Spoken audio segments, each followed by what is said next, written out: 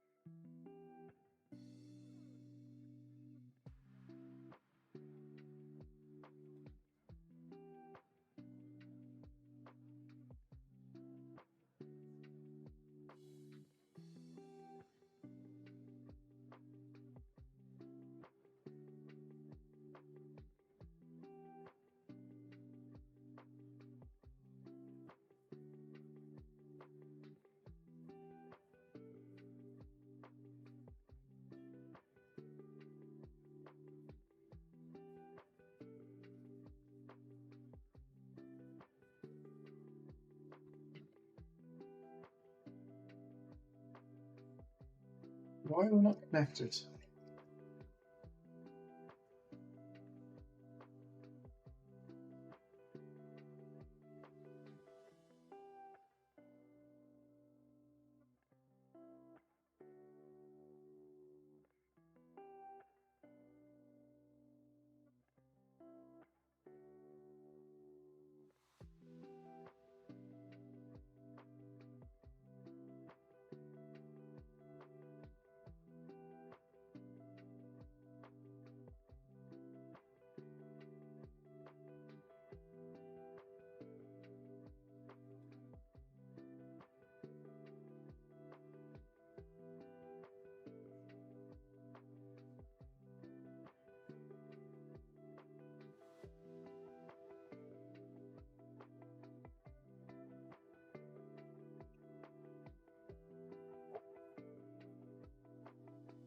I don't know how to clip on YouTube.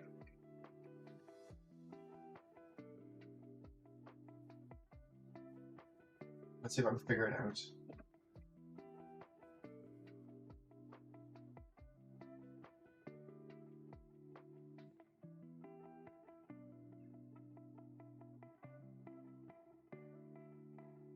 Video clips can't be created from this video. Why not? Is that the setting?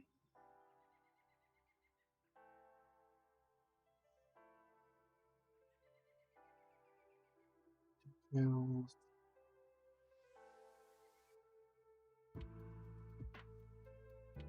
Do I have to enable something to make it clippable?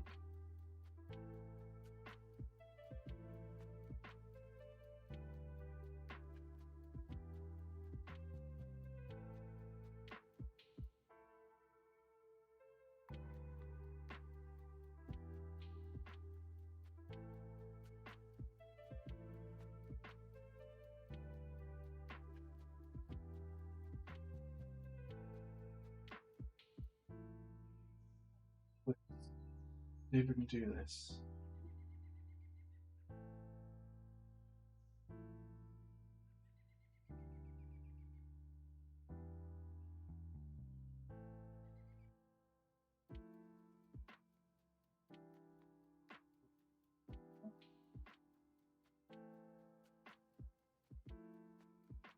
Cool.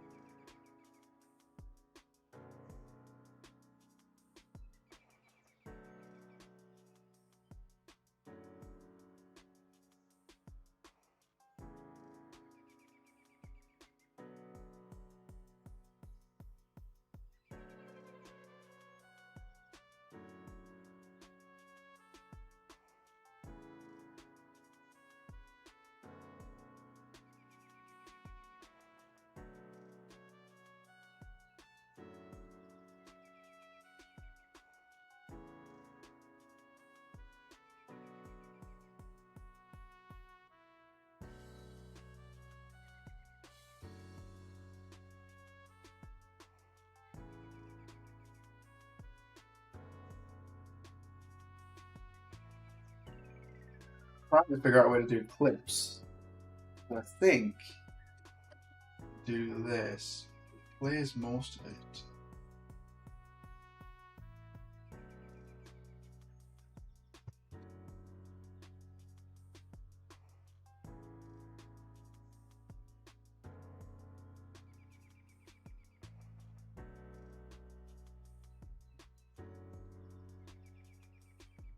I want to call it ripping out hearts in VR, but I've got a feeling it'll get demonetized or my account deleted. Um,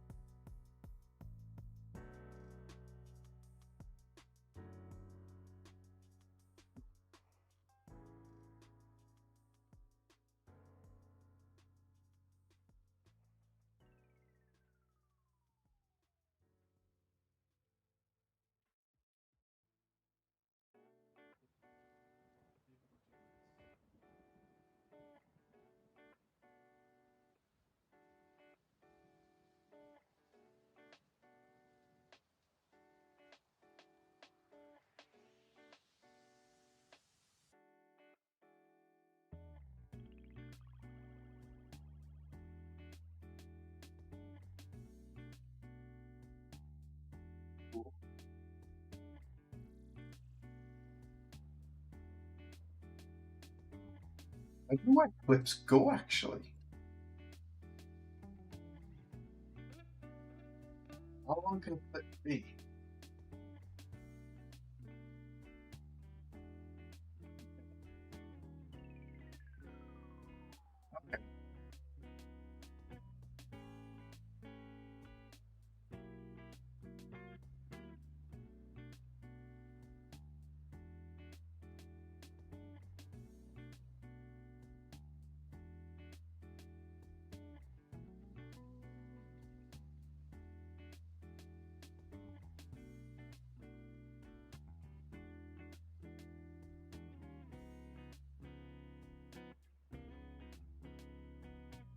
Okay, I've got no idea where a YouTube clip goes after you've made it.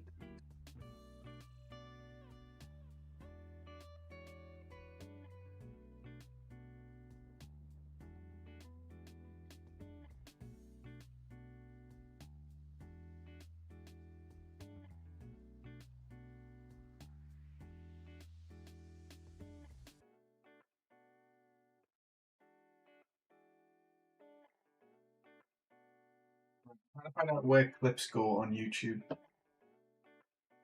Because I just set one up, but I have no idea how to find it. This is the clip.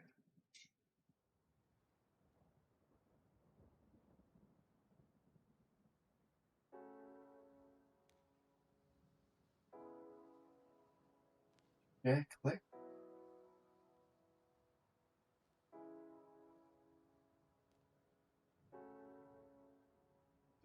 Don't know what this means.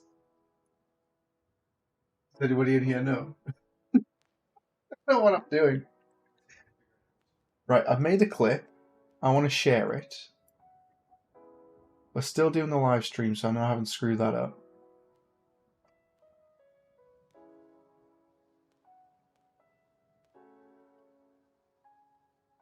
Clip, share. Can I share it to YouTube Shorts?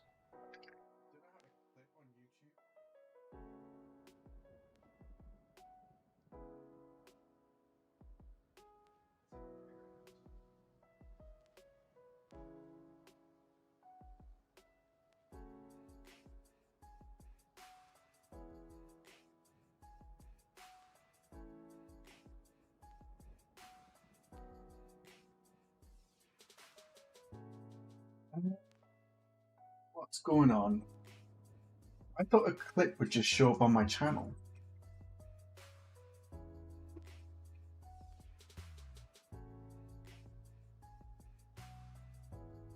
Live posts.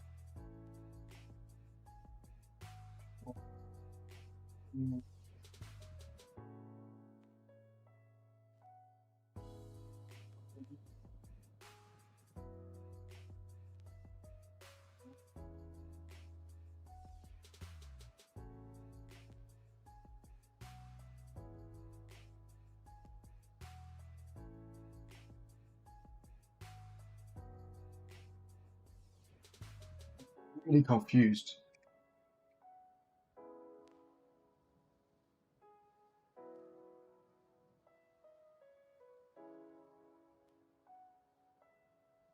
How do clips work on YouTube?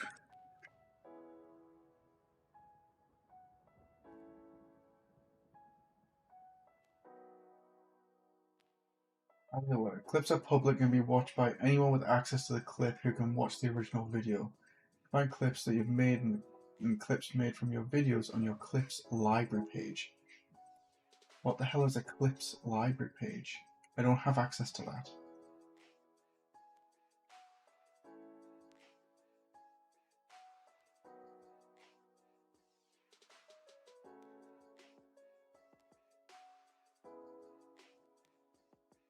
Your clips. Okay, so it's not in studios.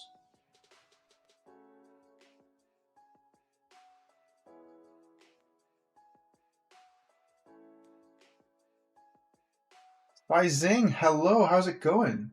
I'm currently fighting Unreal YouTube at the minute.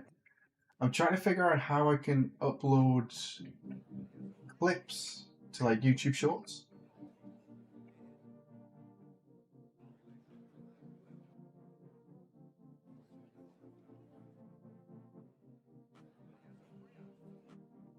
YouTube links to instant clips. I've got to do this. So that access clips, I need to go to the main YouTube channel.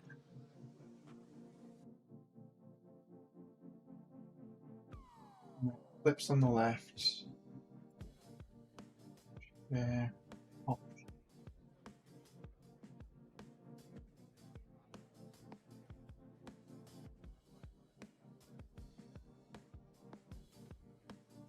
This is so annoying.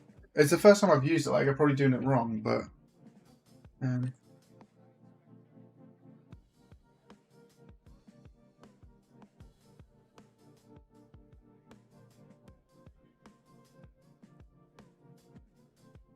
pretty sure I've got to download it from YouTube and then re-upload it as a clip or as a short.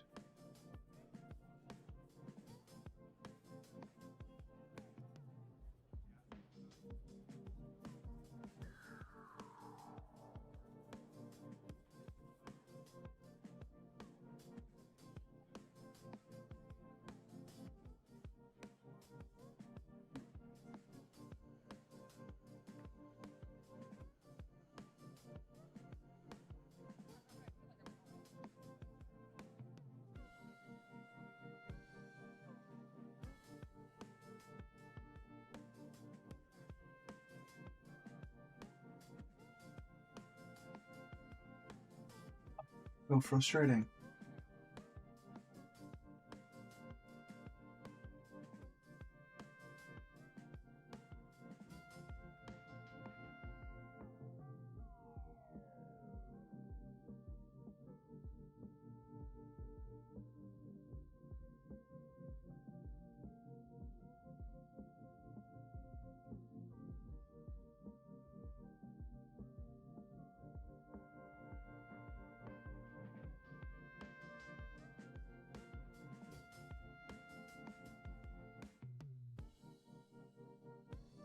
YouTube clips don't seem to have any views.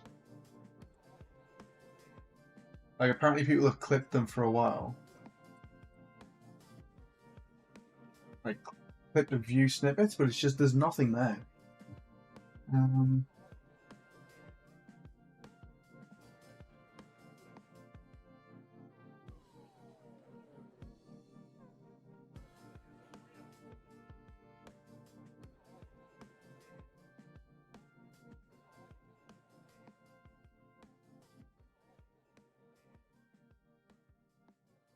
Okay, so I'm going to try this top one, and then we do that window. So here, sign into YouTube Studio. From the left menu, click Content, click the video thumbnail that you'd like to edit into a short. I can't access shorts from YouTube Studio.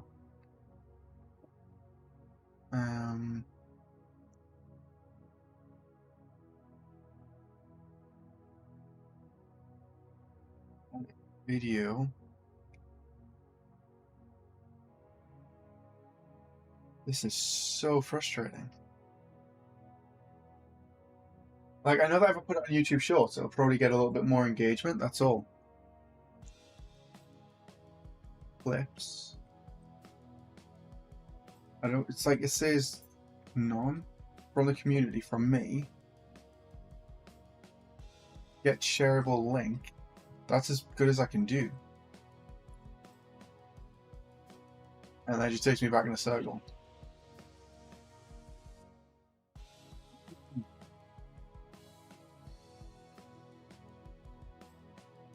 I was under the impression that a clip would immediately become like a YouTube short.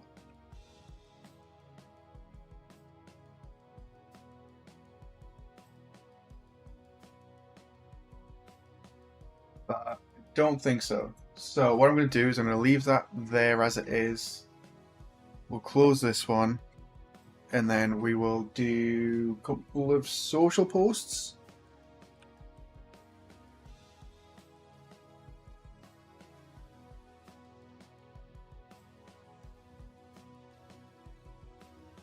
Probably going to be the easiest way to do it.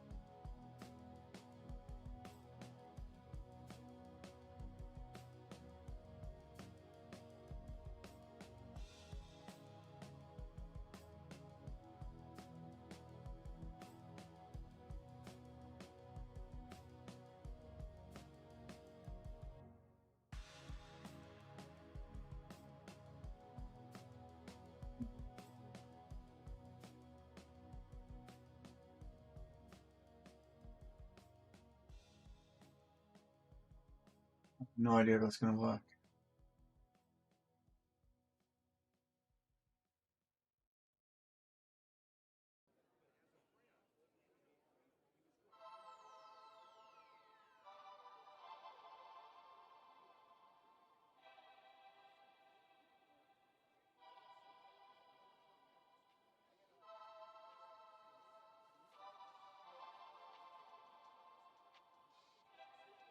It's so frustrating.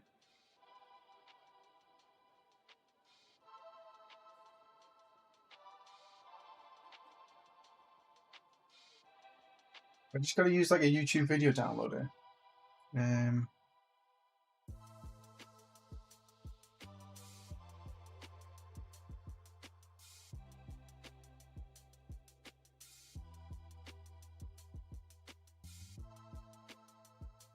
Okay, apparently there's something we can do. Will a watch page of your video tap remix?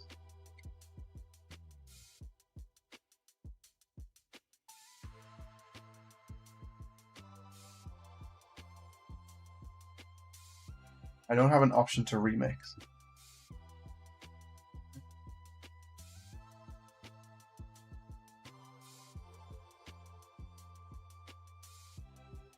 Will a watch page of your video create a short form video that you've already uploaded?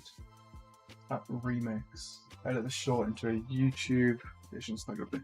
So can you only do it on content you've already recorded? So if I go to yesterday's live stream.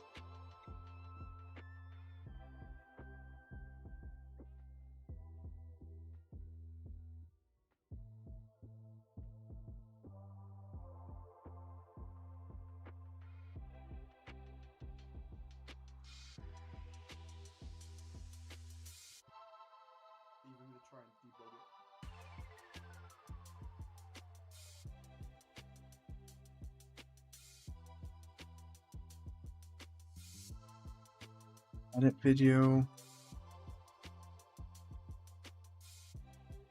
No.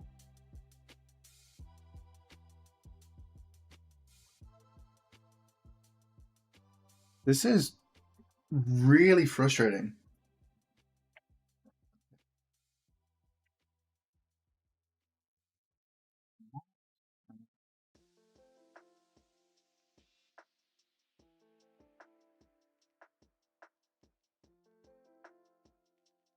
Okay.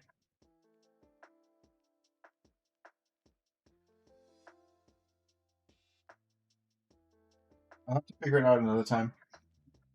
Otherwise, I'm going to end up wasting too much time. The Real Turbo, good morning, everyone. Good morning, man. Pretty much been trying to figure out how to turn YouTube clips into YouTube Shorts. But for some reason, it doesn't seem to let you.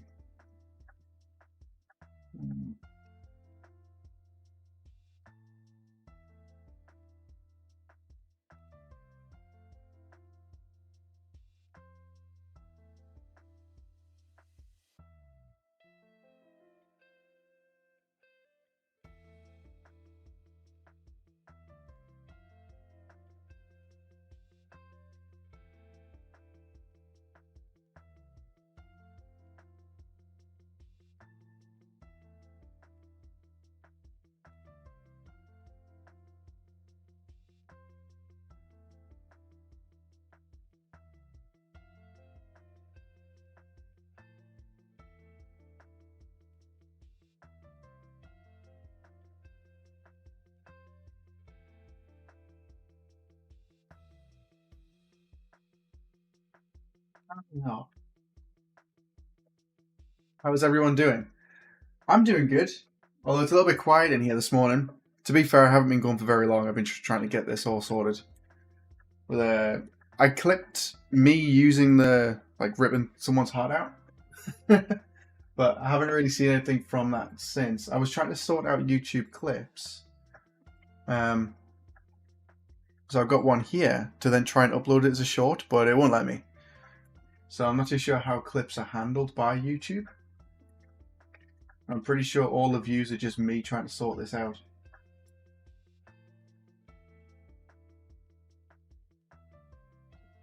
Really frustrating.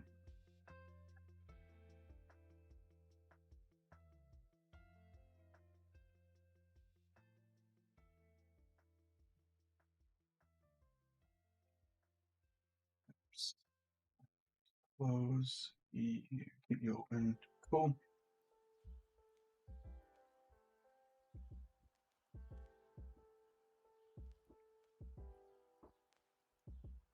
We're good. So how are you doing, man? Like, did you decide to do the game jam, or are you just like chilling out?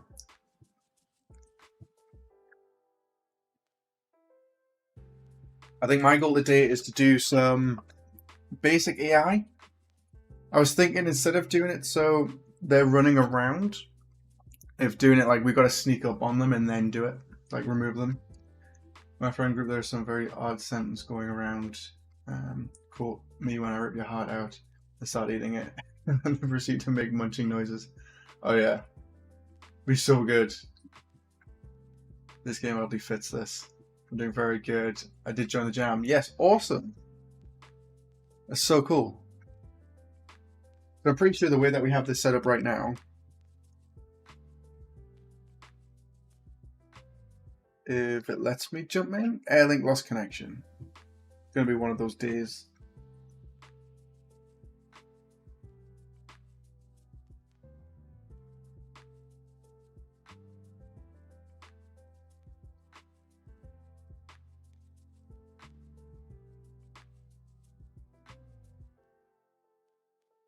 I did very good. Jam. Starting on the models first, so I can focus on programming.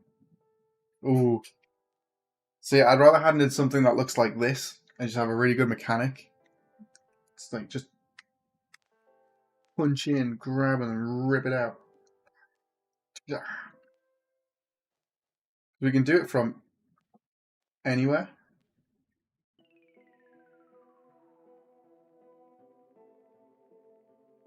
I need to fix that bug.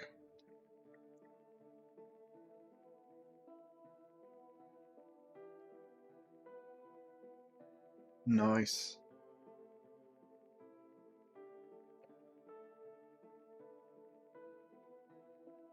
Geometry modeling program is a little messy. Yeah. I'm waiting till the end. I'm going to do it so I leave all the modeling stuff to the end. Mainly because that's my background. So because my background is in game art, it should be a lot faster for me to do that sort of stuff. Although for character design, I'm probably just going to find something on the marketplace, find something for free, and then use some itch.io textures, which we can use from there.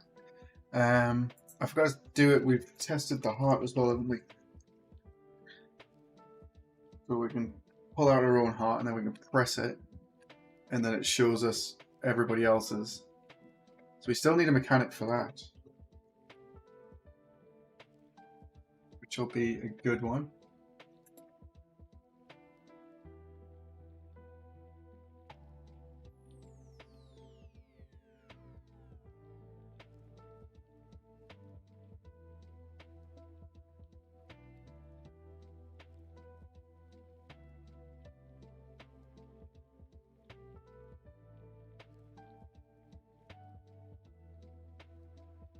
So we need a mechanic where we can pull our own heart out, and then we can do this to find maybe a specific heart, and then do it so we can rip them out and then eat them. I don't know whether to do it that if we pull it out and it snaps, then they die, because that makes more sense, and then we can eat it. And if we don't, maybe do it so when they drop, instead of it snapping back, if it's detached, it just falls to the ground.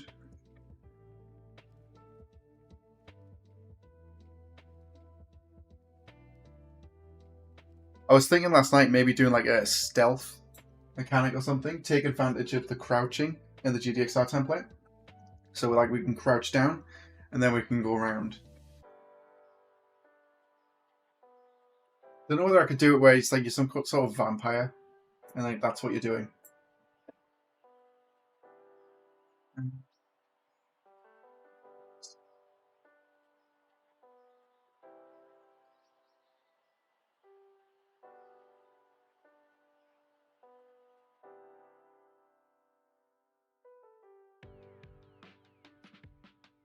Heartstring, snap heartstring would be cool. I'm not doing my game 100% alone though. My friend is currently composing some music for it. Nice. I don't know if I get to audio. I am not very good at it.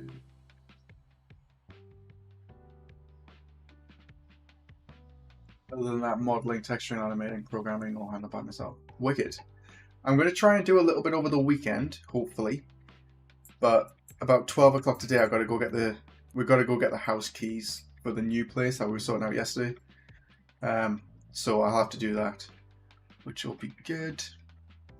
Right, if it snaps off, I need to do it so when I release, we don't reattach the heart.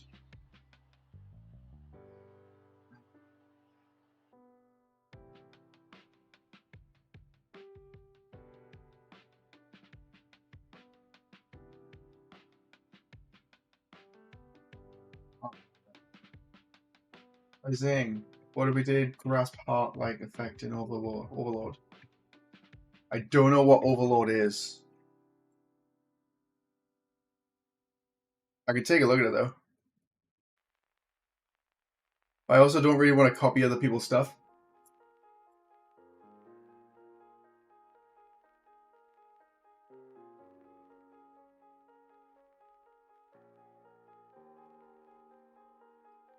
That's the wrong place.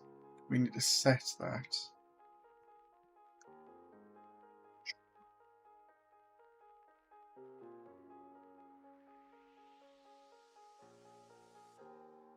So if the heart is not ripped out, it attaches back. If not, it should just drop to the ground.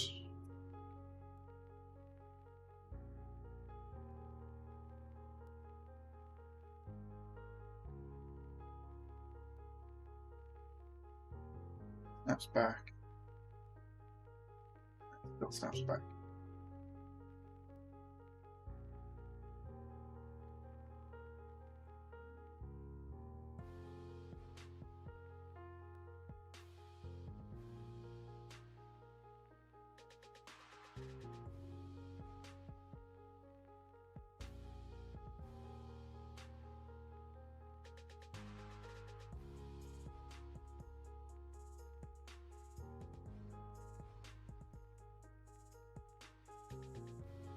Attach heart, right.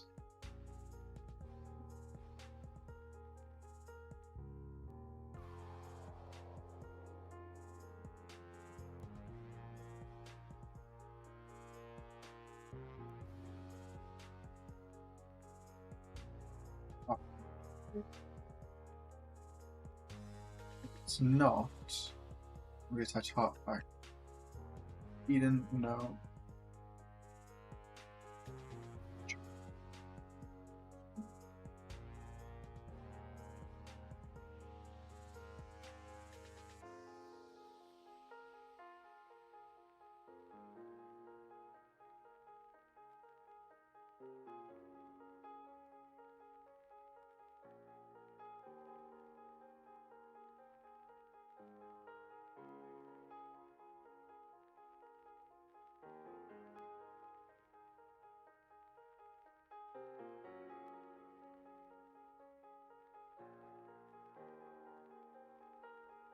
Wait, there. I'm going to put that back to how it was.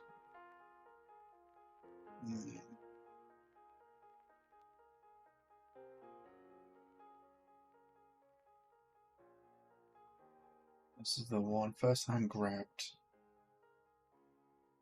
First hand dropped. Reattach heart if not eaten.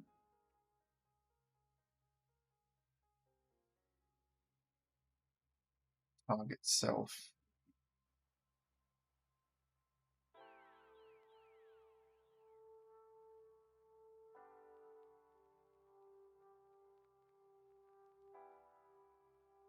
I say I don't have anything in the child's. What's that doing?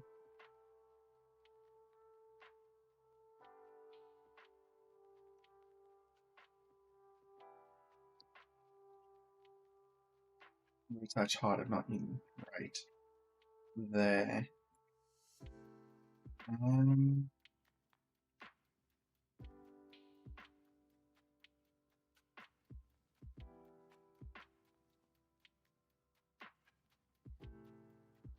What is ripped out?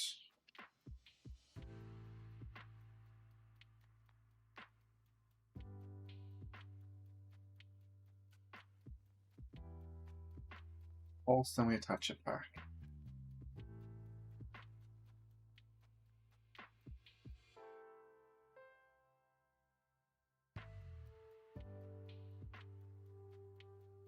Where have I got this coming from? Snap heart string.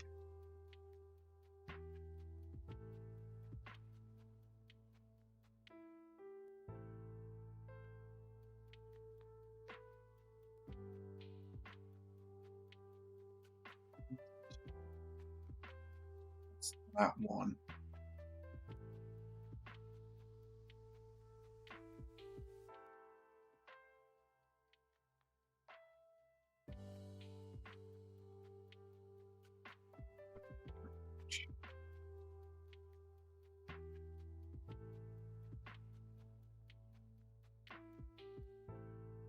Reattach the heart. Is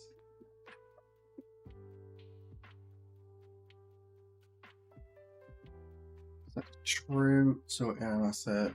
That plugs into there. If false, it should just do its own thing. It shouldn't attach back to it. So enemy heart. This one.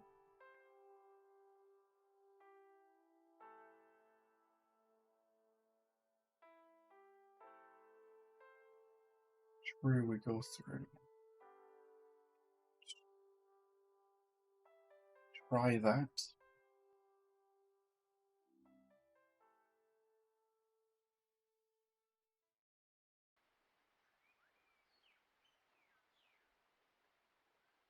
Hmm.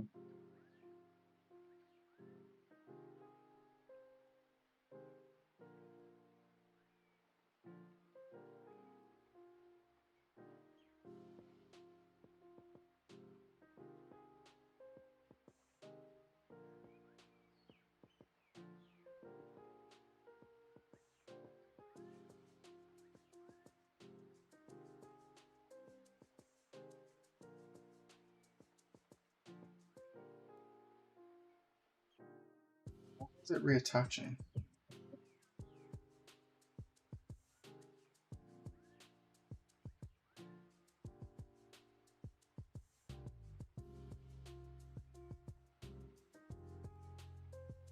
First hand drop, recall this. Reattach heart if not eaten.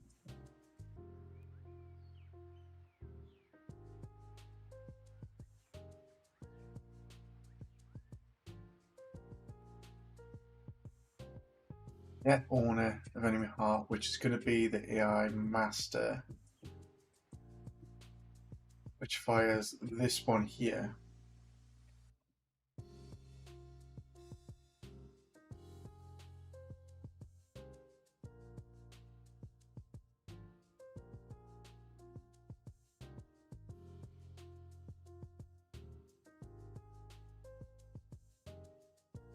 Oh,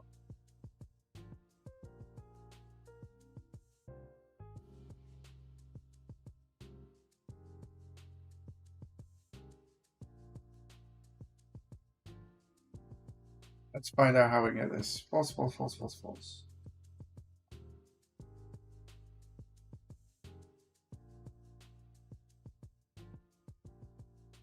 Okay, so it's not doing it. What are you doing on the release?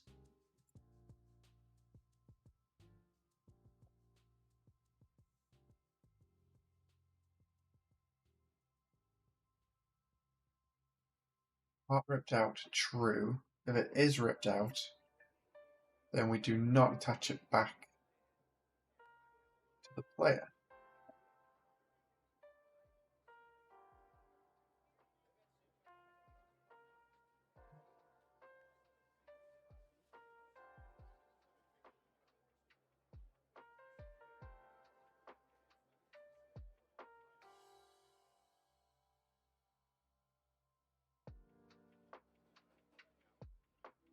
That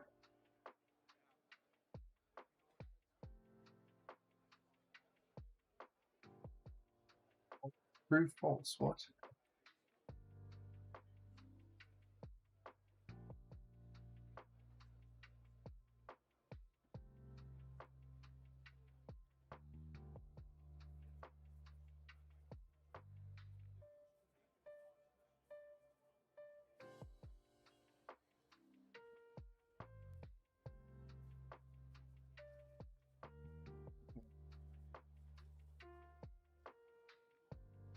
I don't know why it immediately changes to false.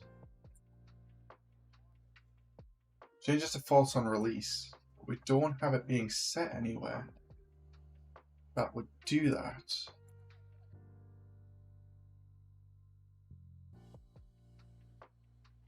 Unless there's something in here. There it is.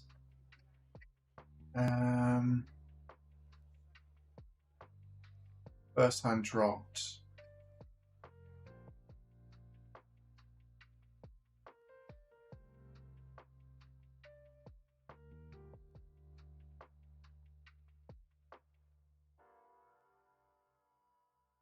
See if that does it.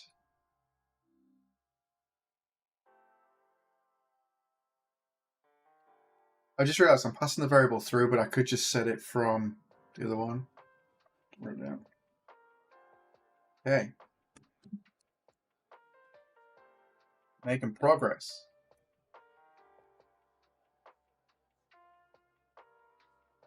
Parts.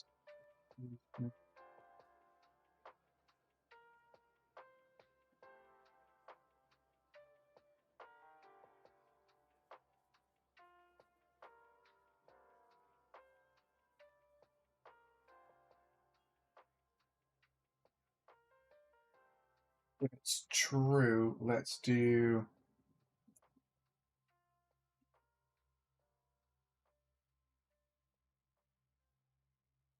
that enable physics on release.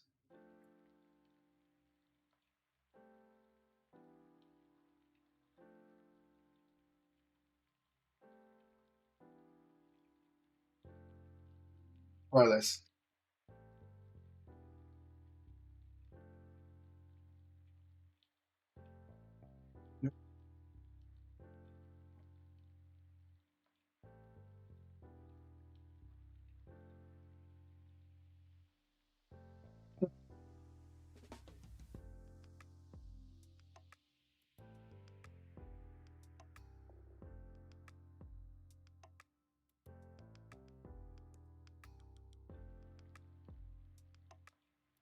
Do that. It's happening only on the second time.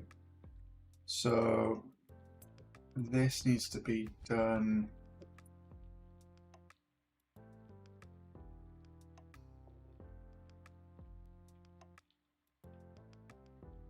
Yeah.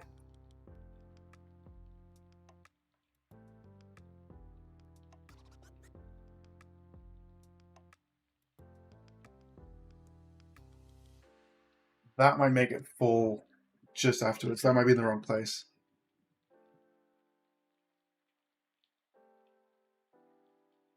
There we go.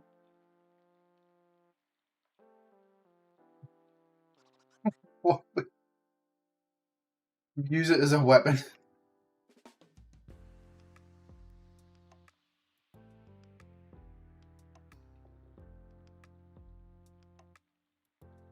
That didn't work.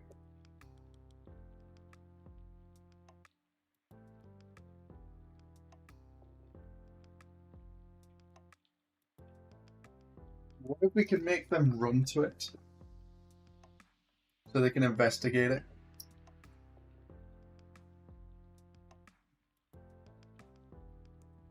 Okay, it kind of works.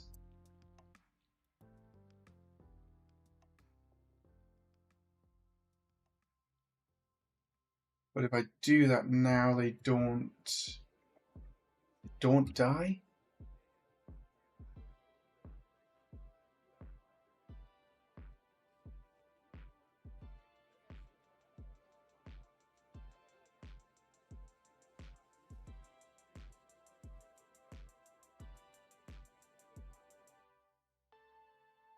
I wonder if we can use the heart as something. Let's see. They work if it's snapped off and then eaten. But if it's dropped, they don't. Right, I think I need to do it that when you pull the heart out and it snaps, then they die.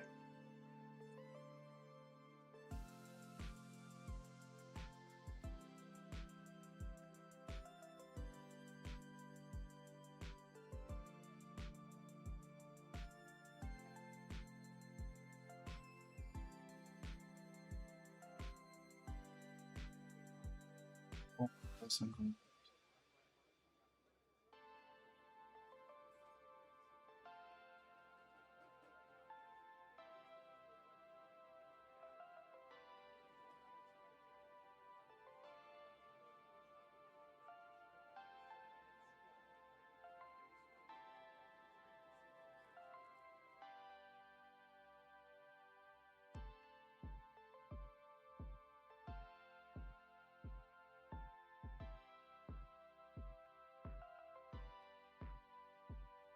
Undestroyed.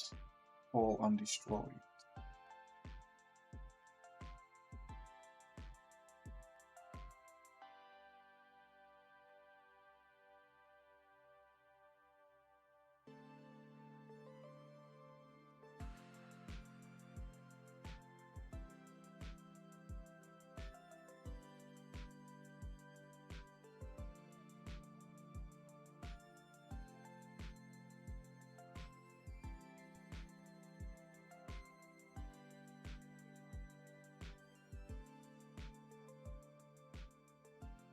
So confused.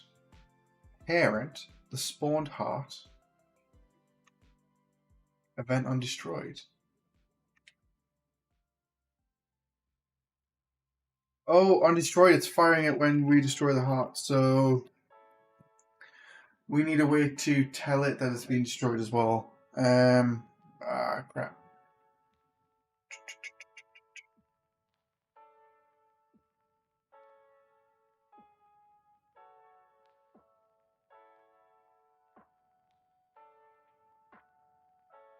Maybe I should just move this into AI Master. Stop the confusion. And then I just get the mesh.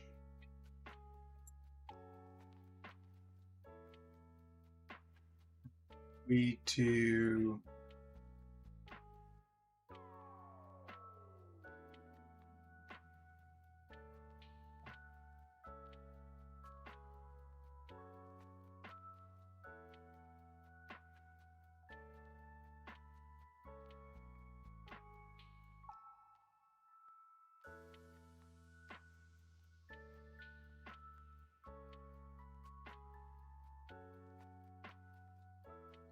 Is he going to do it?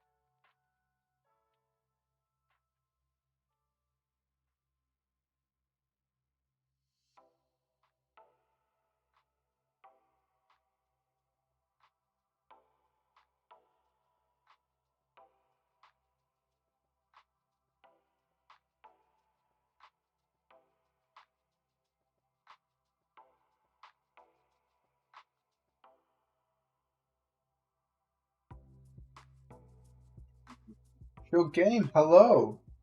How's it going?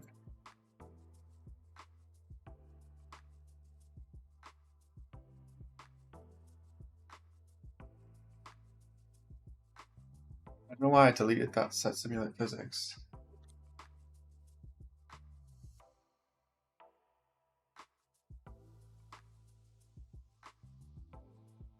Try this.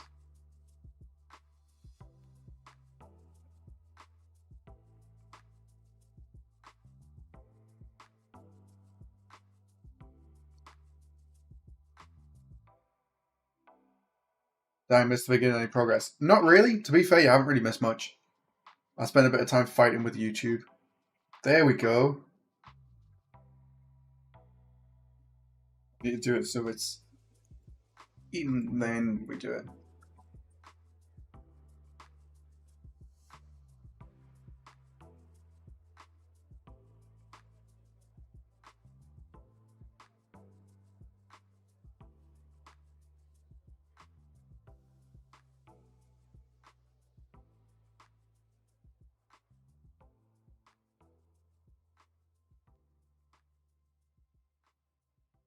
Exactly the same logic that we had before.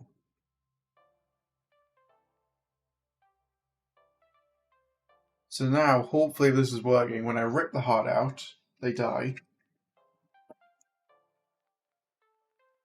So rip it out, they die, and then we can eat it. And then also if we eat it, they die. Even when it's attached.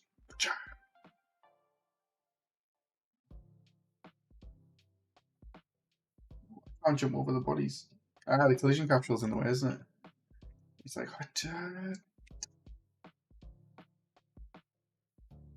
and then eat it. Hopefully, if I let go of it, it falls to the floor. And it's still beating.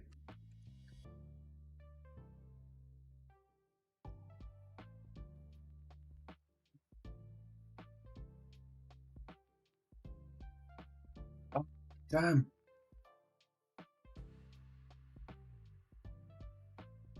Right, wait there. The easiest way to do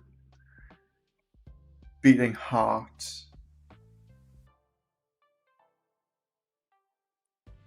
Just received a Rococo Smart Suit Pro 2 Easy Mocap finding. Oh my god, I wish.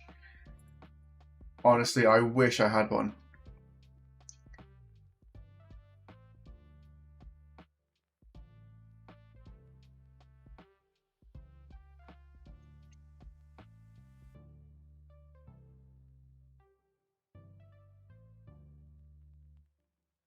I wonder whether I can just duplicate this material. Honestly, once I've moved, I think, and I've got a little bit more space, I'm going to take a look and see if I can get one. So get a Rococo. Where is it?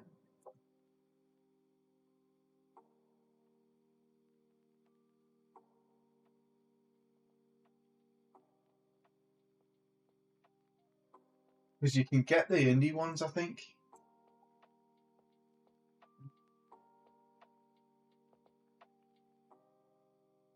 Yeah, it's like 40% off. I can't get that much money in 8 days.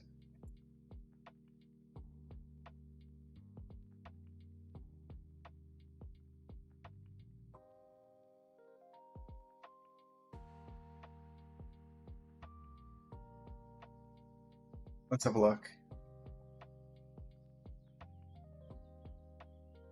Difference. What with headcam?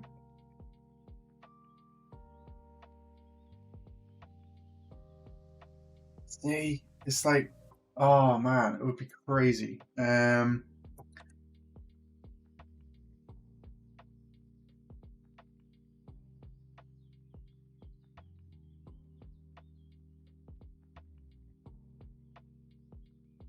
Oh, that's iOS.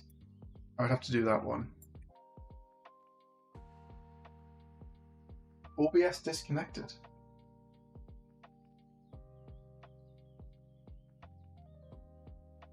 So yeah, it'd be 2,230 quid for me if I was to buy one.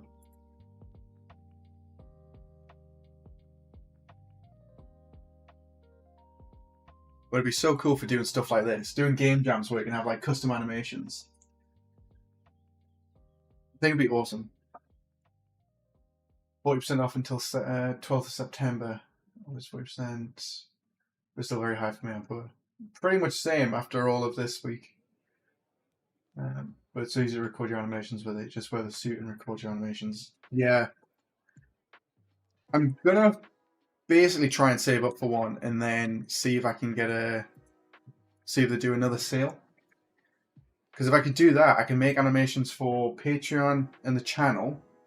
We could then use it to making animations for game jams, and we could try our hand at doing some more complicated VR stuff. So we don't have to rely on getting animations done and keyframing them all. I think it'd be really cool.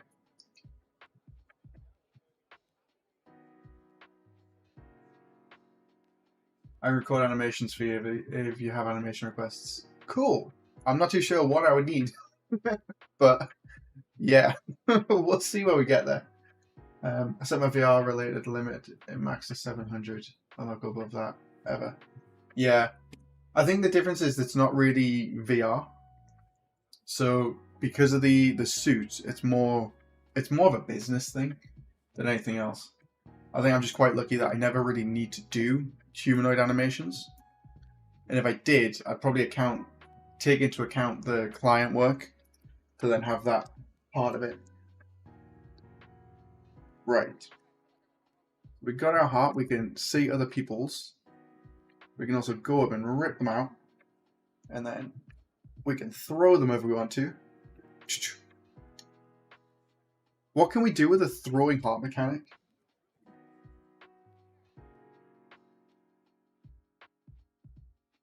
It's so tempting to just do desktop VR and then just put some decals on the bottom.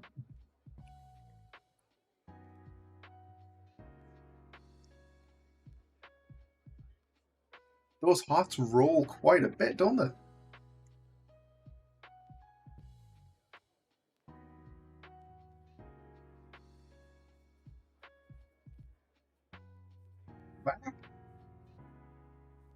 Little pile of bodies.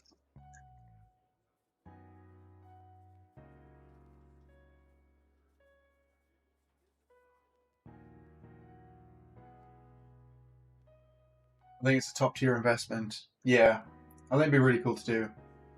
It opens up a whole bunch of like stuff, like just new stuff in general that you can get away with. Like I specifically want the hand one. I think it comes with the gloves, doesn't it?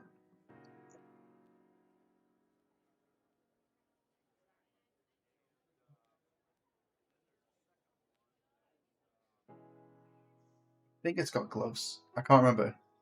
Yeah. So the gloves and stuff would be really handy for VR. Just for quickly like getting stuff in place. Because it takes so long to do.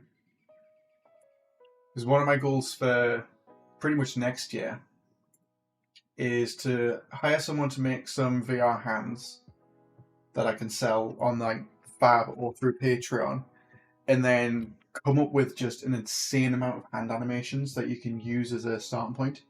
I think it'd be really cool.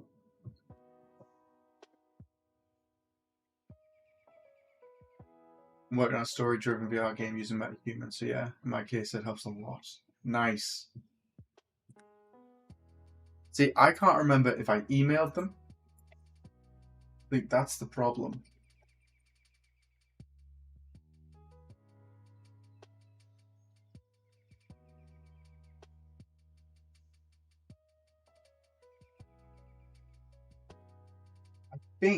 I think it's possible I emailed them.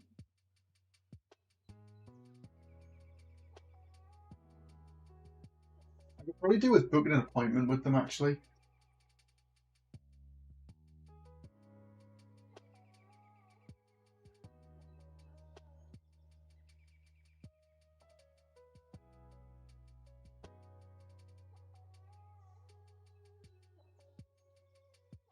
That might be worth doing for May. Booking an appointment and then seeing where I can go with it. With your channel, you could probably get a test unit. That'd be cool. Although I haven't had much luck with getting stuff from people. That kind of works.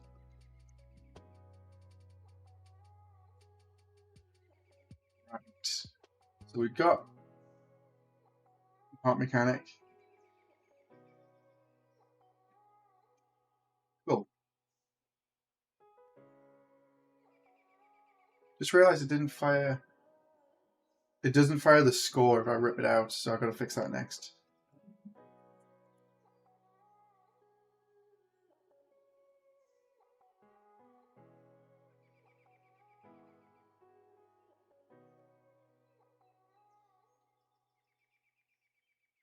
But even if I could get a test unit, I don't really have the space to test it right now. I think once I've moved, like we go to get the keys today at 12:30, I think it is.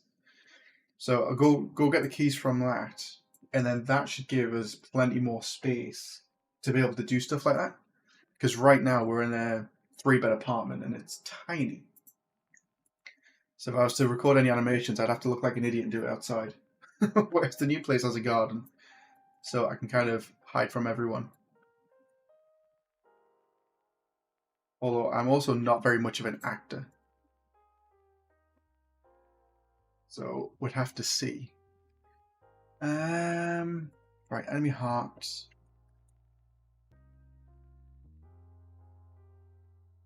Heart removed, VFX. Heart eaten.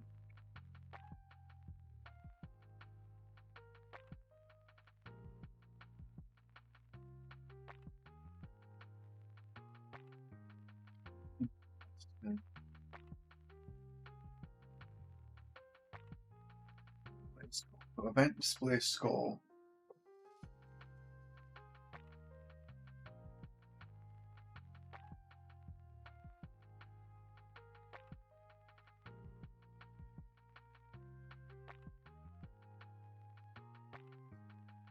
Base.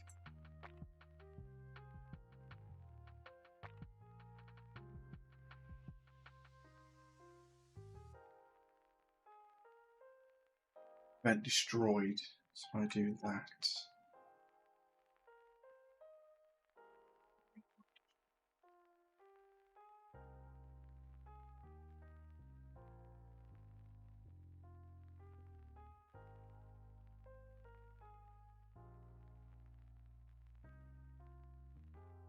We need it when we want the score to be when it's eaten, to be fair.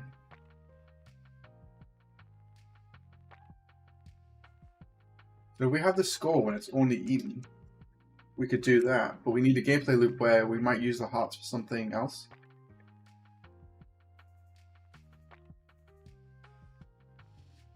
It doesn't show there, and then it shows.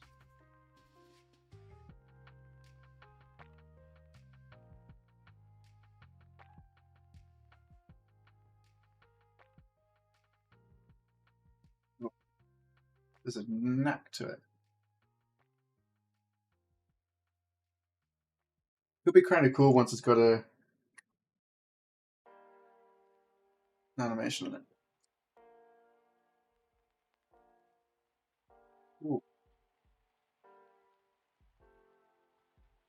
Because could you imagine doing different death animations for this? Like clutching your chest and then like trying to grab your back. Will be so much fun.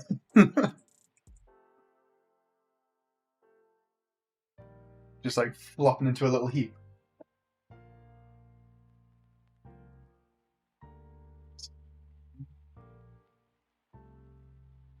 I don't think that's too bad. We need a way to destroy the AI, to be fair.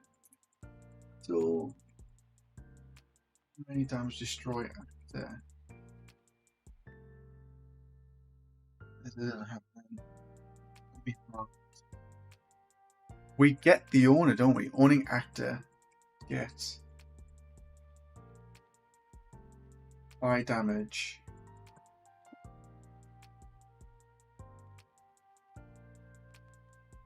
$100.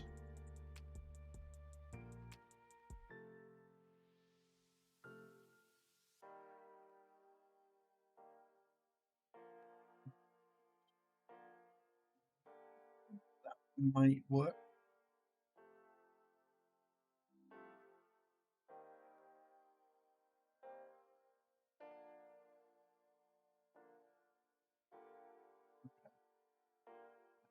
Cool.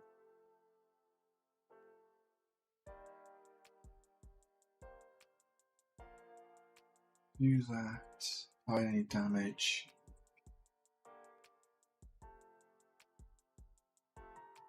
Respawn.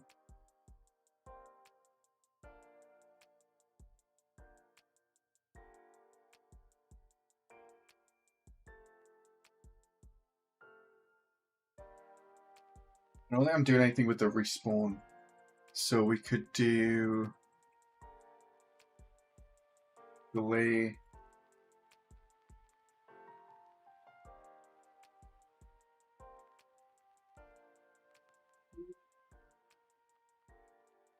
We do a material again on it so they like dissolve. Temp that. I think I'm more concentrating on mechanics that I could turn into YouTube videos, to be fair. Turn them into tutorials.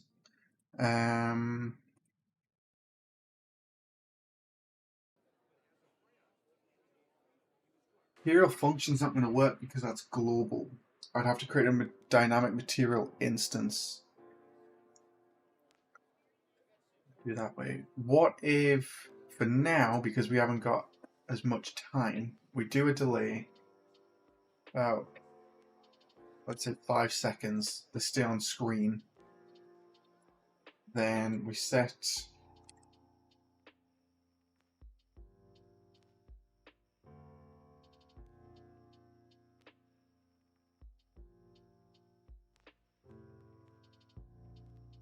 physics.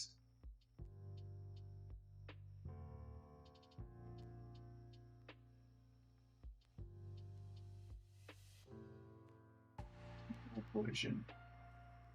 So they kind of fall through the floor and then they'd be destroyed.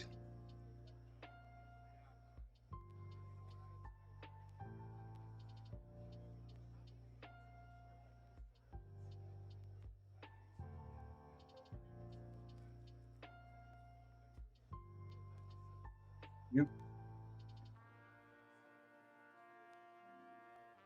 Try it with that.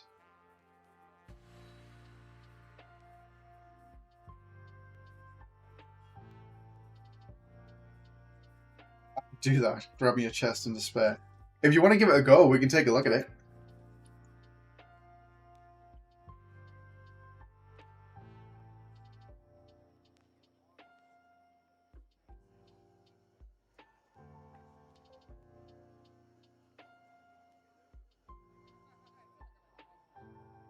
What are you doing?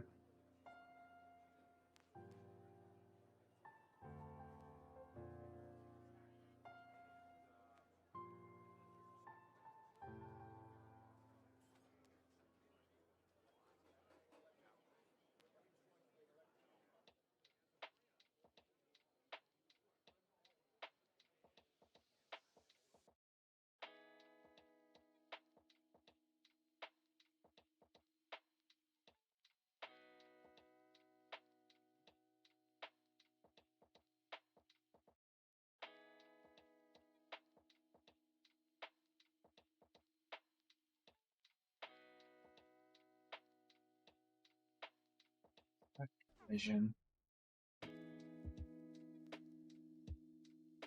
The set collision enabled on the mesh, so it should be fine.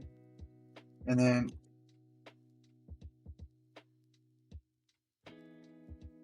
doing the exact same thing on the mesh component would also do it.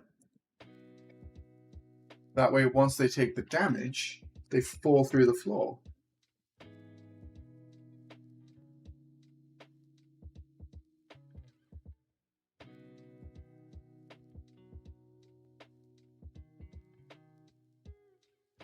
They just go rigid.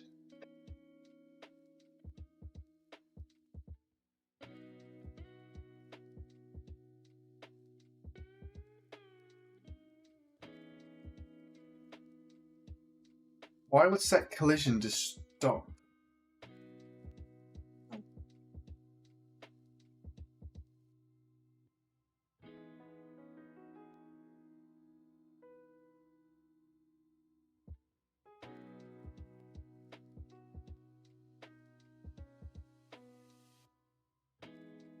Let's see if I just try setting this to that.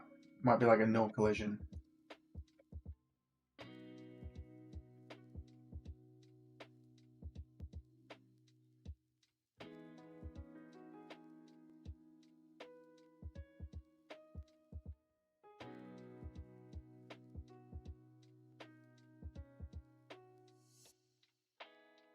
So the body, the capsule one's fine. This set no collision, but the mesh.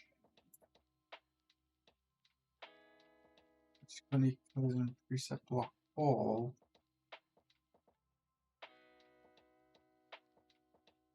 Will that make a difference?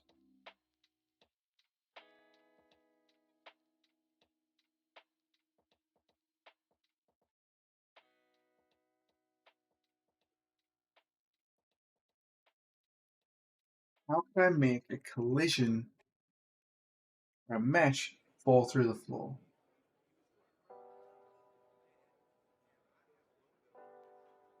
No collision and then gravity should just make it drop.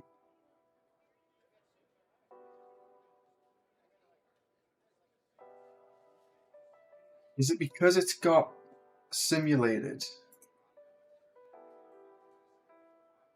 That simulate physics.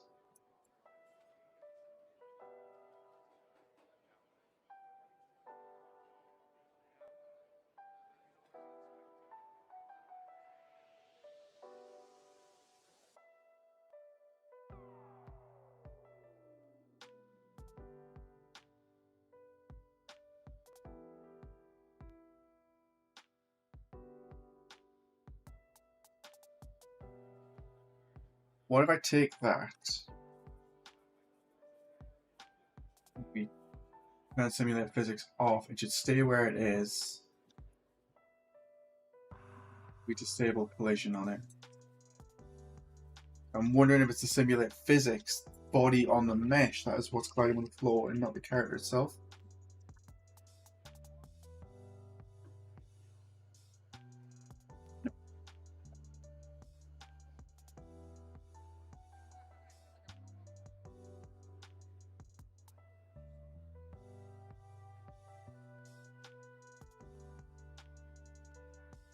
I need like freeze physics. I wonder if we can set them to sleep.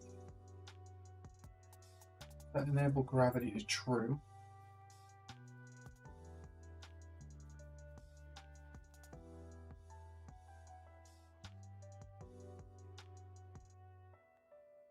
Let's try this one.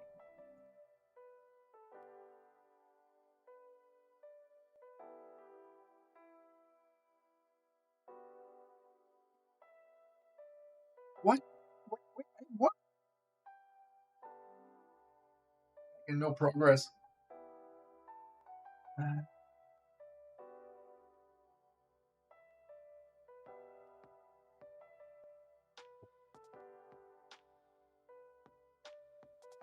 Hello. Oh my god. Thank you. You're welcome. I don't know how the hell I'm going to eat it. Messily. Do you want a knife and fork? Yes, please. If that's alright. Yeah.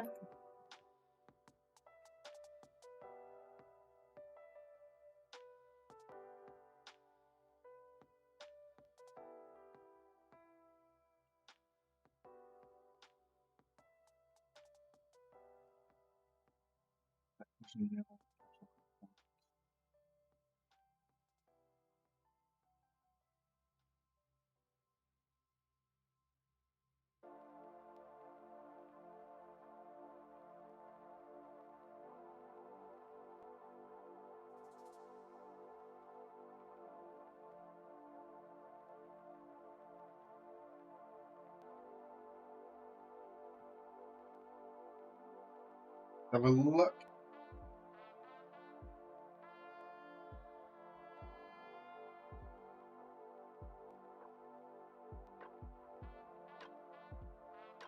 What do you think? Looking ripping parts out. Oh, did you phone earlier and double check the timing for the check-in? No. I'll give them a ring. Now spend $2.5 grand. Nope. Why not? Because we don't have £2.5 grand. It's for a bodysuit. So? I can make funky animations. So? Do you know how much money you can make with not safe for work animations? You're not making not safe for work animations. Why not? Because it's cheating. How's that cheating? Because it is. Just stand there looking like a twat. People will be seeing your sexy, sexy body. You realise you're fully clothed. So? You just You're got to imagining it. You just got to gyrate those hips a little bit. Bring in the money. Hey, those are my hips. What about yours? No. What mine? Yeah, they're my hips. Think of the money. I could buy 2 suits for that. Unless Patreon tells me off. The Real Turbo, is that your wife? What a lovely person. It is. Yeah. Tara. We get we're a bit cheating at the minute because everything's been so crazy. We're doing this HelloFresh, like a food prep thing. So we got lunch ones while Tara's not at uni. So last little bit I've been getting lunches made, which is really nice. So it'll be okay until we move and it'll be absolutely hectic. Yeah, this is some sort of steak sandwich, but I've got a feeling it's going to be an absolute right mess. And I also hate eating on stream, so it doesn't help.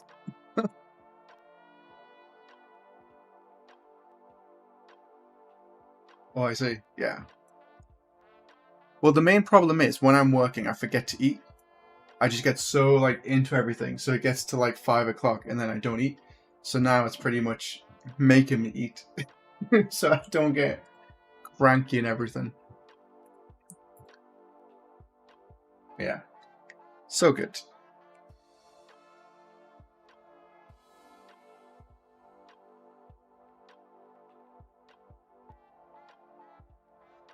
I forgot I can't throw my own one. Boom. Do that. Run up, rip it out. Eat that one. Run up, rip it out. Throw it. I think I need to make some AI that I can hide from. Maybe have it so if I crouch, they can't see me. Go from there.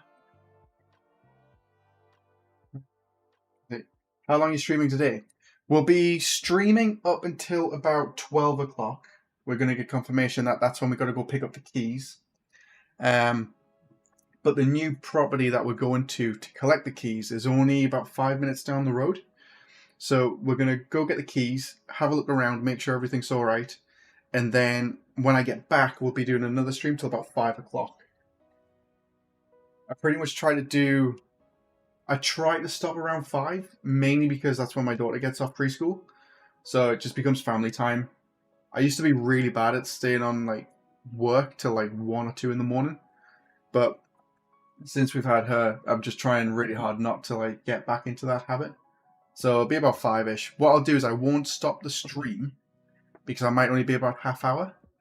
So I'll keep the stream going, and then I can also message into chat with updates, what's going on. But it really shouldn't be too long. I'll just put a message on top of the screen to say that I'll be back in a certain amount of time.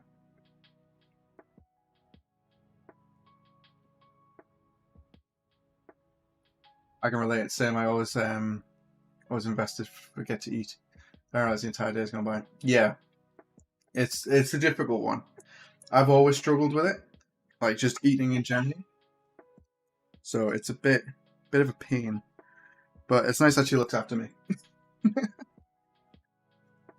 only problem is these ones have been super messy lately.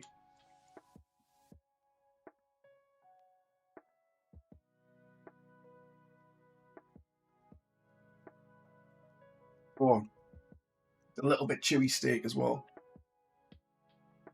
That's not her fault though. She cooked it perfectly.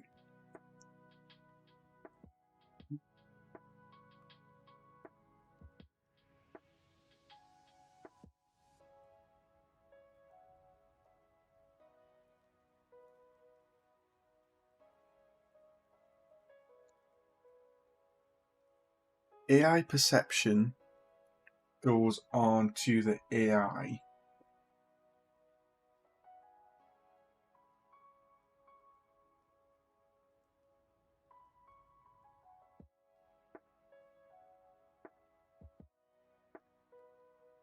Hearing. We're gonna have to look at some documentation for this in a little bit. Also need a way to make them walk around first.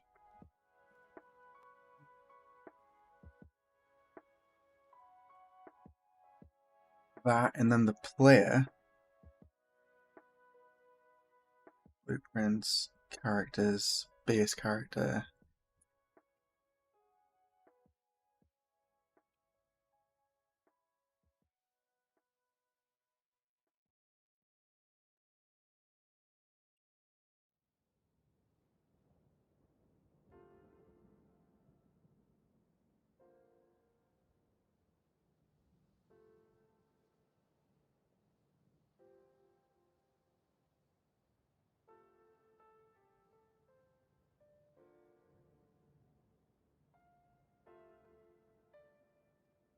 Is it sensing? Cannot remember. Family time is very important. Yes. Yeah, it is these days. Q5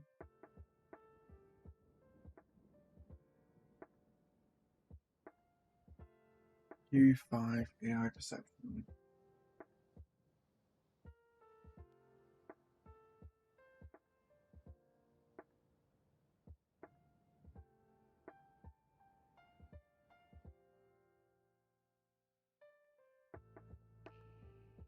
I'm going to try and read this while I eat, and then it shouldn't be too bad. I'm going to hide my camera.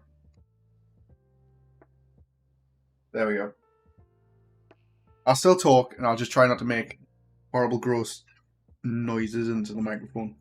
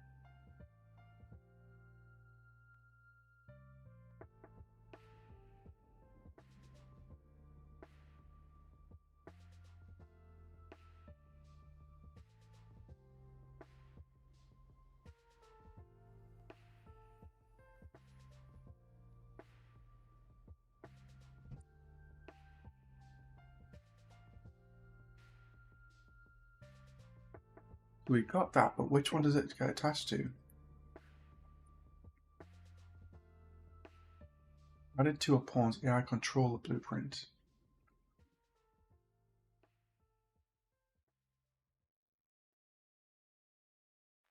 I made myself something to eat as well. Be right back soon. No worries, dude.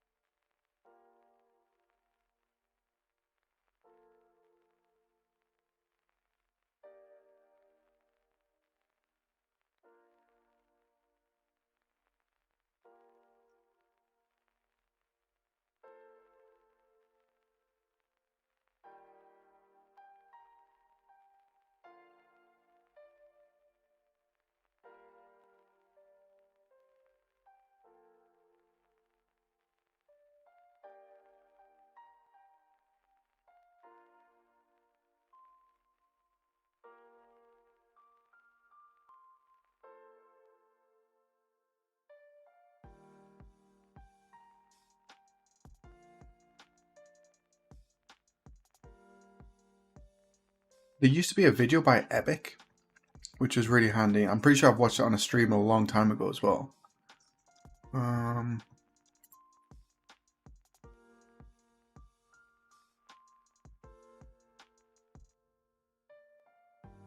Where is it?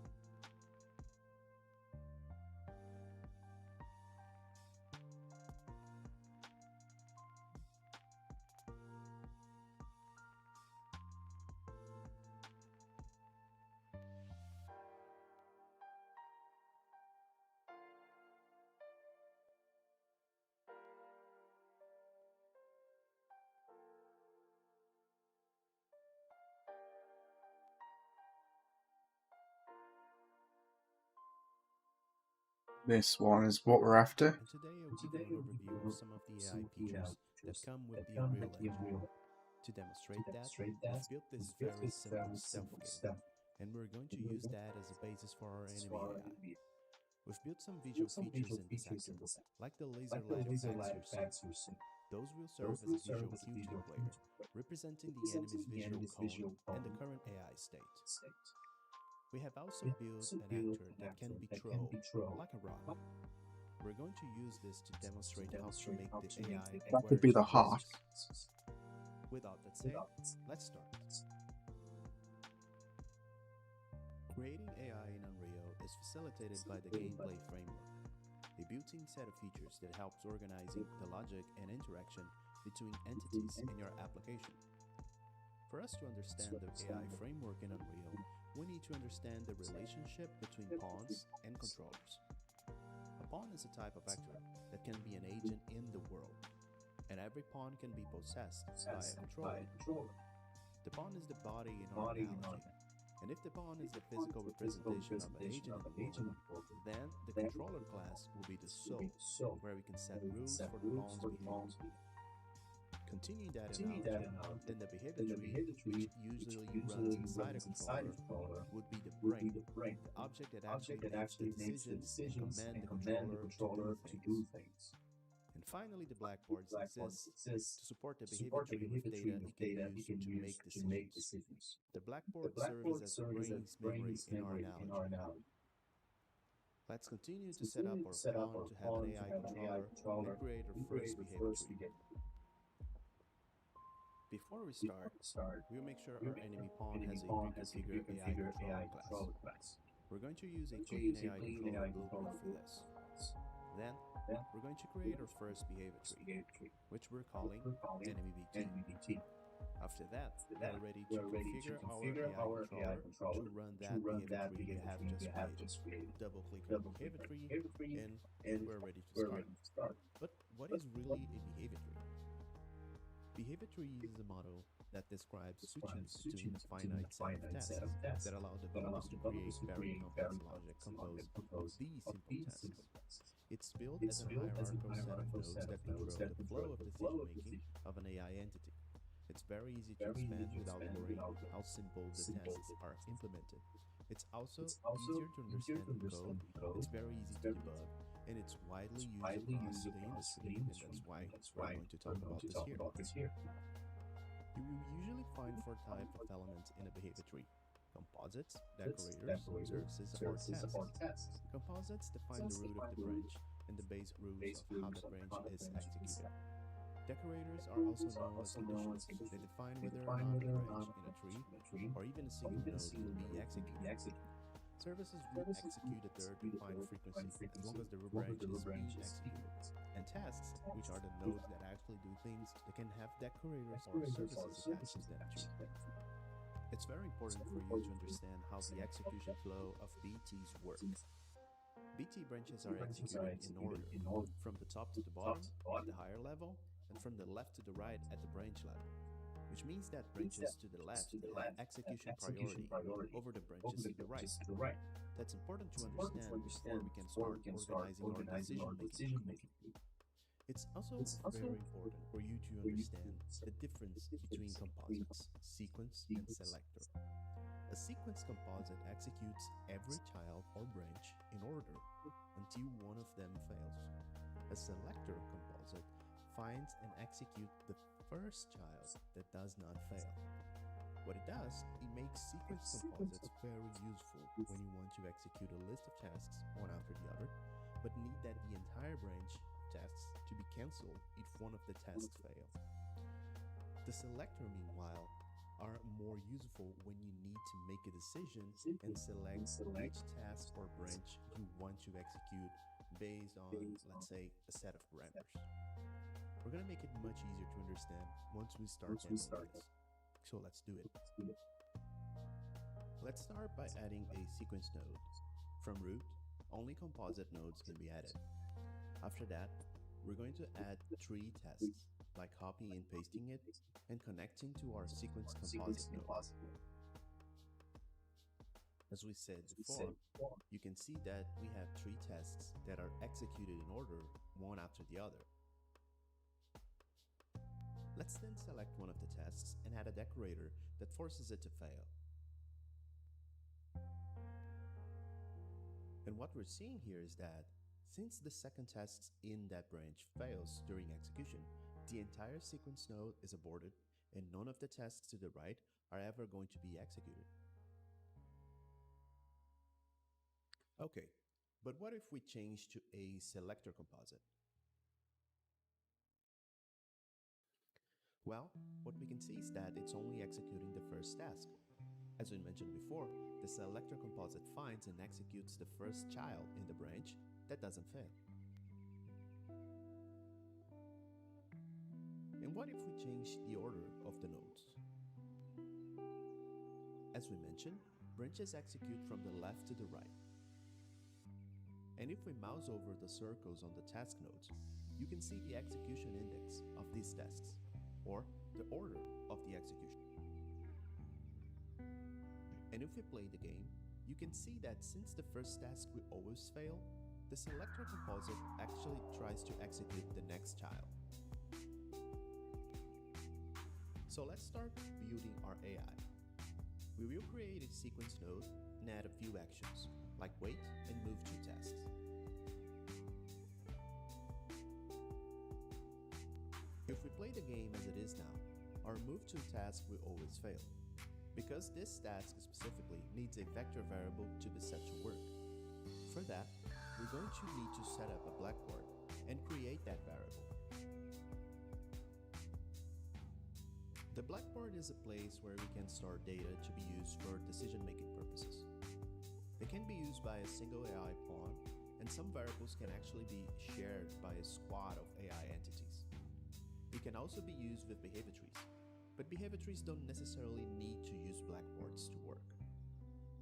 To create a blackboard, right-click the counter browser, then find Artificial Intelligence Blackboard. Later on, set it as your blackboard on your behavior tree. After that, we will create a new key of type vector value. We're going to call it patrol location, and we're going to use it to store location data for this behavior. To write the value to our blackboard, we're going to create our first behavior tree task. Create a new blueprint object based on BT task blueprint base. To implement logic when this task is executed, override the receive execute AI event. Let's start by adding a set vector parameter value. And let's promote the blackboard key in this function to a variable we're calling blackboard key. Let's add a random location node. Let's set the origin to the control pawn location or the AI entity location. And don't forget to make the radius of that random node a variable too. Both radius and the blackboard key variables, they have to be marked as public and visible so we can change them later in the behavior tree.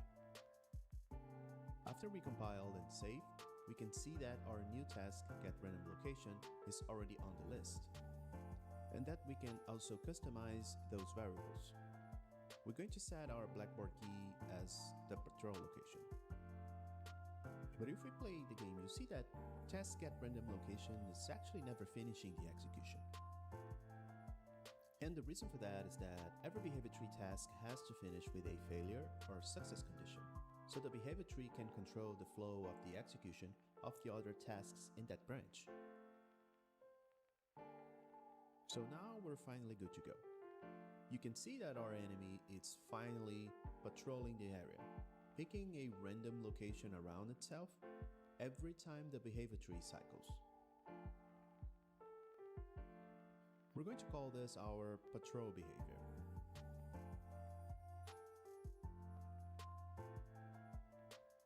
Let's now add another behavior to our AI.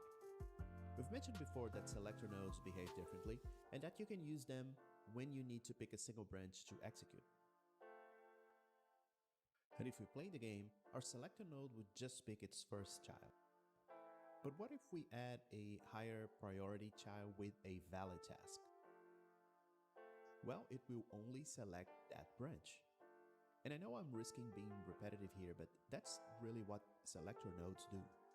So as we said before, the selector node would try to pick the first branch that doesn't fail.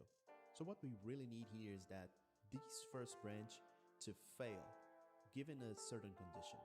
For that, we're going to use a decorator node.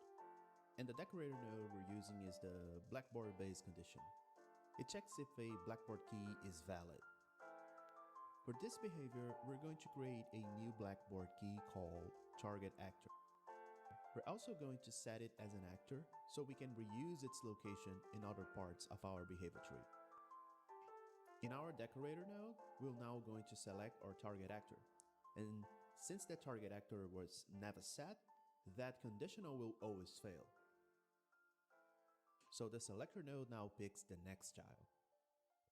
And now we will be able to switch between these different branches by setting that blackboard key using the perception system.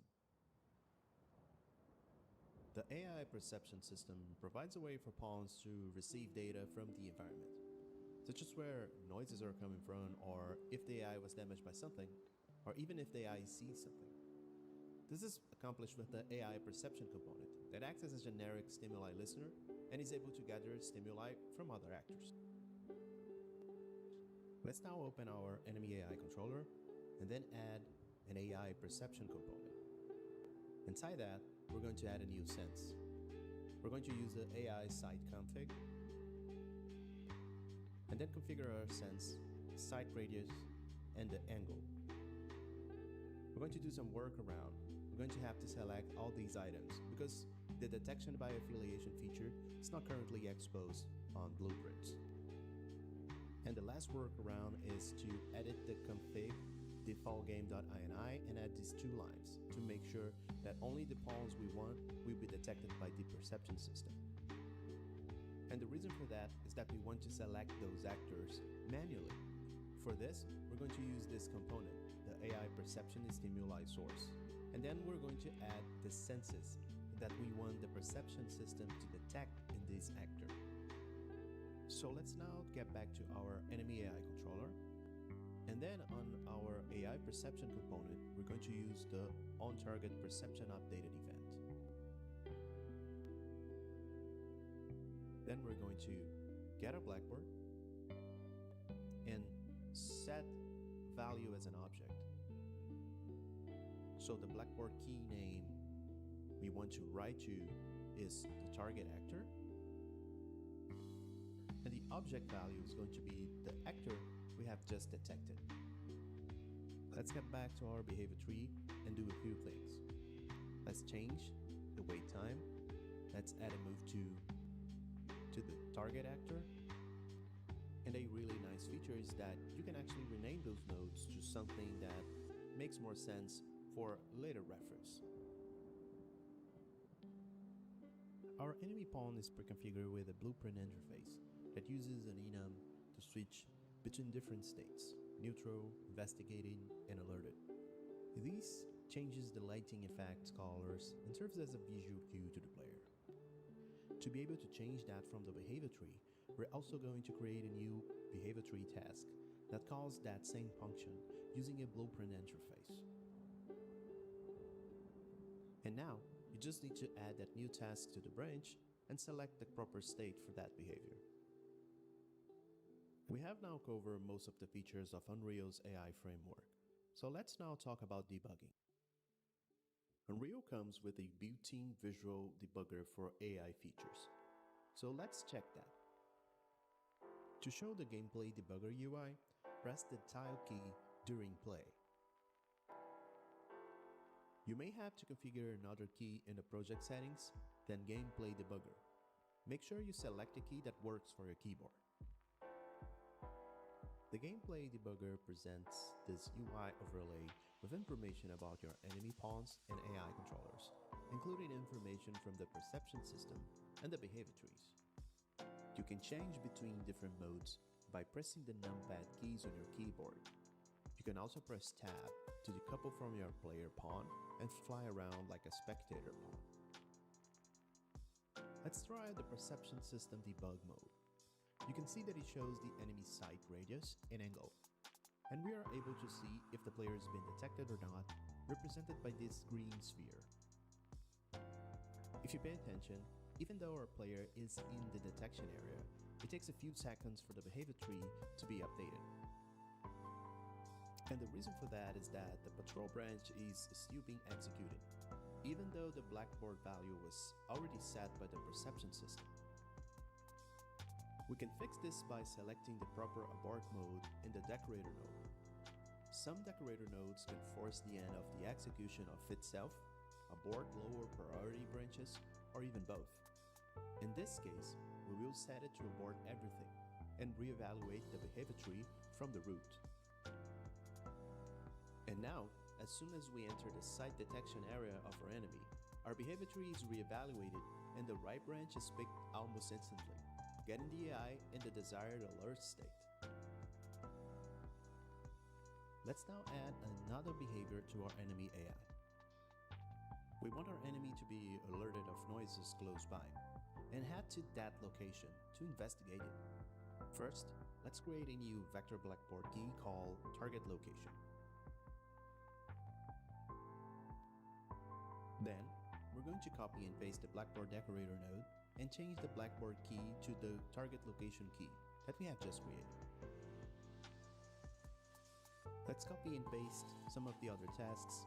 Let's set the alert state to investigate. We're going to add a move to node to our target location, add another wait task, and we should be good to go. We're now going to create yet another behavior tree task to clear a blackboard value when we need. We're going to use the clear blackboard value node for that. Just finish it exactly like we did before. Back to our behavior tree, let's add the task we have just made and clear the target location blackboard value. We now just need to make sure that the actor who's going to trigger the hearing sense has the AI perception stimuli source component and that it has the proper senses registered as a stimuli.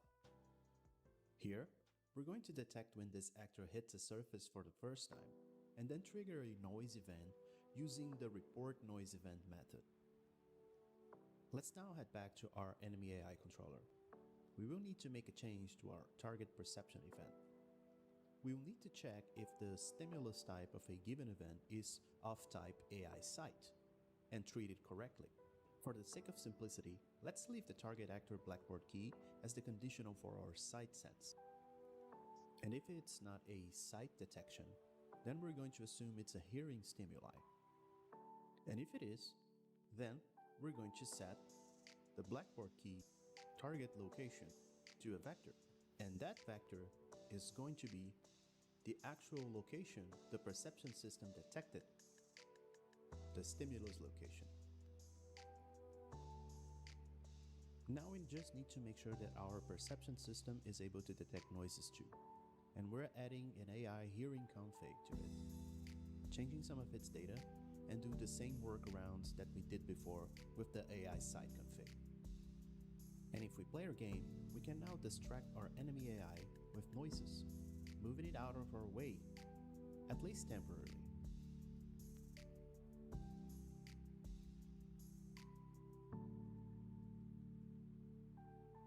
Our enemy is able to randomly patrol areas around, but its movement is not really that smart. Since it's completely random, you can get it stuck in areas or sometimes just be facing a wall indefinitely. We're going to improve this by making our AI aware of the environment, and for that, we're going to use the environment query system. The environment query system allows an AI entity to query the environment, or the level, and get usable data from it. EQS queries can be used to instruct AI characters to find the best possible location that maybe provide a line of sight to attack a player or the closest health pickup. It's very useful when you need to make important decisions that need an understanding of the environment around the AI entity. Before we start, let's make sure we have EQS enabled.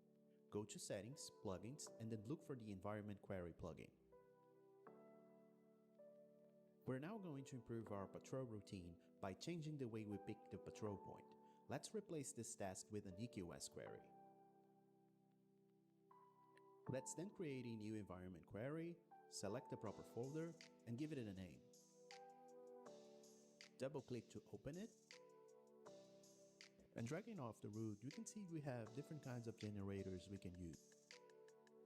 We're going to select the cone generator, then we're going to set its cone degrees to 200. I'm back. Let's play the game and quickly get into the gameplay debugger mode and press 3 to enable the EQS debug system. What we can see here is that EQS query is generating this cone in front of the enemy and picking a single position. That's going to be set as the patrol location, which is going to be used by our behavior. I think if we copy Let's make it a little bit this smaller and then modify it to the by project that we're doing, we should be able to make something pretty decent, and then we just need to think of an end goal. And we're going to set the filter type Like get from A to B, what it's going to do. but use It's going to your assign a heart as higher something. score to the points that are farther from the query. And now we can see that the EQS query not only generates these points, but also is giving a score to each of these. In this case, based on distance. Show game, very interesting video. It's one of the best ones that I've found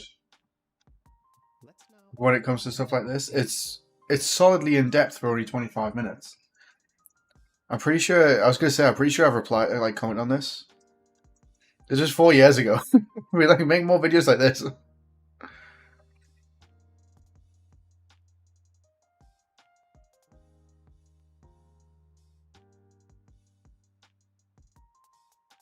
Aw. Overlap test. We're going to set this as a filter. But yeah, it's such a clean video. We're going to change the overlap shape to a sphere. The radius is going to be 75 centimeters, and we're going to add an offset so it doesn't hit the ground. I got confirmation back that I've got to go get the house keys at around 1:15. So that gives us an hour. So I wonder whether we should tackle this for the next hour and see if we can get it set up so the little characters are running around. So we're going to disable the goal match, and that's going to give us the inverse condition. it's going to filter out We've all got some the things mechanics, that are but we blocking don't the have walls, giving us a much clearer path. A path we don't have like a that feels motive. more natural. We don't have a motive for the game itself of what we're actually doing.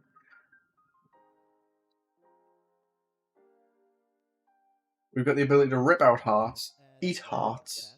test that's going We to don't have the facilitate trial testing. element. Let's check the angle from the barrier to the actual item that's being evaluated. And what it does is scoring higher the points that are in front of.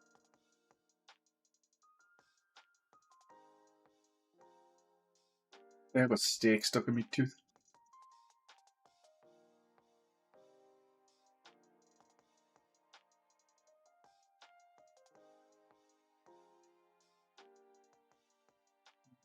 Of the querier. And now our EQS query is trying to select the farthest point that is the most perpendicular to the enemy direction. We can change that adjusting the scoring factor of the tests. We're going to change the rotation weight to 0.25. The other thing I'm thinking is if we can do something like this and get it set up with this project, there's nothing stopping me from copying it straight over to the GDXR template, and then I can just put it in there as a an example. To select the farthest point in front of the enemy. But because the distance test has a bigger weight, it takes precedence. And in cases like this, it will allow the enemy to turn when it faces a wall. Using the gameplay debugger is not always ideal to test EQS queries. For that, Unreal has the EQS testing ball. It's an extra time that you can add to the world and select an EQS query and visualize it live.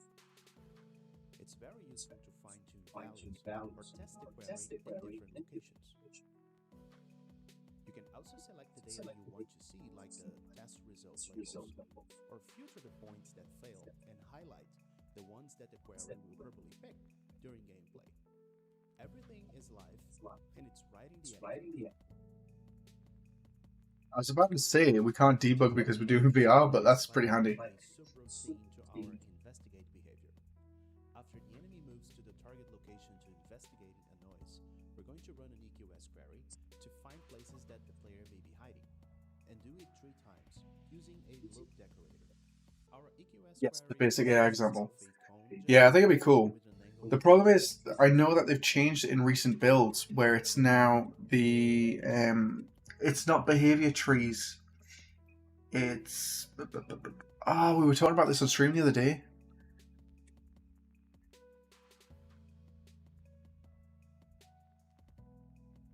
What's it called?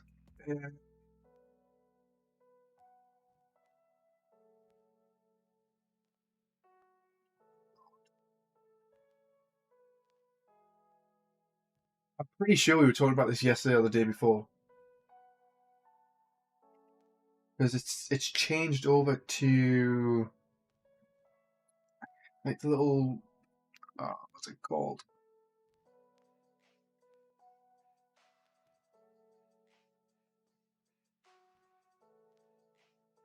I can't remember the name of them. Hello, I'm back. Good to see you, man. Hope your food was good. I only just finished mine.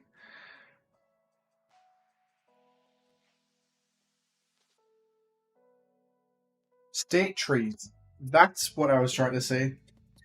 The new one is state trees.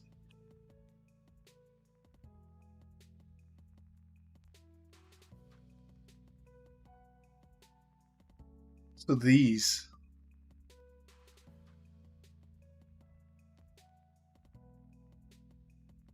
It was very good, yes. Awesome. So I don't know whether to use behavior tree or state trees. some of the AI features that come with the Unreal Engine. To demonstrate that, we've built this very simple stealth game, and we're going to use that as a basis for our enemy AI. Hello everyone. Started the experience with using state trees for really neat the detail, so it's going to be quite theoretical. And we have the state trees, states, and the whole tree of them. On the right details about the individual states. I'm showing this so that I'm showing like a more narrow screenshot usually used for state selection and organizing abstract, reusable little tasks that can be used in multiple different places. Need to check it out as well. Yeah, I haven't had time. This is what I wanted to implement into the GDXR template with the AIs that are in there, like the AI characters. Because one, I could do with learning it, and two, it's the most recent option that they've released. So I don't know whether it's worth taking a deep dive into that now, or it's probably going to take too long. But I'm wondering if it's actually that far off of a behavior tree where I could just use the knowledge from the behavior trees to go into this.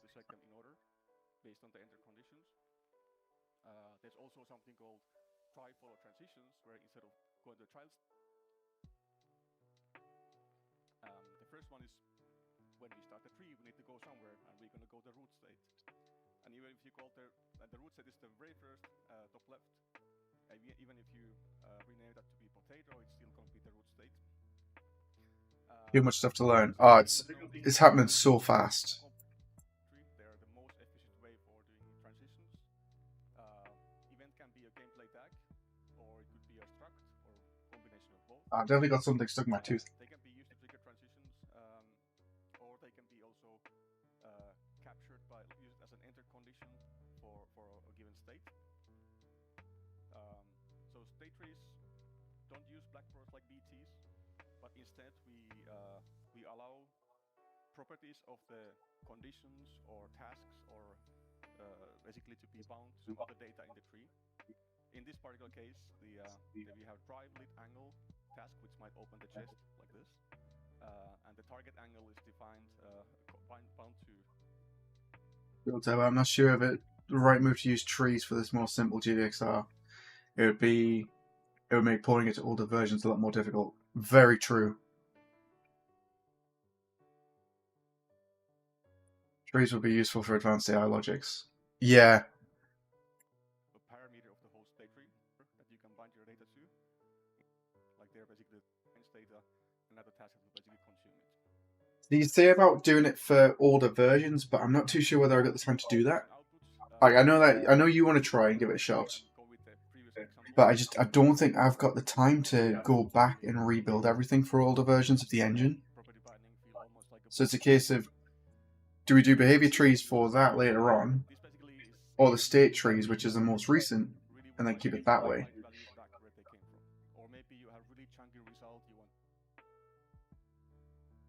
Either way, I'm going to put this on the other monitor, and we're going to crack on and see what we can get done.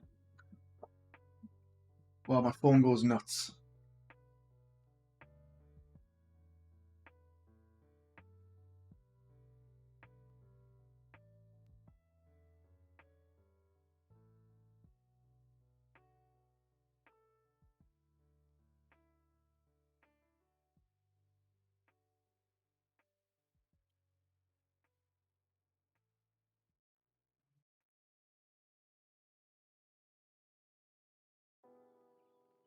Oh, that's fine. I was working on a tool that behaves similar to Epic's in-engine migration tool, but does the steps in reverse. Nice. Okay, that's pretty cool. I know there was one on the Fab store.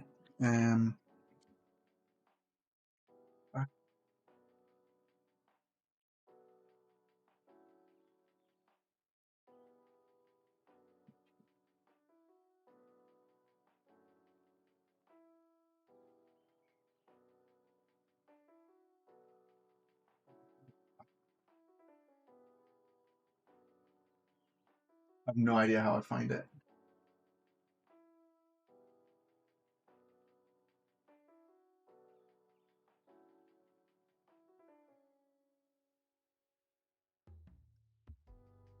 Mehmet, do you have any tutorial about VR full body arcade? No, I don't. I don't know enough about it. There's other people out there who have got some pretty awesome tutorials for it though. I just haven't had the time to dive into it.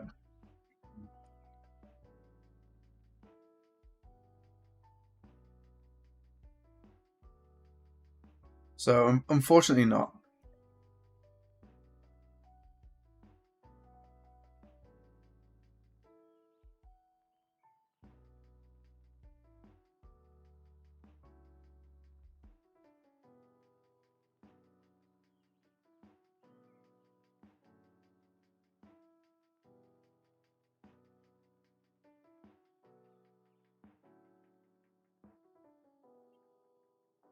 The other thing as well, because I focus a lot on the performance side of things, I don't really touch the IK stuff because it costs so much performance-wise.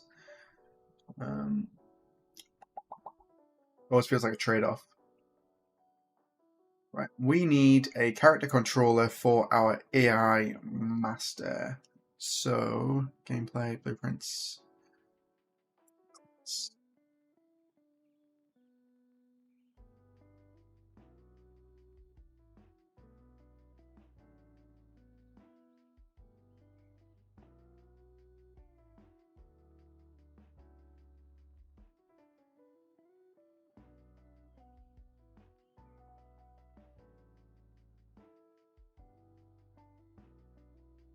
Should be fine. And then AI master.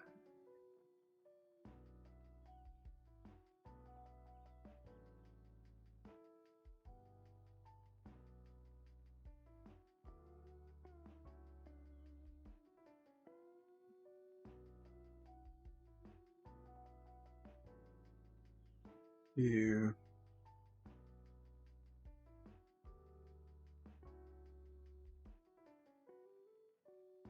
Yeah, let's go enemy controller.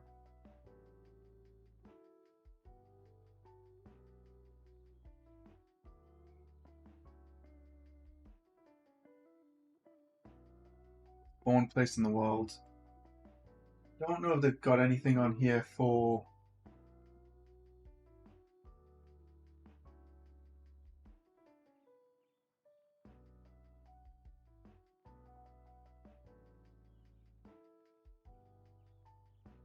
Framework. Before we start, Stable, placed in world, or spawned. We're going to do spawned. AI enemy controller. Cool. to create very complex logic composed of these simple tasks. We're gonna make it much easier to understand once we start demoing this. So let's do it. Let's start by adding a sequence node. From root, only composite nodes.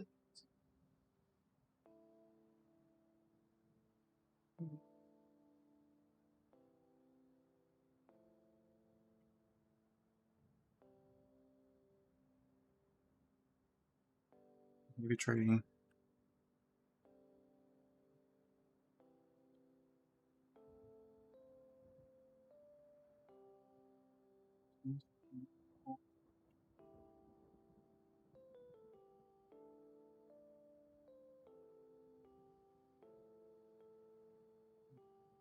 That should be fine. Maybe a tree. After that, we are ready to configure our AI controller to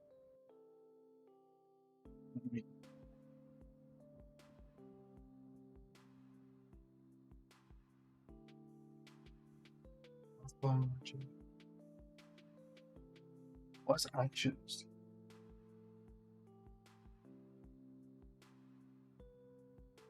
Let's see how this goes anyway.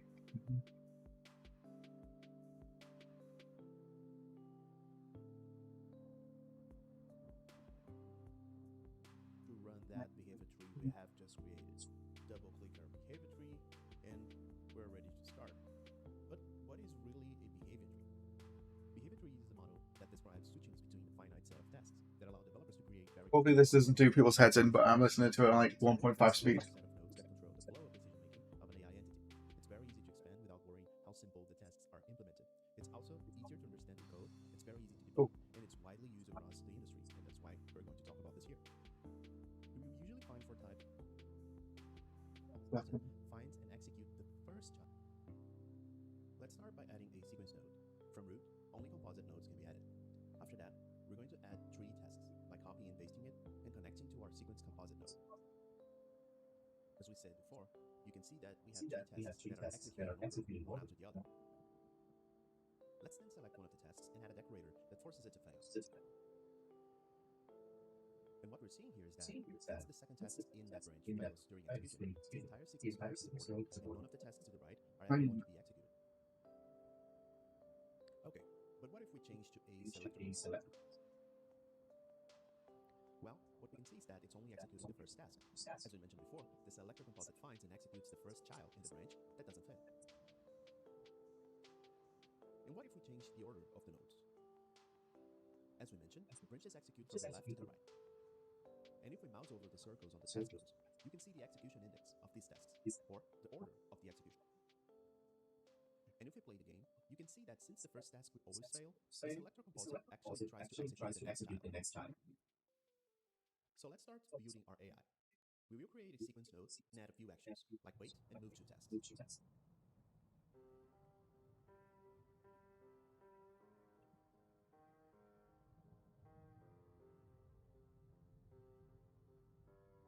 If we play the game as it is now, our move to task will always fail, because this task specifically needs a vector variable to essentially work. For that, we're going to need to set up a blackboard and create that variable.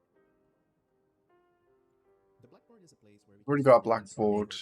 decision makers. They can be used by a single AI, and some variables can actually be shared by a squad of AI entities. It can also be used with behavior trees, but behavior trees don't necessarily need to use blackboards to work. To create a blackboard, right-click the command browser, then find Artificial Intelligence Blackboard. Later on, set it as your blackboard on your behavior tree. After that, we will create a new key of type vector value. We're going to call it patrol location, and we're going to use it to store location data for this behavior. To write the value to our blackboard, we're going to create our first behavior tree task. Create a new blueprint object based on BT task blueprint base.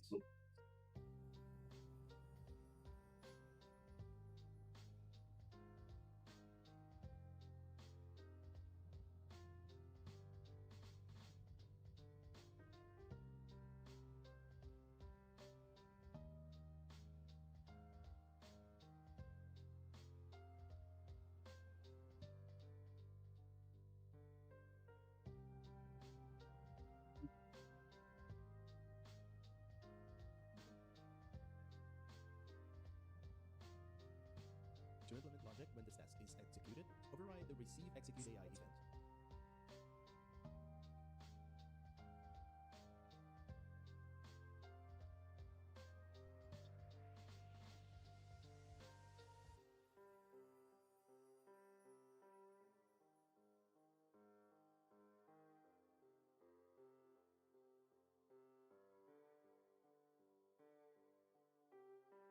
Let's start by adding a set vector parameter value, and let's promote the blackboard key of this function to a variable.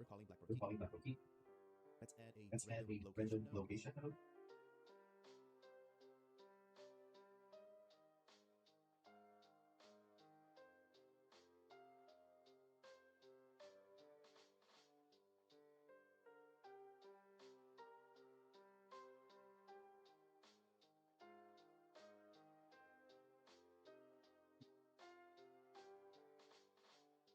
And I think that's set outside of here.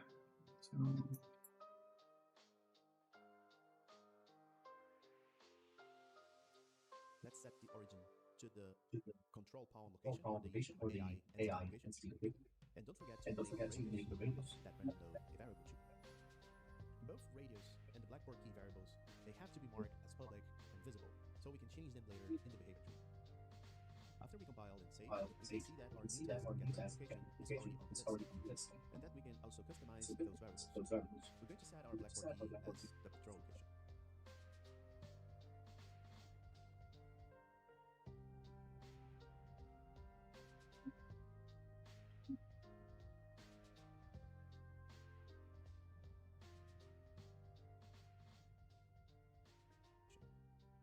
But if we play the game, you see that task get random location is actually never finishing the execution. And the reason for that is that every behavior tree task has to finish with a failure or success condition, so the behavior tree can control the flow of the execution of the other tasks in that branch. So now we're finally good to go. You can see that our enemy is finally patrolling the area, picking a random location around itself every time in that branch. So now we're finally good to go. You can see that our enemy is finally patrolling the area, picking a random location around itself every time the behavior.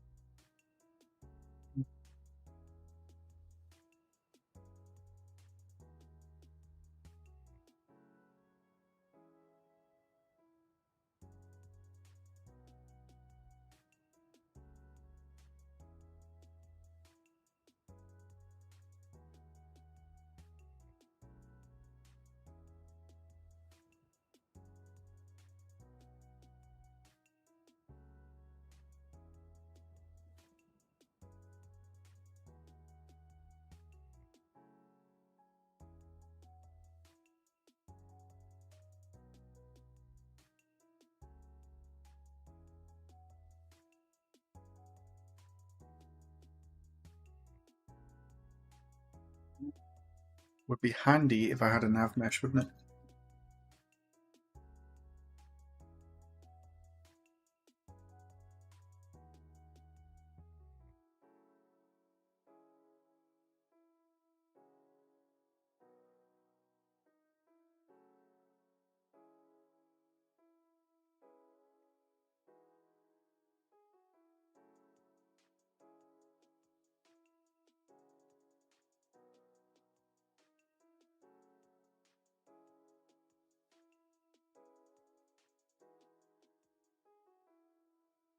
The 3 cycles. We're going to call this our patrol behavior. So the behavior tree can control the flow of the execution of the other tasks in that branch. So now we're finally good to go. You can see that our enemy is finally patrolling the area, picking a random location around itself.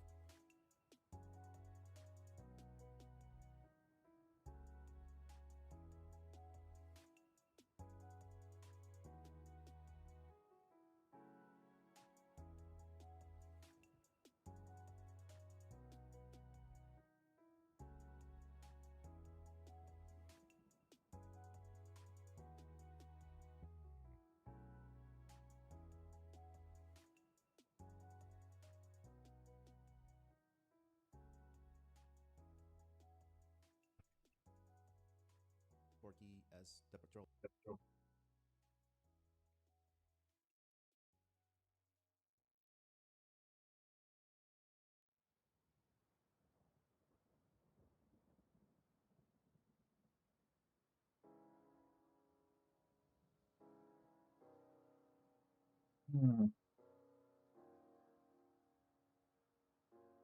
So we know that's firing. That's the enemy behavior tree. Run behavior tree. The behavior tree is running.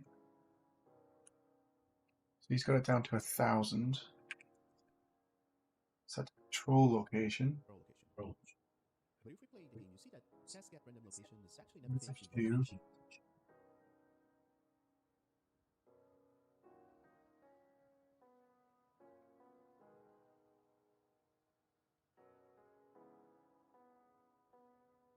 Hey.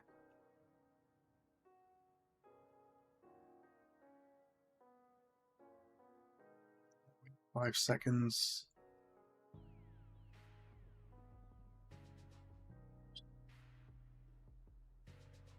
Duration.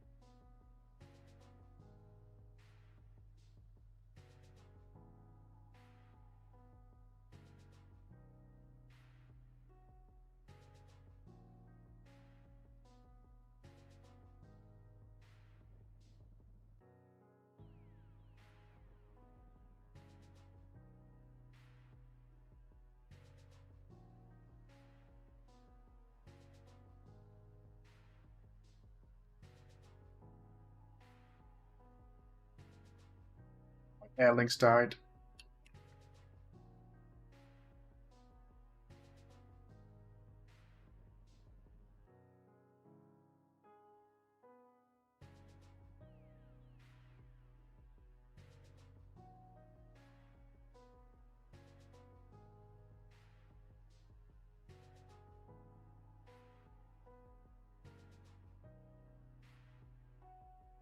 Oh. Oh.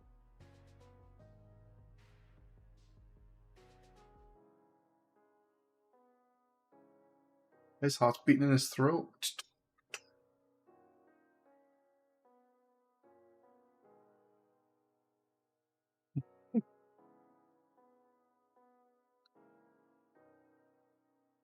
They get it where they can kind of run.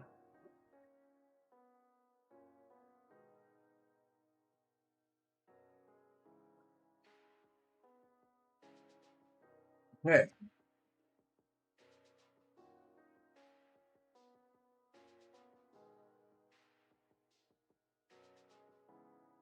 And the reason for that is that every behavior tree task has to finish with a failure or success condition. So the behavior tree can control the flow of the execution of the other tasks in that branch.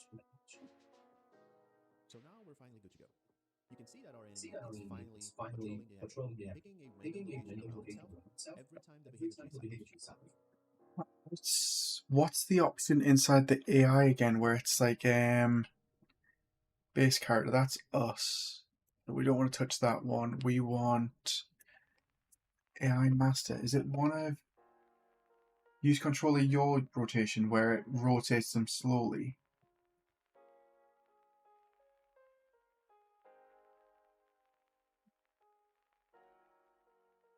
Can't remember if that's it.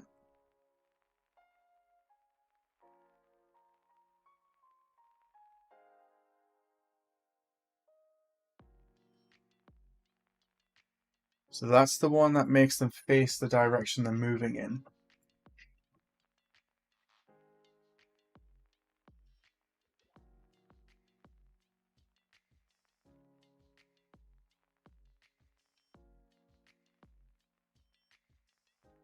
Use control. Orientate movement. Maybe it's one of these, I know that.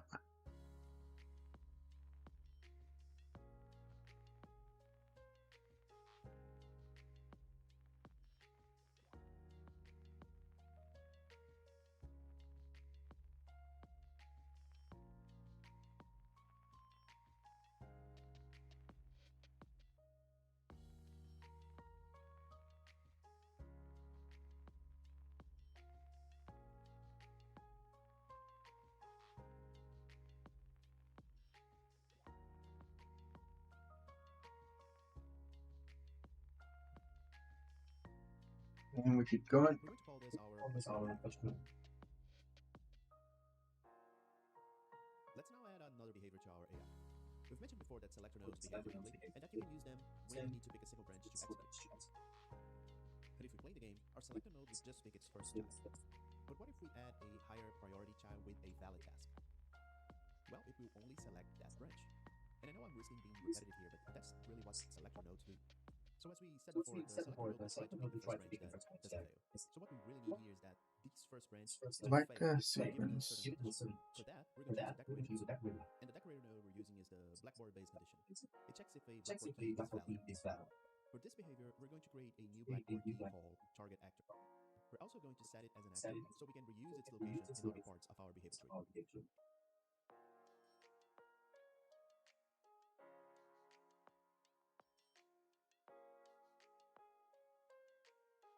In our decorator node, we're now going to select our target actor. And since the target actor was never set, that conditional will always fail. So the selector node now picks the next child. And now we will be able to switch between these different branches by setting that blackboard key using the perception system. The AI perception system provides a way for pawns to receive data from keyboard, such as where noises are coming from, or if the AI is identified something, or even if the AI sees it. This is accomplished with the AI perception model, which acts as a generic stimuli listener and is able to gather stimuli from other actors. Let's now open our enemy AI controller and then add an AI perception component. Inside that, we're going to add a new sense. We're going to use the AI site config and then configure our sense, site radius, and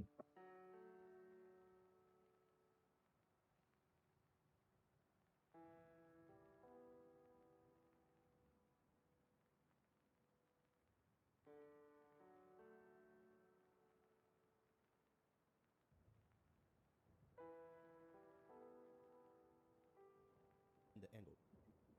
We're going to do some workaround. We're going to have to select all these items because the detection by affiliation feature is not currently exposed on blueprints. And the last workaround is to edit the config defaultgame.ini and add these two lines to make sure that only the pawns.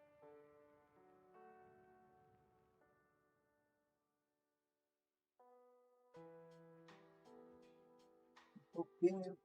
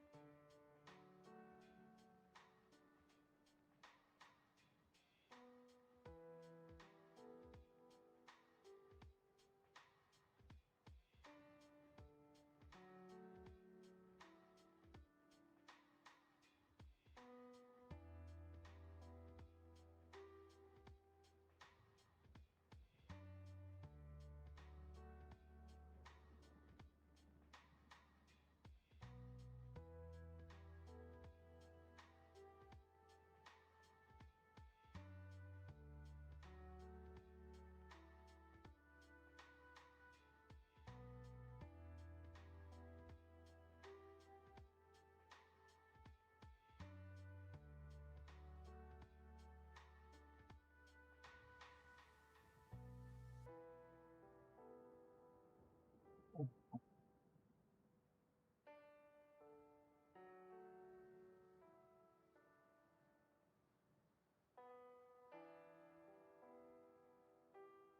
can't tell what that second sentence is.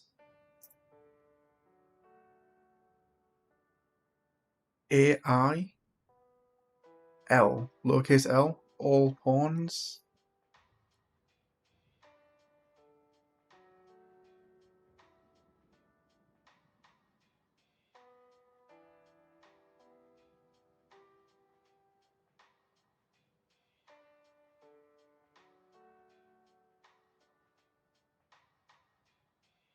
we want will be detected by the perception system. And the reason for that is that we want to select those actors manually. And for this, we're going to use this component for AI perception stimuli source. And then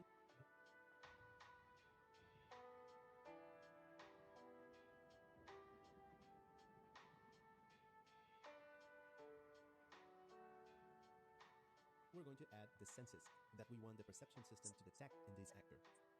So let's now get back to our enemy AI controller. And then on our AI perception component, we're going to use the on-target perception updated method. Then we're going to get a blackboard and set value as an object. So the blackboard key name we want to write to is the target actor. And the object value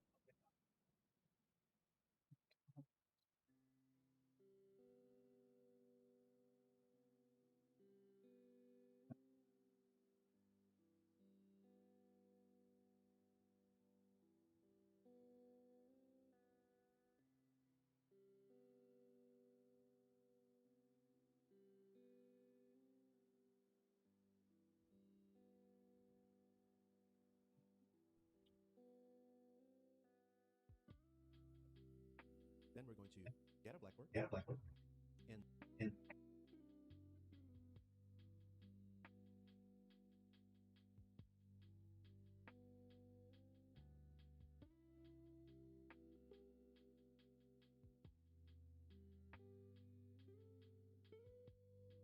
I think it's set value as object. value as an object. Yeah. So the blackboard key name we want to write to is the target actor. And the object value is going to be the actor we have just detected.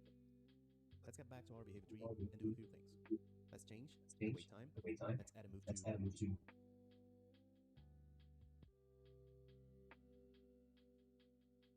Just to double check that it is the correct spelling.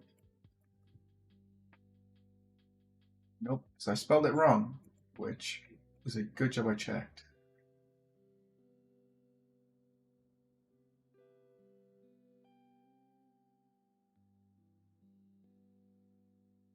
There we go. That would have been a pain. We have just detected.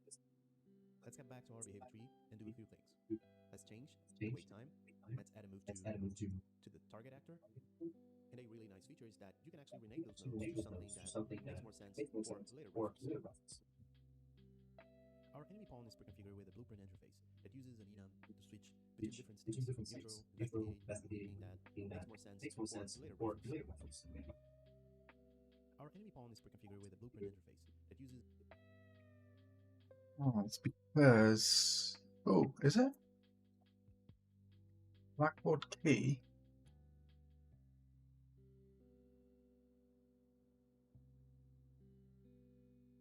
Spell factor target actor. Why can he access the blackboard?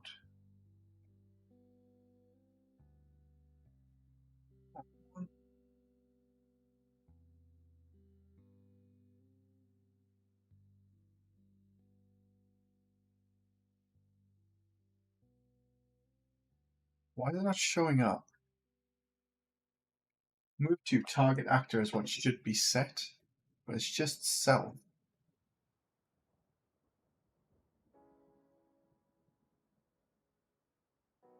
There's no difference between them.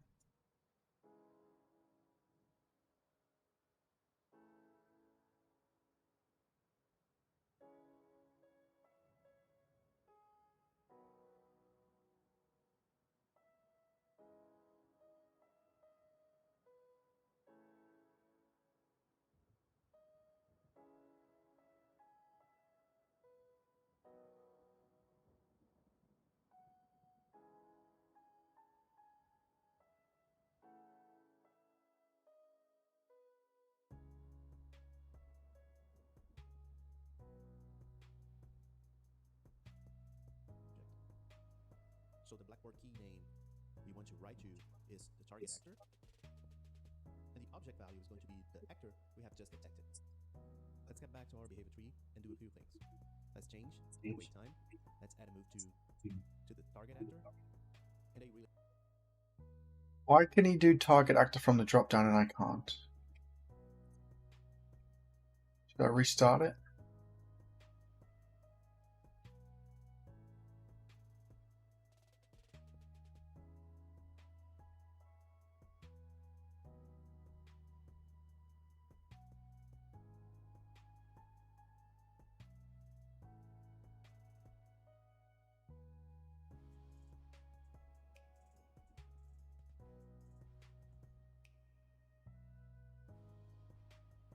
Right, I'm confused.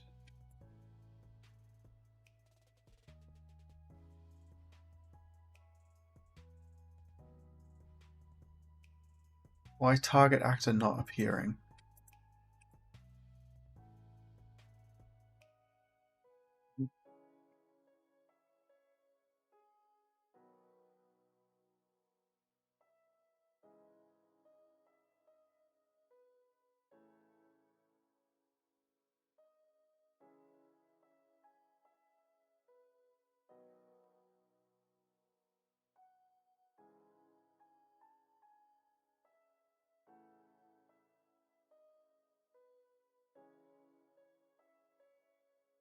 Let's do location.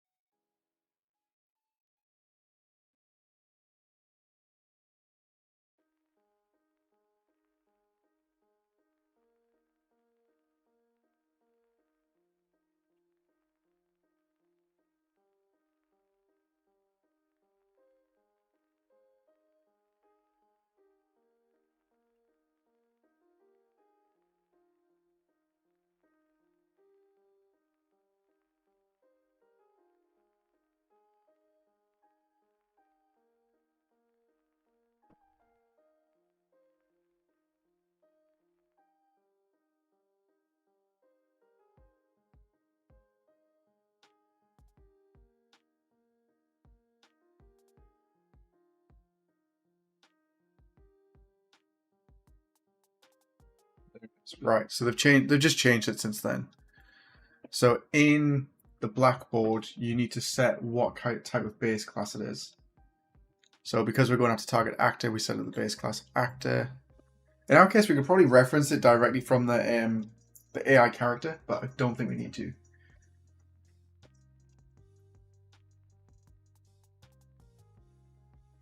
really nice feature is that you can actually rename those nodes to something that makes more sense for later reference.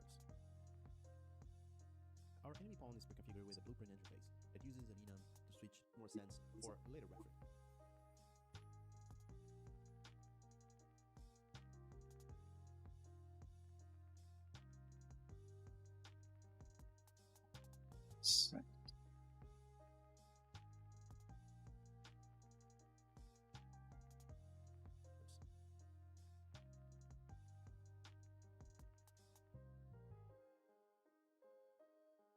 Our enemy pawn is pre-configured with a blueprint interface that uses an enum to switch between different states, neutral, investigating, and alerted.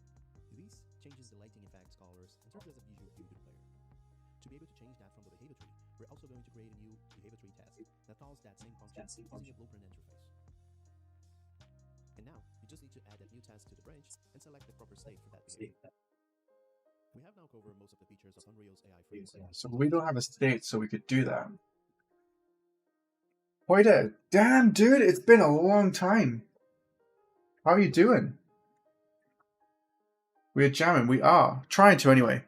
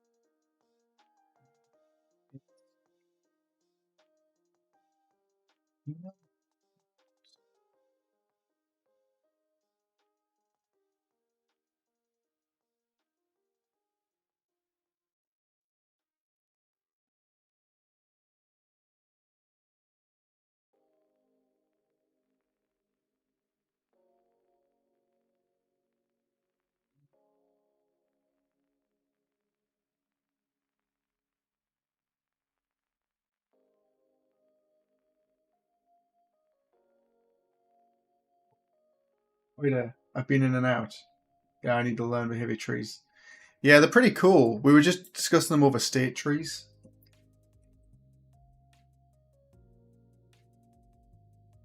I used them once on an enemy of mine for Shellcath. Nice. I keep going back to the same video. That's the thing. Like every time I look into it. Function using a blueprint data from the behavior tree. We're also going to create a new investigating and alerted. For Trying to pause it on the state. our enemy pawn is pre-configured with a blueprint interface that uses an enum to switch between different states. Neutral investigate alert.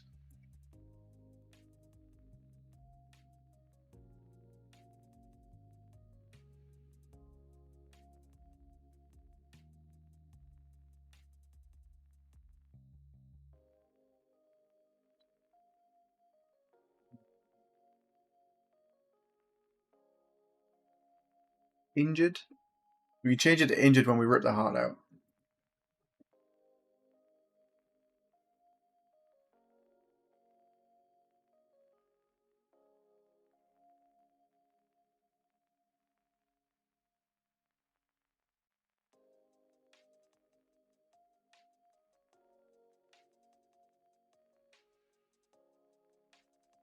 I'm being super bad here. Let's do, yeah, before I start doing bad stuff. Blueprint, interface.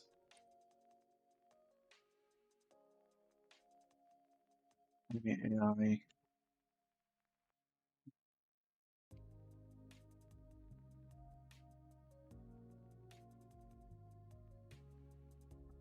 It, enum.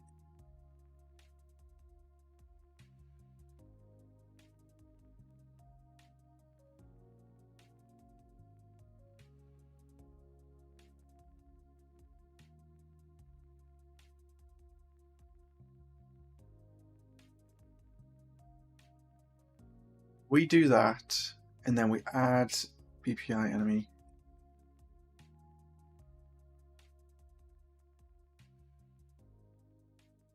I've already got an interface for enemy. Damn, kind of doubling up now. We can do event set.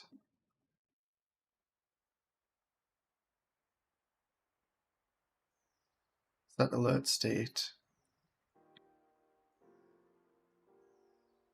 Alert state, and then we could do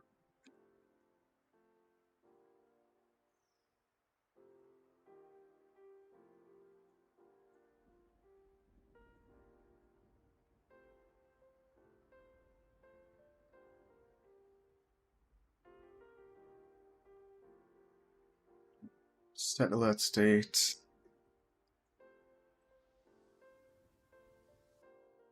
That alert state self.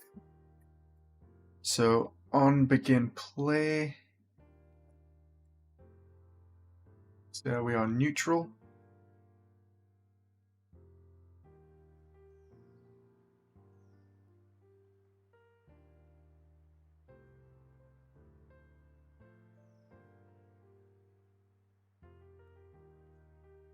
First hand grabbed for the heart. That's it. Injured. So if the heart's removed from the body, it's kind of like we've been slightly injured or inconvenienced.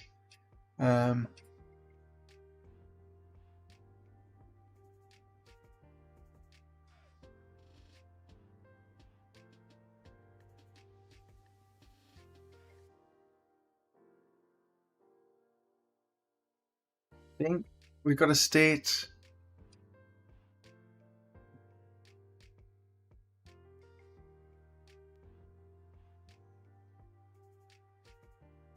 What I might have to do is put this in the heart. So event state.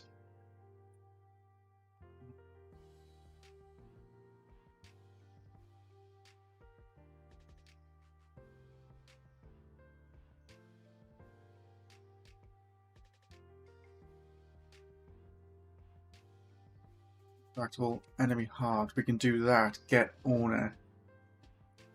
Which feeds back the character. Come on. Oh, that's self anyway. Set alert state message. Cool. So now we can do this. On destroyed.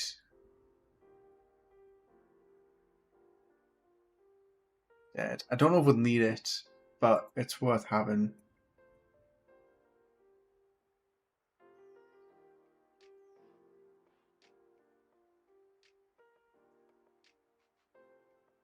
The heart's destroyed.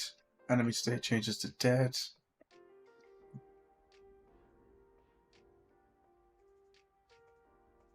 Same thing for the snap heart string.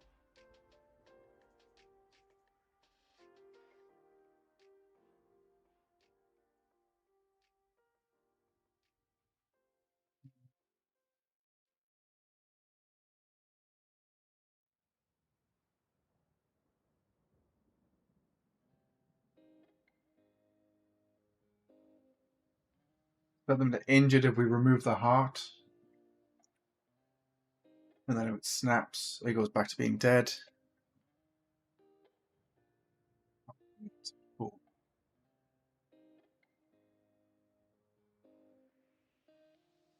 There we go. So we should have a way to set up enemy states and then feed that in. Similar to what they're doing in the tutorial video. And then that updates on the AI master. On the A. That's the wrong ones, isn't it? No, that is right. And the heart is on these ones.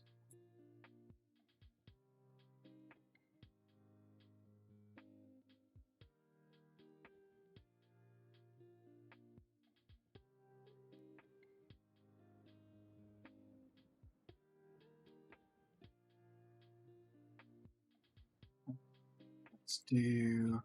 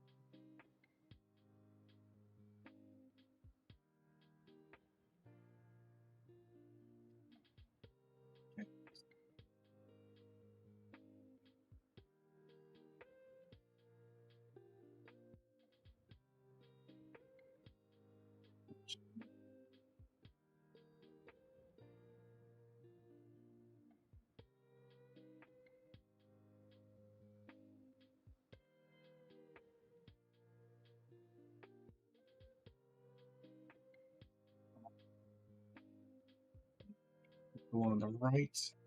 Let me just say delay status on, so we don't get a whole bunch of print strings. We just get the one. Make sure the headset's on. No, my luck. It won't make. Yep. Airlink connection. I don't know why it won't connect to USB.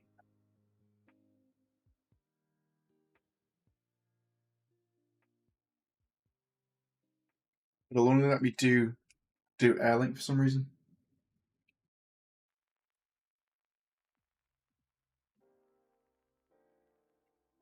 Yeah, preview. Neutral. Oh my god, I forgot they run. Maybe not that one. Come back. Which one are you? Not you. Injured, dead. Cool. That worked, and then they ripped their own heart out. So it changes to dead.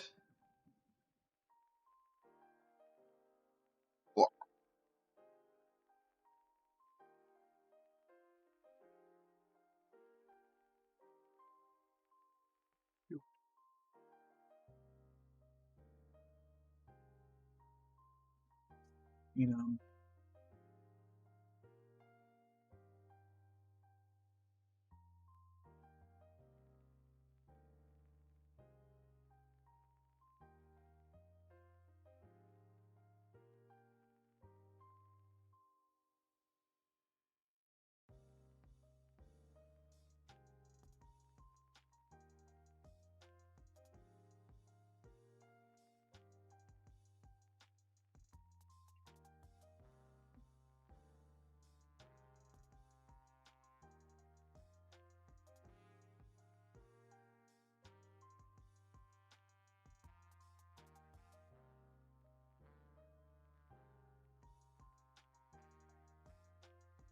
Be a little bit easier, won't it?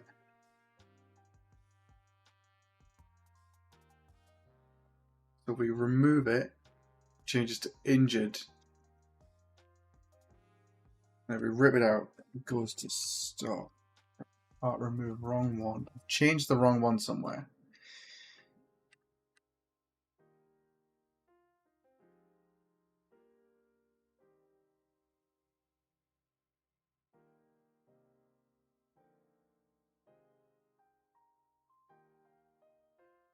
LJS, hey there, how's it going?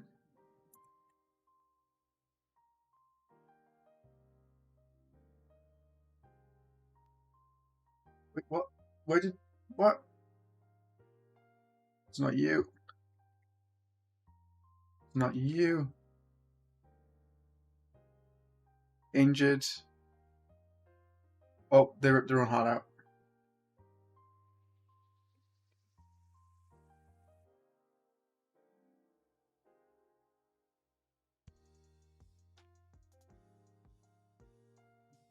Injured.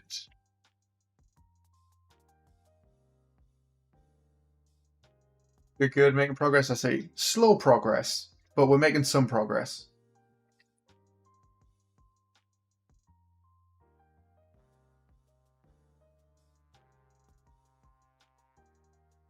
Enemy heart. As soon as we grab it, actually, we need to set this one to heart removed. Right.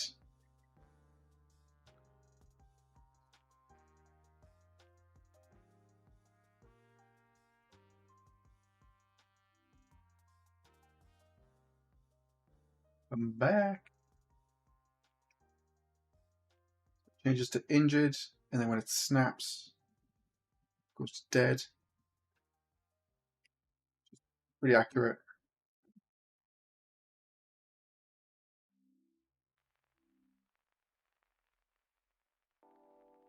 Hey, don't run away from me.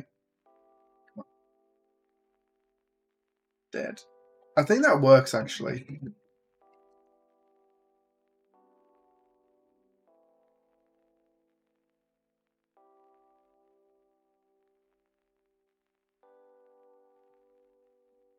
Heart removed. So if I let go, you just flop down to the ground, which is not right.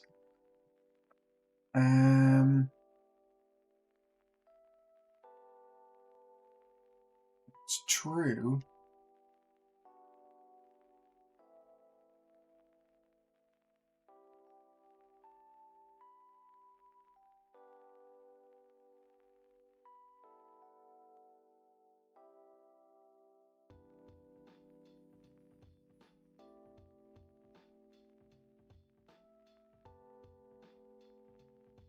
False.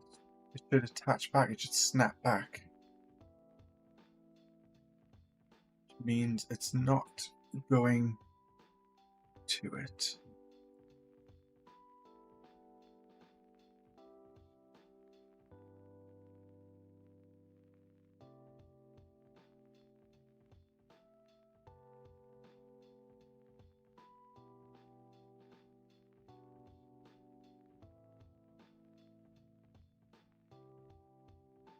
Heartstrings snapped. That needs to be false. So there's something in here set to true when it shouldn't be. Maybe that one?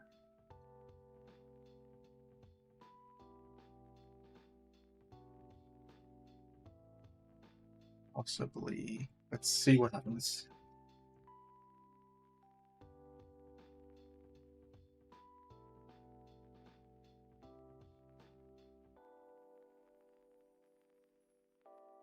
Right, so it's injured.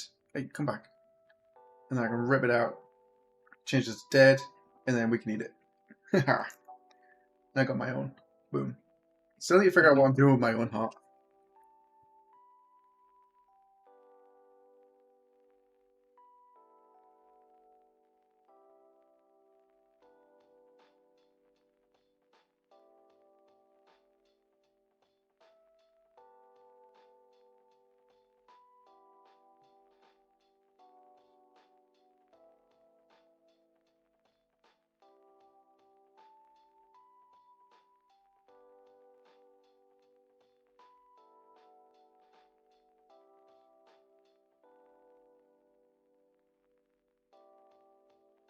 Right, so we've got the characters, we've got a status effect that we can get from them, and we've got an interface that can change it. That is pretty sure it's working fine now. No doubt there'll be some bugs. Christ, I've done a lot of code, haven't I? How long we got? About 20 minutes. So in about 20 minutes, I've got to get ready to head out, but I won't stop the stream because I should be back relatively soon.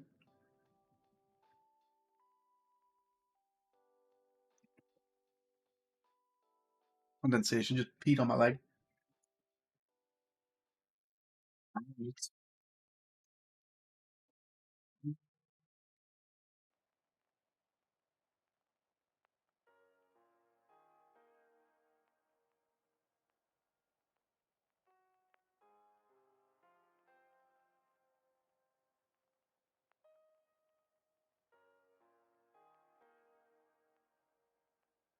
I don't know if we do it where we're in the hospital.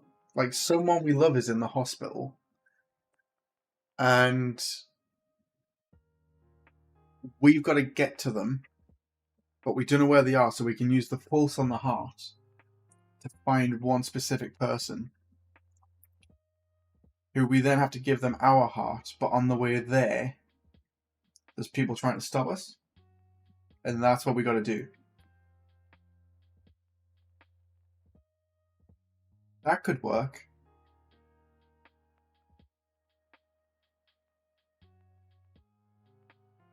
Give somebody else a heart, like a puzzle game.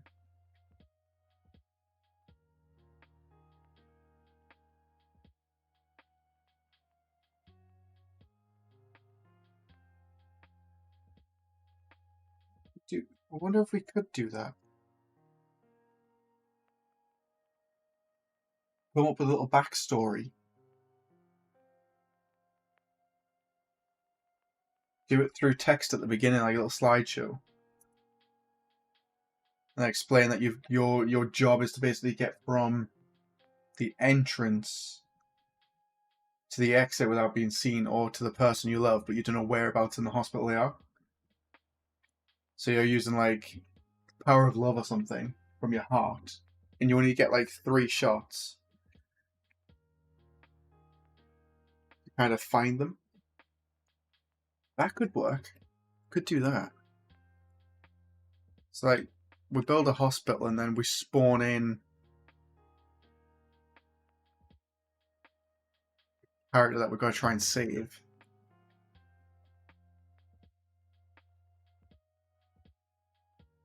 But we have to sneak around the hospital. And then we could do some AI where they don't walk around, but they like patrol, like they're behind desks and stuff. And then do it so that we've got to eat them to have enough energy to get there.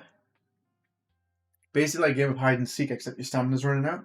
And to fill the stamina bar, you got to eat hearts.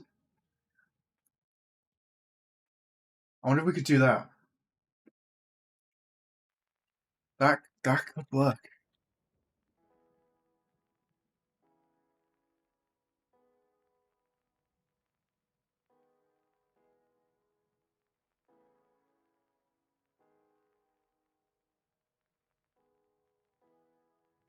Do something real quick.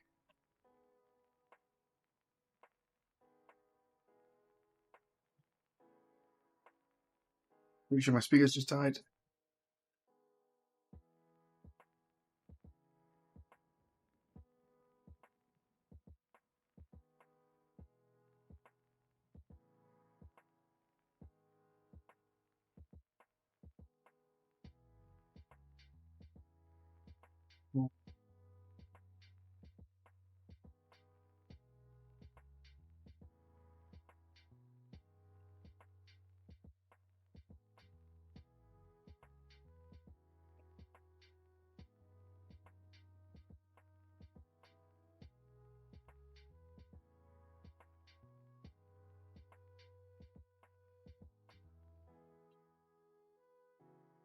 We'll do some modular building later on.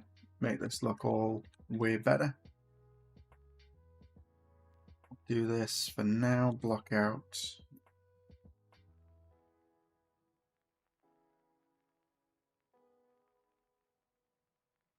Two people.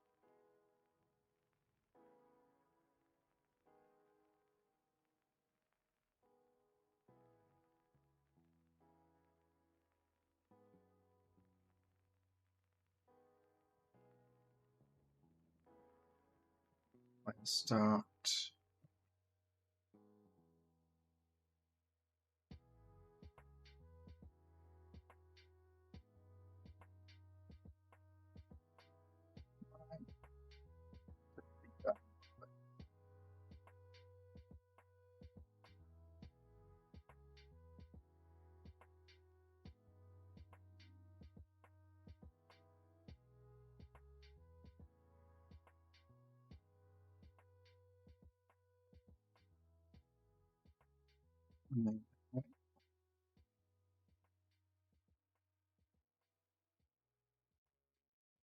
I can do it so the hearts make noises when they hit the floor, like a little squelch.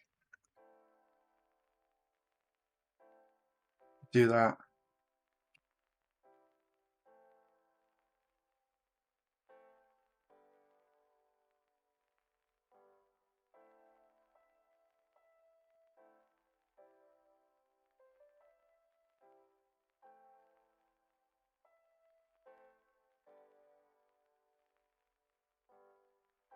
What if you could be a hitman?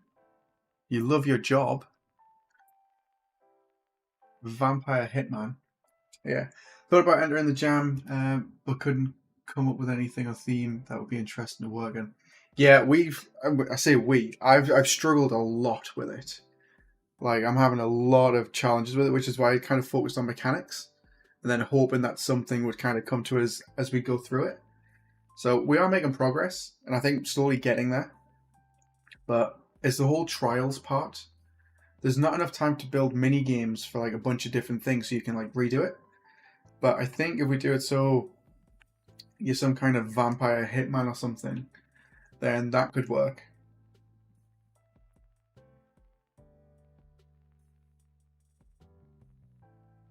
What if we could do it so you could bite necks? Problem is if a person's not tall enough.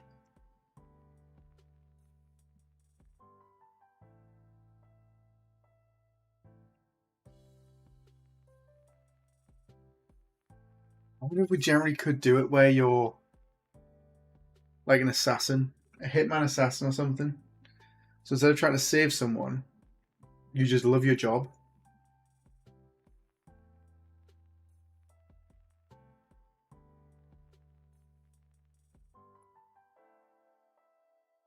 Yeah, theme lends itself really well for a visual novel. Tricky for a VR though. Yeah. If there was more time for doing like full on storytelling, you could do like a tale of heartbreak and stuff like that. But I think for VR, I think it's a little bit too general, a little bit too broad as well. So it doesn't help narrow things down or like point in a direction. It's so vague. It kind of makes me want to do my own game jam though. Set that up like a GDXR game jam.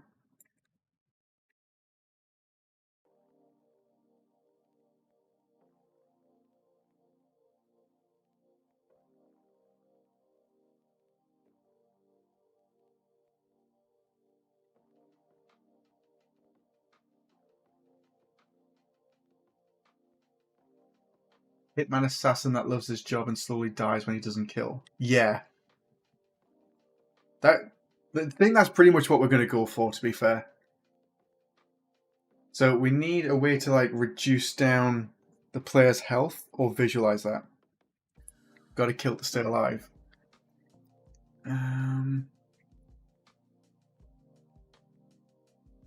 We don't drink blood. Ooh, I jump on a GDXR game jam. It's good to know. So I can do this, and I can see all the people through the walls. So we could use that as a mechanic. We can see where people are. If I make it darker.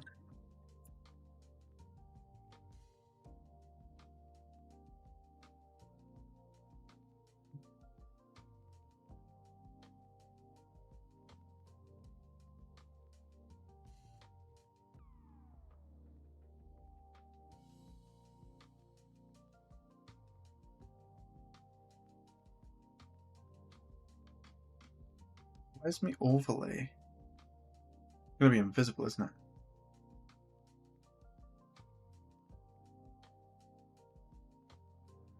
Oh, Pulse Fresnel, that's the one.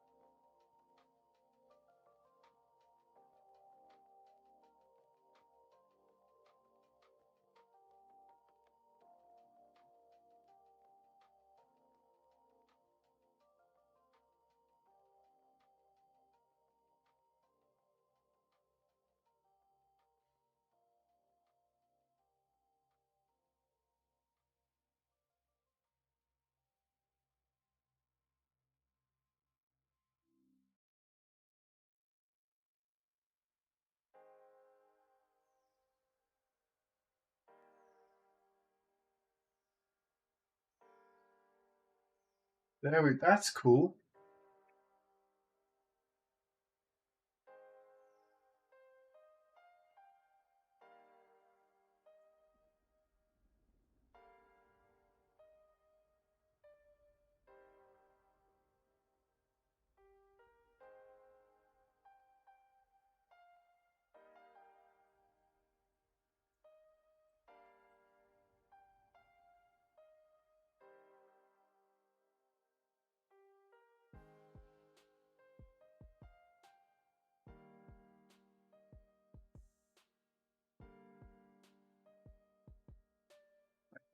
Hide from them.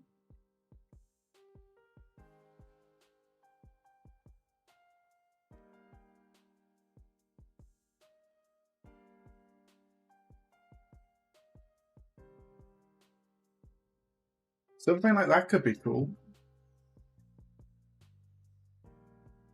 I keep saying it. I think I'm trying to convince myself.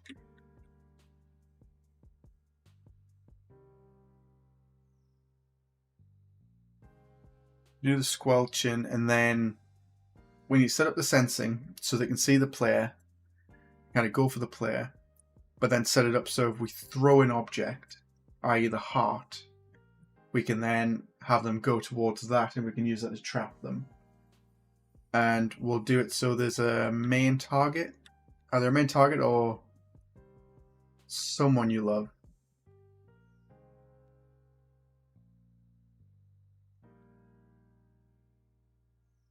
You gotta try and get to.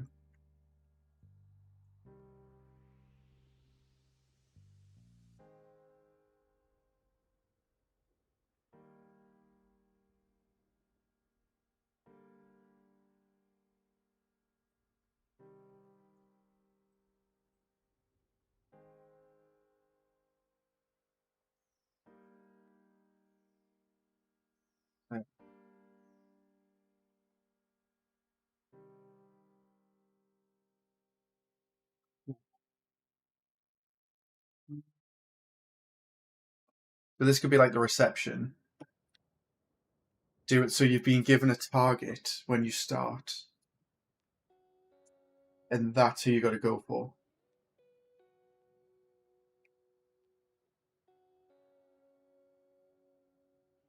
I wonder if we could do it where the target, we're only able to identify the target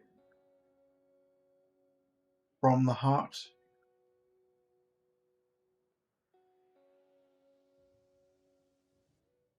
And we give everybody a random color.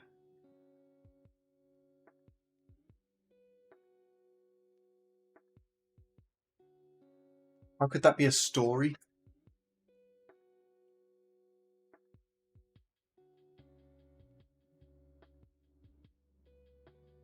I could make everybody featureless.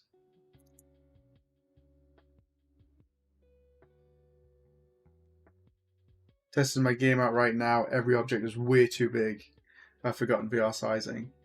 VR sizing is typically real world scale, but if it's easier, what you can do, although I have no idea how the GDXR template will handle it, is you can go on the right hand side to world settings, and then you can change world to meters to a lower value. So if I change this to like 20, and then press play, you see that I'm really small now, my hands are massive. Hello. Although apart from that,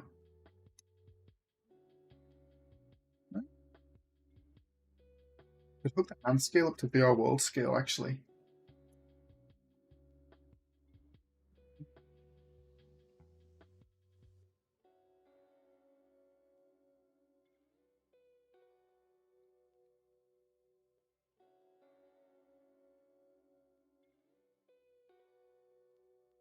Oh, thank you. No worries. So if I want to try and fight, if we go to character controllers,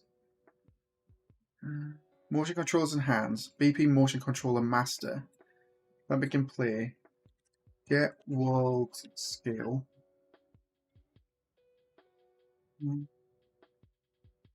Get world to meters scale. We can set actor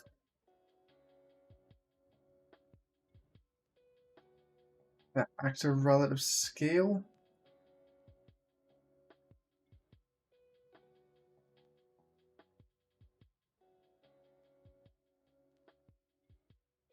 Default scene route. Set scale. Set world scale 3D.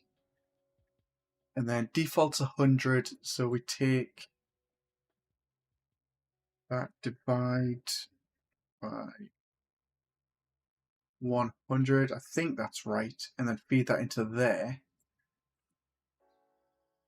So when we press play now, if I change this to like 30, hopefully the hands would spawn at 0.3. They're a little bit off.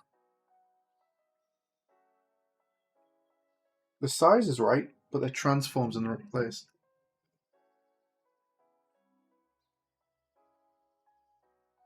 Why would the transform be in the wrong place? Steam.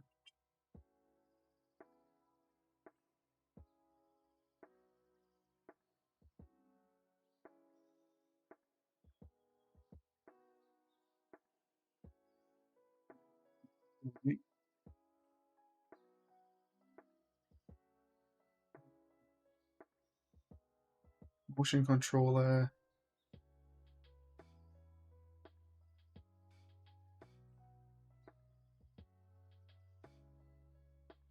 Might be this one.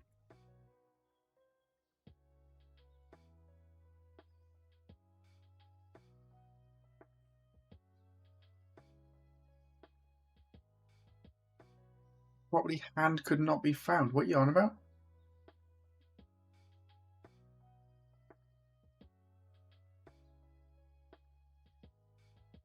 At relative scale? Let's try that.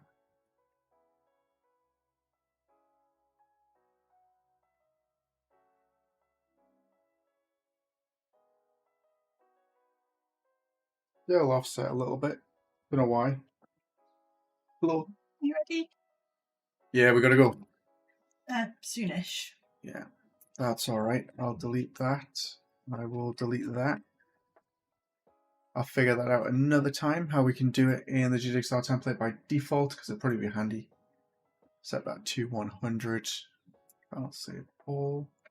Use my player model in Blender to help maintain object scale. That's the better way to do it. Or just model everything with a real world scale, because the world to meters is 100. It means 1 meter is going to be 1 meter. So you can do it that way.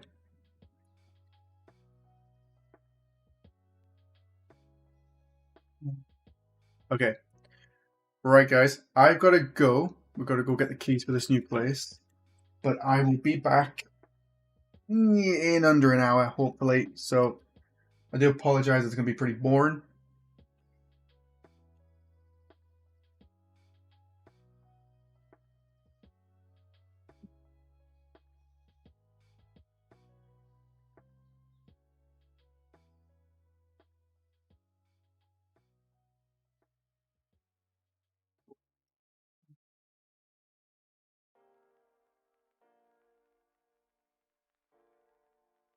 That should be all right.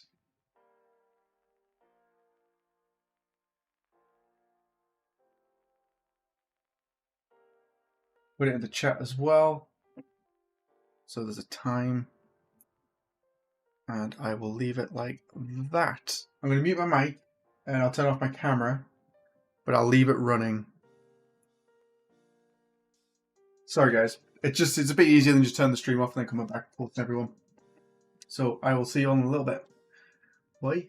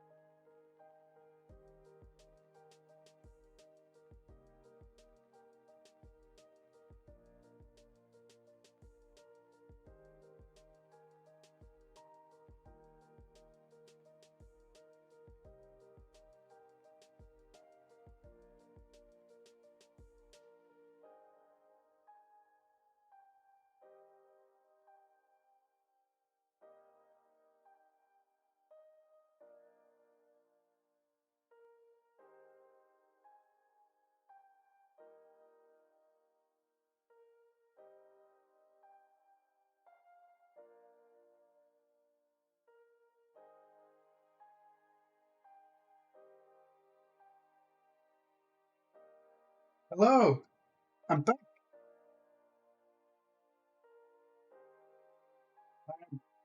Sorry it took so long. Basically, I had to go around and make a list of things that was wrong with it. So it's all good, but we got the keys. So we got the keys, and we can move in whenever we're free.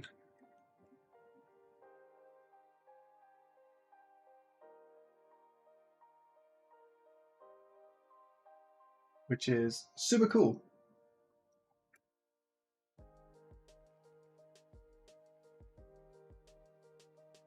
But I've got to quickly sort something first, which is annoying. Oh, Jess, no worries. Welcome back. Thank you. Oh my god, got to log into this thing, and every time you do, it asks you to confirm it through your email. I've got like 6 of them.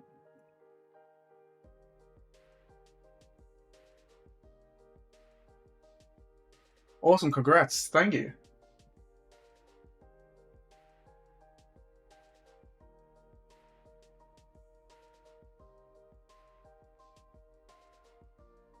See if we can do.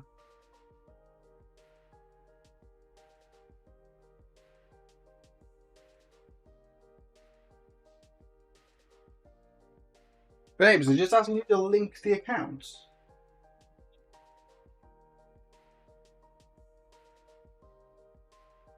Right.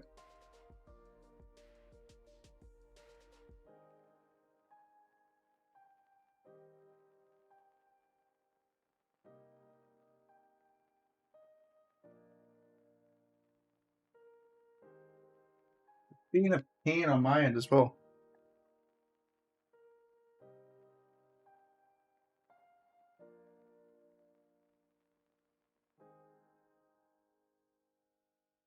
Oh, my eye's super itchy.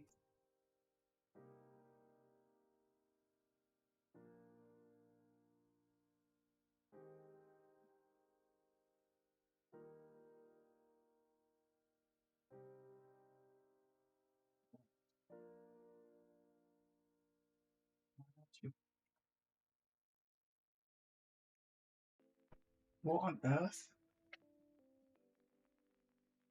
There's basically no options on this.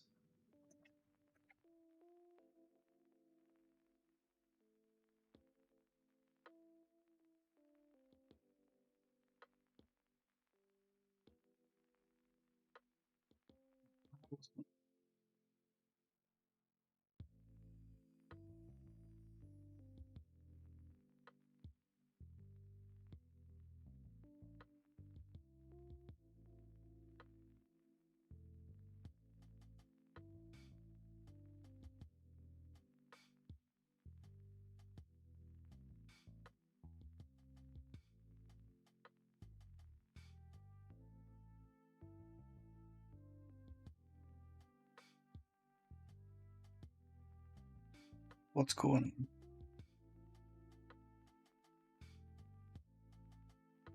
Don't do anything, babe.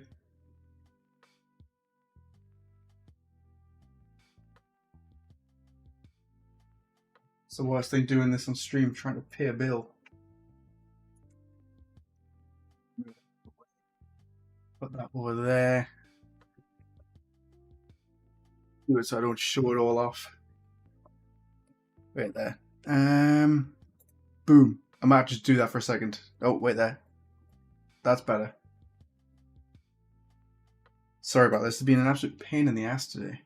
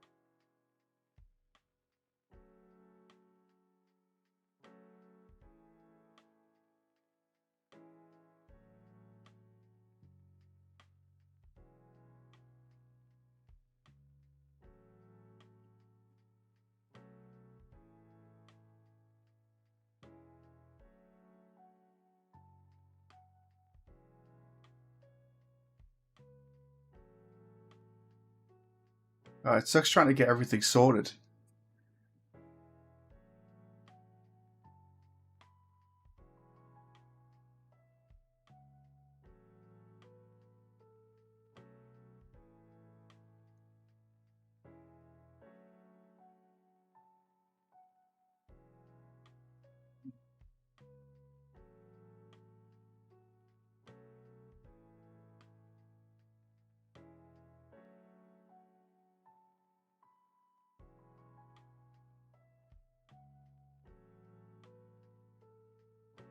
We're almost done.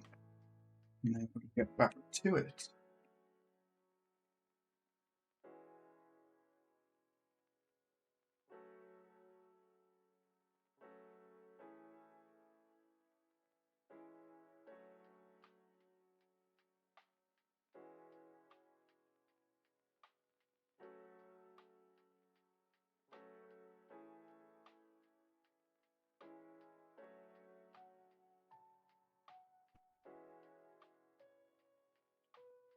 There we go. And then I can turn the camera back on, and then we can get back to making something gory.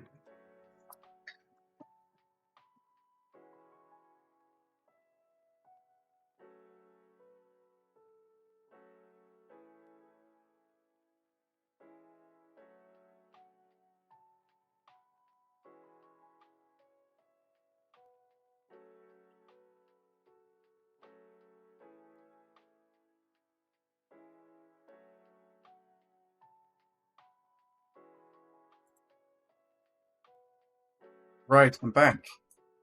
Now what we can do is get started.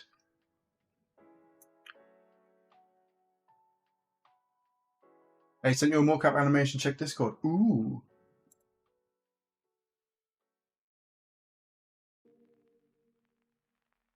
Oh damn, I've got a few. Right, okay, let's see what these come in as.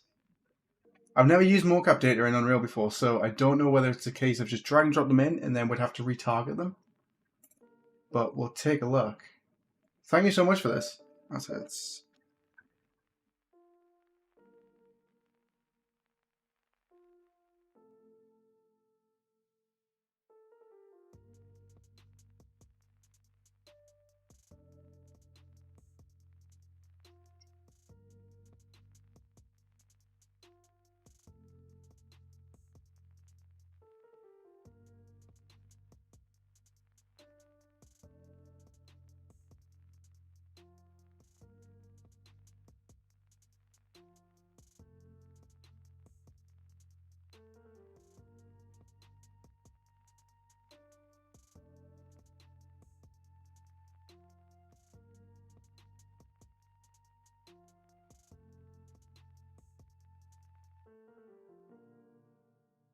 Got them all.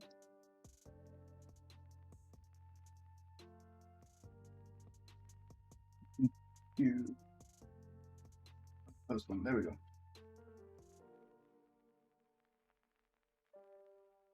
Cool. Let's give these a shot. I'm so curious to see how they look. Actually, we've got all the demo content.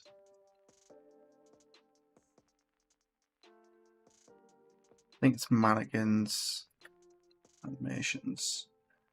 Let's see, we just drag and drop those into there. And then it's normally, this new one. Skeletal meshes, skeletal mesh, skeleton, mannequin.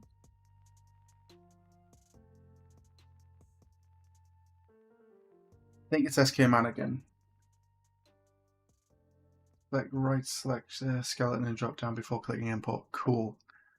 Do we need use T0 as reference pose? That's normally frame 0, isn't it? Pose at frame 0 instead of being imported with binding. No. Import only animations. Add curve metadata to skeleton.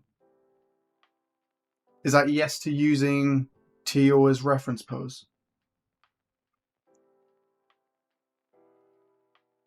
Yes, use TO. Cool.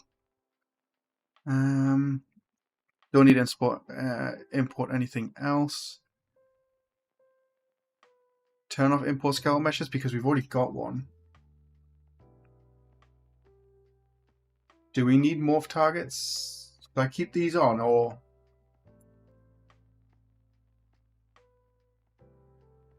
I'm worried that if I do this, it's going to blow it up because we just need the animation files. But the last time I worked with animations, it was a nightmare to get them in without skeletal mesh stuff. So I might just leave that as it is. We don't need physics asset. Let's just do import and see what happens.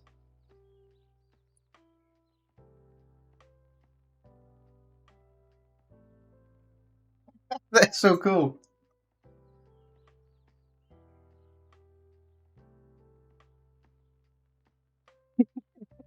Looks like it doesn't know what's going on. You can remove extra scale meshes if needed. That's so cool. I think I'm pretty lucky. It doesn't look like it came in with them.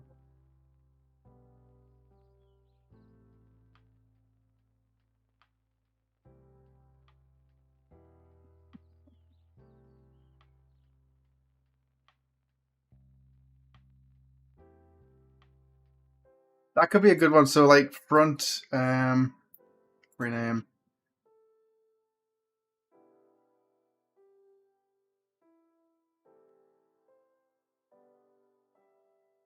Part removed from front. I rename it.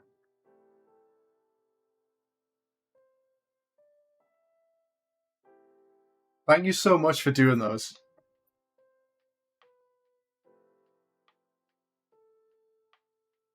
That would be good if we do like something like spurting out the top. And then have it cut to physics animation.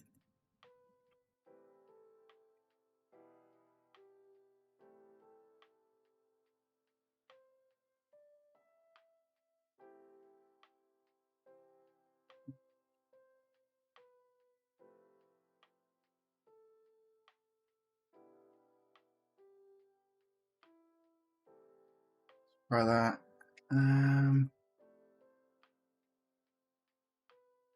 These are so cool. Like the accuracy you get on them is wicked. I honestly thought it wouldn't be as accurate.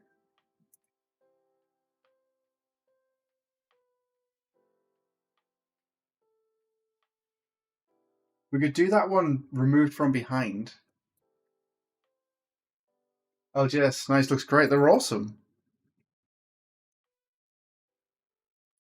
The problem now is I cannot remember how to do blends, like animation blending.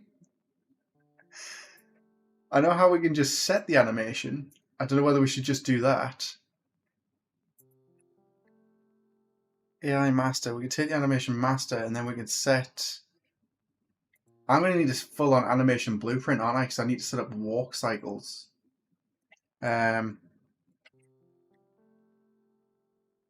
Epic Games Launcher. We won't give them guns or anything.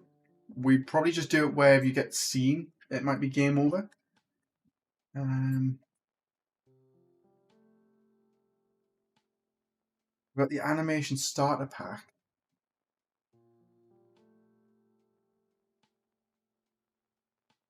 Which has like 33 animations in it. But they're all holding guns.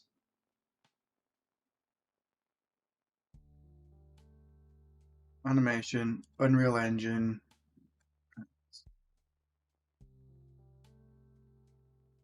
Price free. Game animation sample. I do not have time to figure all of that out.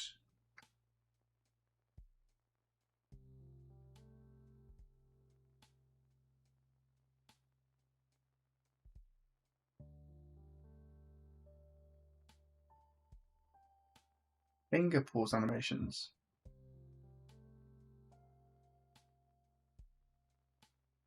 Can you blend animations like that so you can have the animation just from the hand?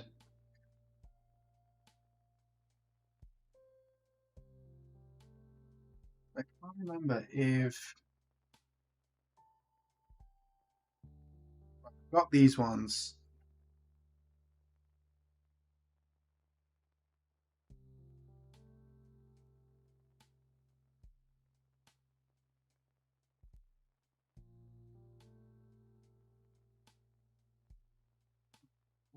Asia.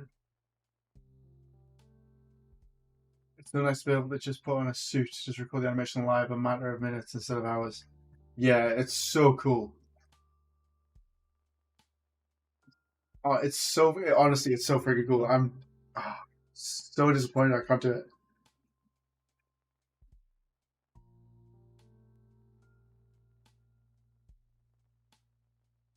I think I was originally planning on saving up for a sim race and stuff, but I think a mocap suit's going to be the next thing. I should probably put a goal on Patreon. Put a goal on Patreon to raise money for a mocap suit.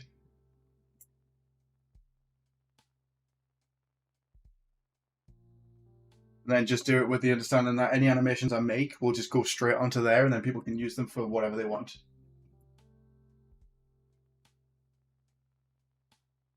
I don't know if it's possible to do that.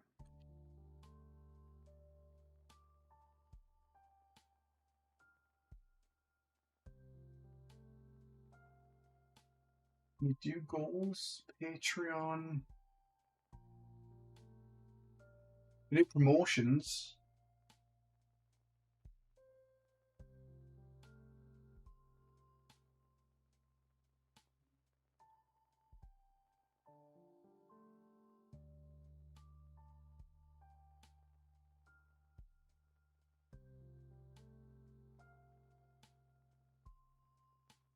Patreon removed goals.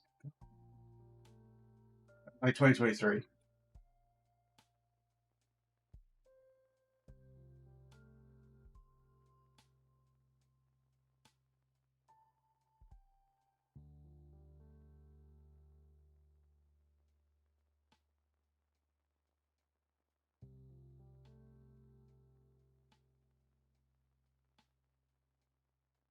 Patreon stretch goal.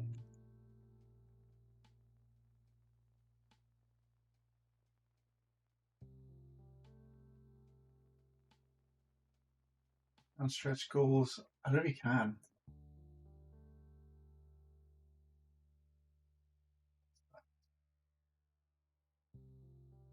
Oh no, that's super chats.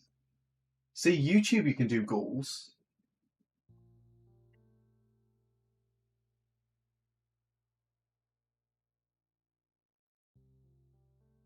But it's not really like we keep it in YouTube and then we just save up and then we see that go up. I'll have to have a look into it, see if there's a way that I can do like a stretch goal sort of thing. Money for a mocap suit.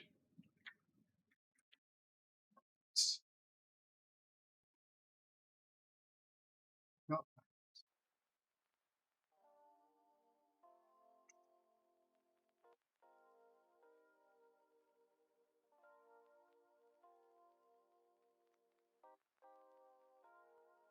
I'm not very good with anim graph.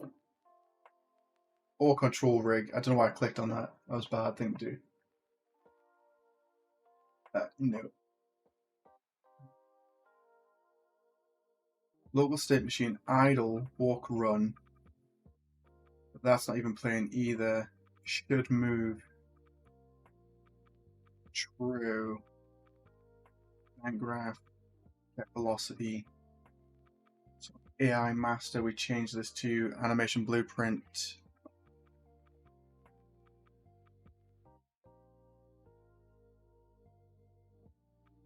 Animation blueprint Manny. And then I think that'll get set on the other ones.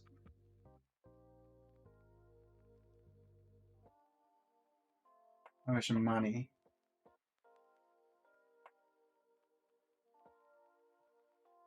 You need to use a cache. I sent you a work in progress footage to you. What do you think? You can show it on the stream. Do you not mind?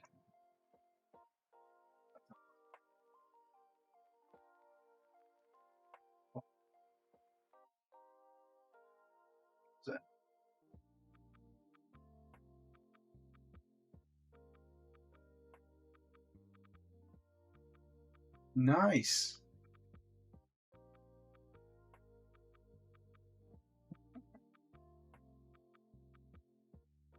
I did that years ago with a lightsaber that I built.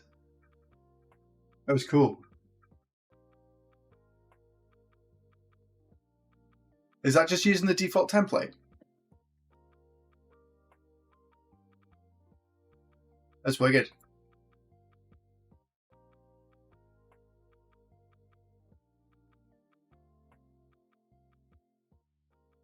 Slicing is nice. It really is. Cool, that goes through.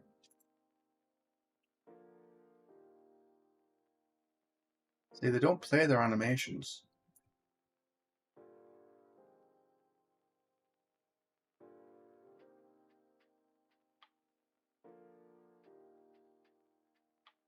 It's built on top of GDXR, yes. Nice. Was it difficult to implement the physics hands? Or the physics grabbing? So I was thinking about taking a look at that later on. But doing it so it's got like different stages. So it's not active all the time. Try and improve performance with it.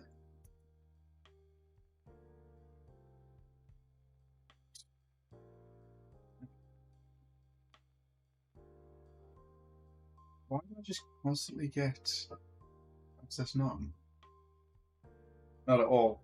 Wicked. See, the problem that I had the last time I tried to set up physics hands is one of them fell to the floor and it wouldn't attach to the correct place. And I just didn't have the time to figure out what was going on with it. Which was really, really annoying. So I mainly want it when you pick up the guns, because the hand attaches to the gun. If we attach the hand to a physics socket on the motion controller, which it does anyway through the grab component, then it'll work really well. And then it'll stop it from going through the wall. I tried that a while back on the stream, I think it was. I had it almost set up.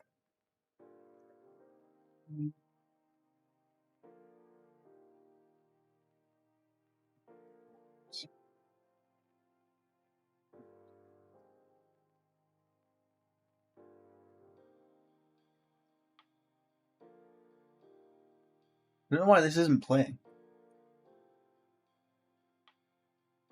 Convention graph should just go to here and then play through. Should move. True.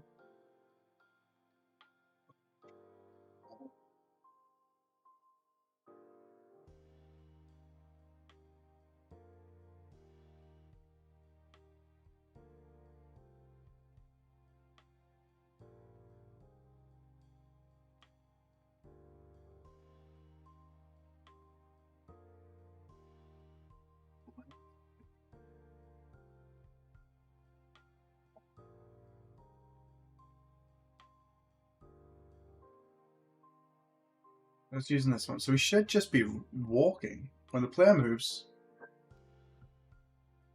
AI Master, we get the owner from the animation.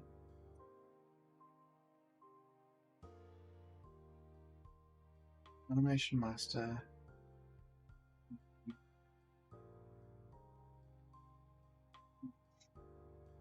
PP Animation Money. And we should just do it, isn't it? I don't have to set anything else up because it reads to initialize animation. We get the owning actor, which is character type, which is AI Master. Ooh, is that the problem?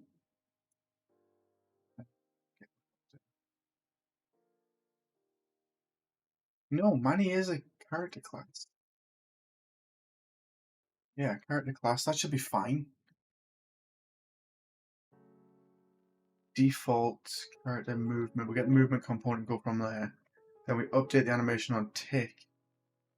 And then play through.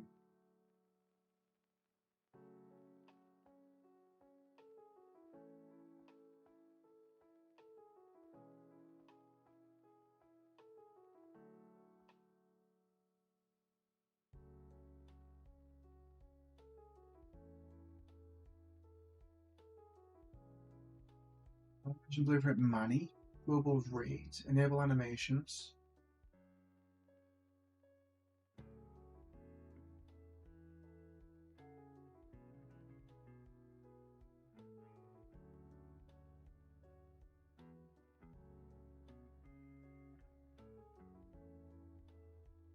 Oh, I think I've got a cut in my ear. It's itching.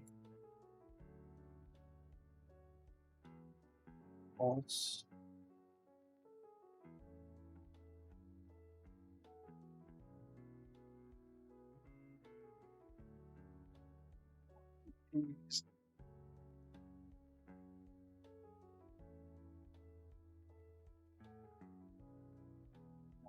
False ground speed.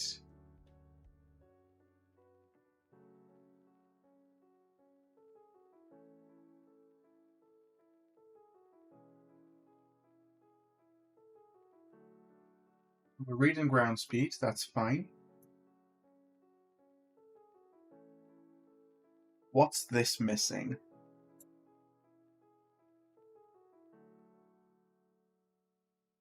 Current acceleration basically was greater than 0, 0.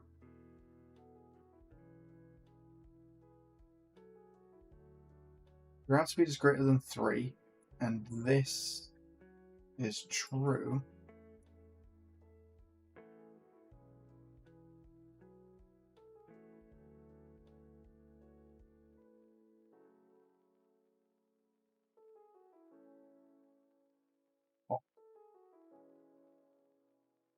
This is the problem. You know what I'm going to do? I am going to debug this with a top-down project, which we have, I think, that one, possibly, which was used for a tutorial. Let's see if I can open this one up and see how they got the animation set up for that. I need to turn that into a damn tutorial. I made it ages ago and I haven't showed it off to anyone. I think my ear's bleeding.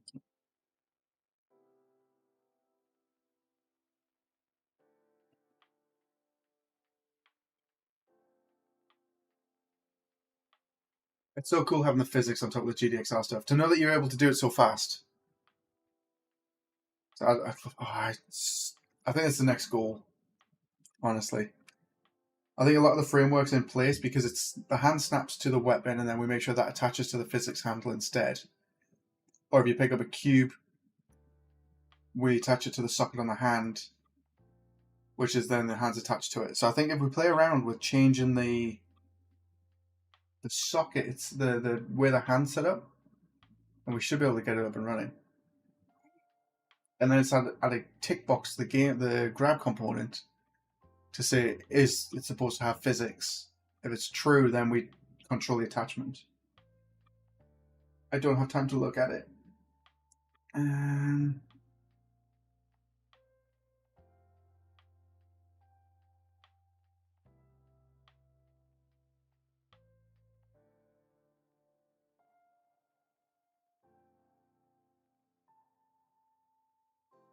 Pretty sure I'm just tech support for family members.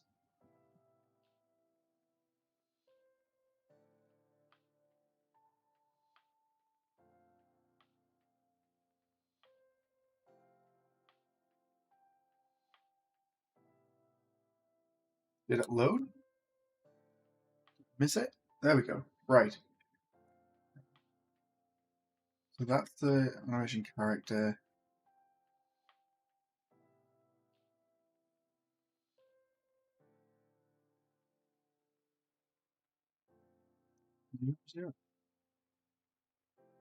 Wait, I'm so confused because that's the exact code that we've got.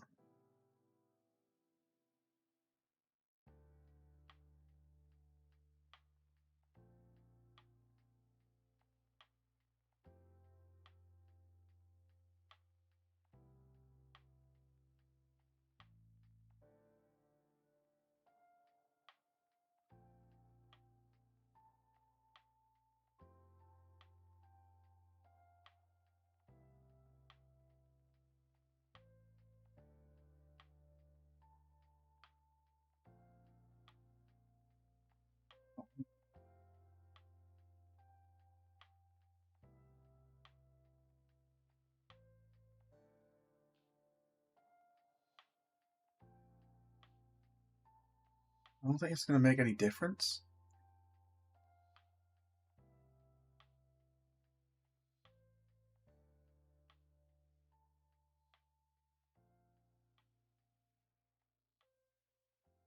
Why would this be false in ours when it's exactly the same?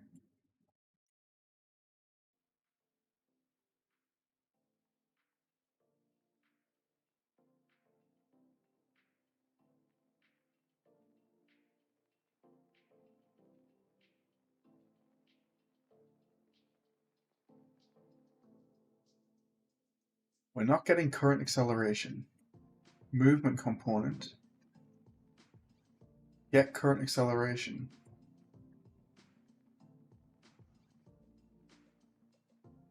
Acceleration, which means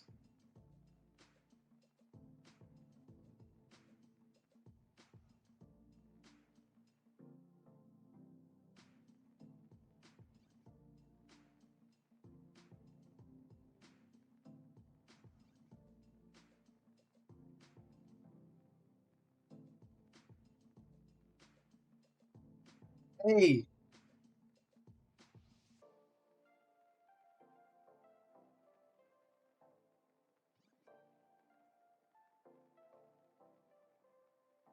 There used to be a trick you could do to make AI move like slowly, like rotate around.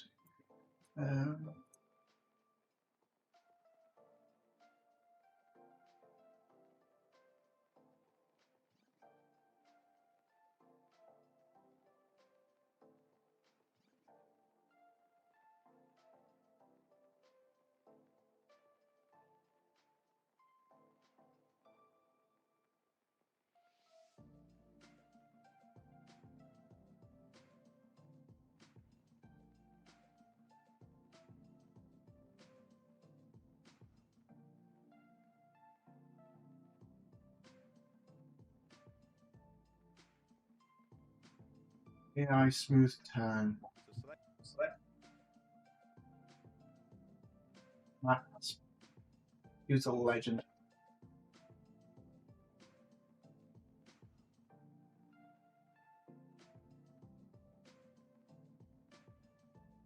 and then select the character movement, still with rotation in the search. We're now going to make sure that audience rotations movement is ticked so it's true.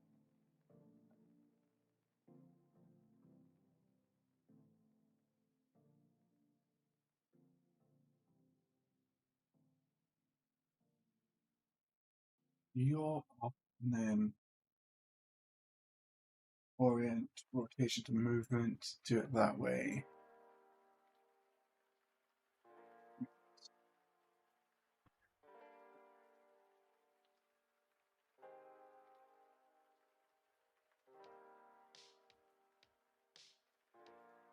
That looks better.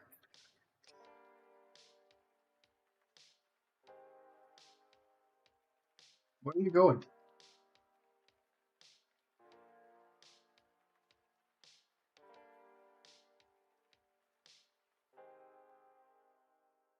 Guys, we've got something working. Right. So we do that, and now we need to do the animations.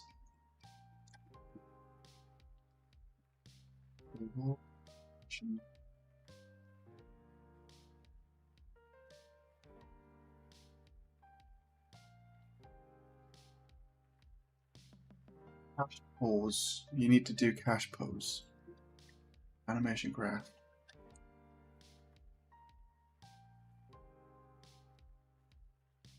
Use cache pose.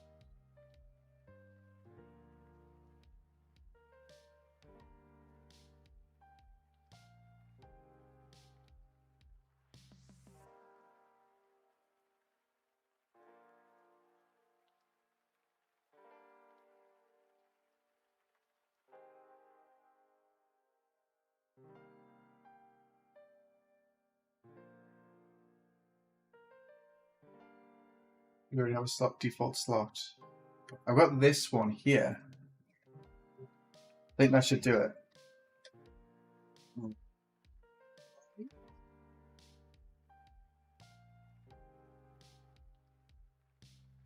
If I'm being honest, I don't know how to use this.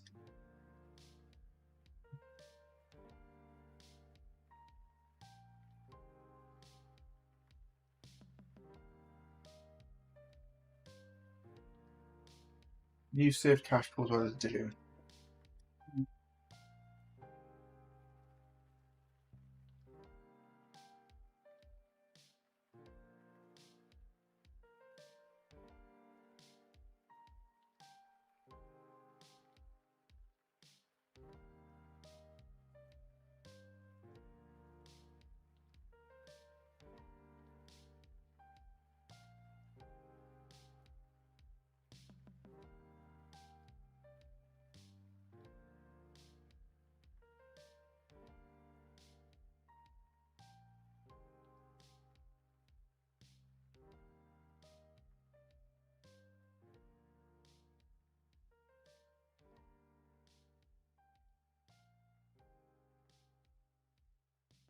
That's not gonna work. I don't think I've got time to learn control rig.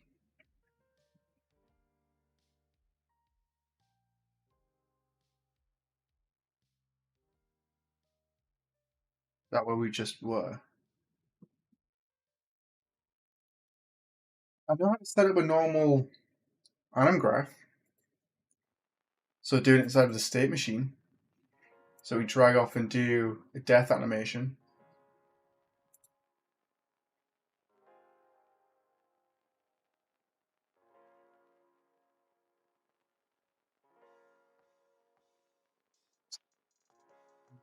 Anim graph. I could cast to AI master. If I cast to AI master, I can get more information out of it. Just play animation montage node. Do you mean from inside of the AI?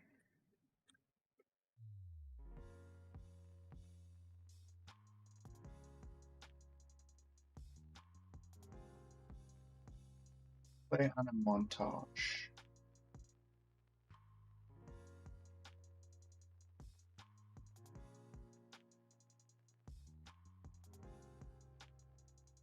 Montage? Do that one?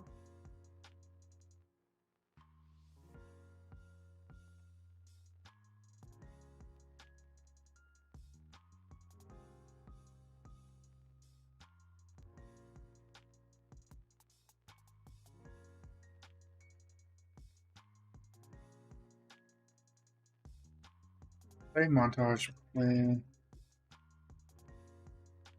animation. Cool. Play montage. Yes, that's the one. They're individual animations, aren't they? Let's find the death state. Neutral.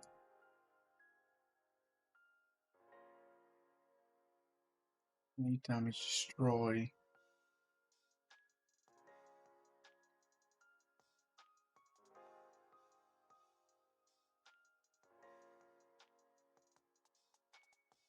Keep it super simple. There we go. That should do it.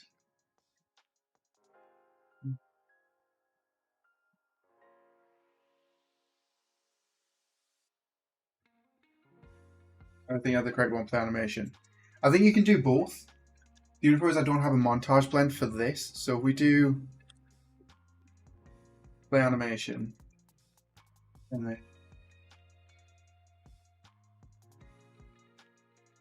part removed from front. Let's try that. Moving.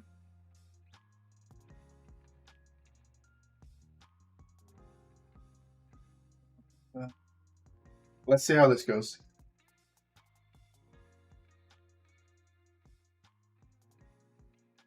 Oh no.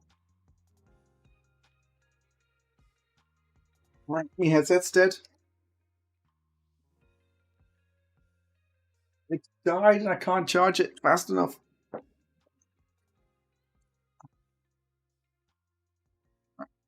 Cool. Okay, so if we can't charge it, I wonder if we can have a look through Fab to try and find some free characters.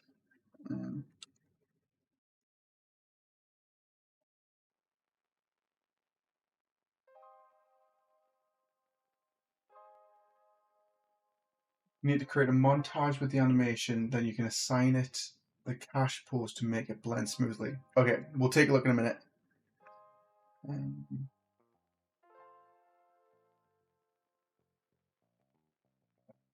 Okay.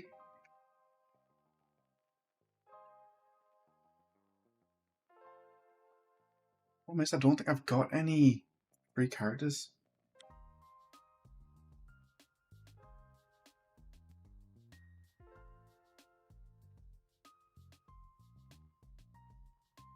AI NPCs, animations. Create montage. Yeah, I do know how to create a montage. It's the rest of it that I haven't done properly. Let's. This is going to be the hard part: is finding assets to use.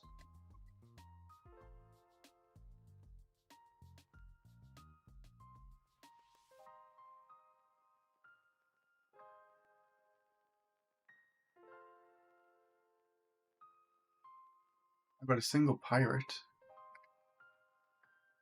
That'd be good enough.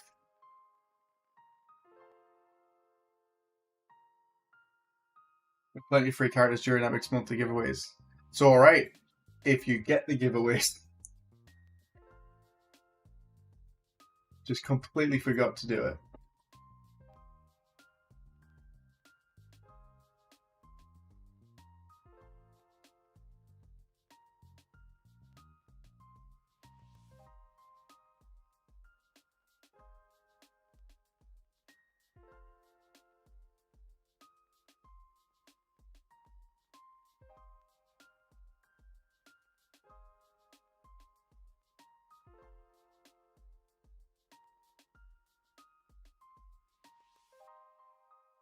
You should always get them. I know now.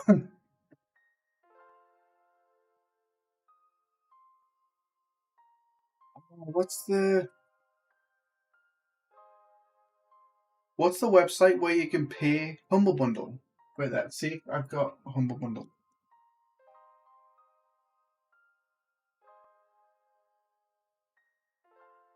I've got a habit of getting stuff on Humble Bundle and then forgetting about it. Why is everything just redeem codes?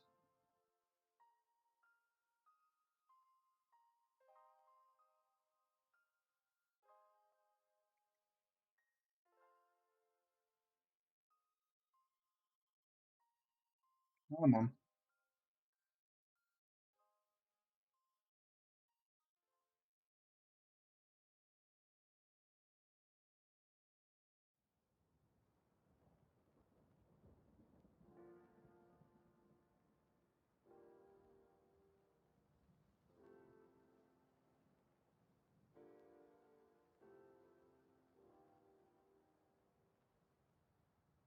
I log in the Humble Bundle and they're like, we'll send you a code so you can log in, and just no code.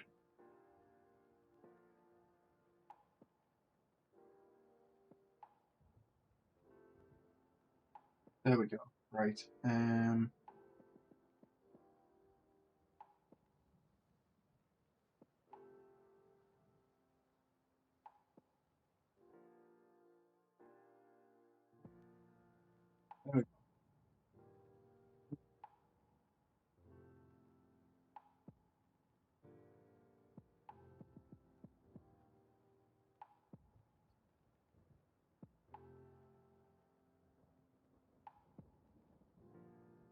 We have some assets to use.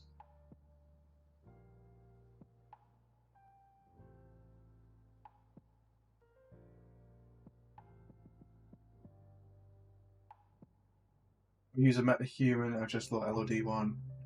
Reality 4 or 5. I know, but you gotta debug the metahuman stuff. It becomes a pain. I also don't know whether this is just Unity. Unreal and Unity. I am not a robot. Come on.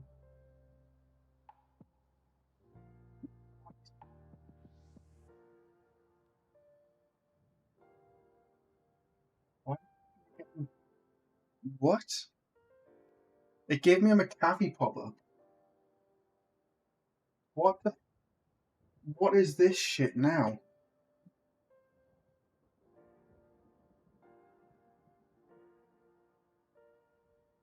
What? Why is Humble Bundle giving me viruses? Oh.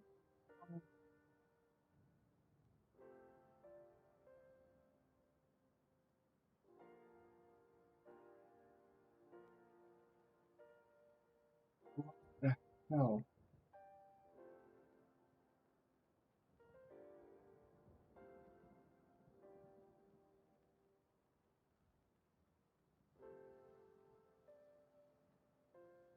I didn't even oh.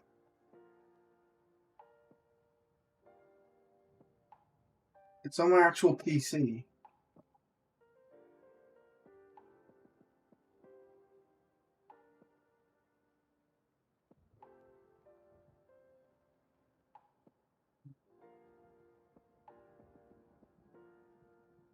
Why is this a thing?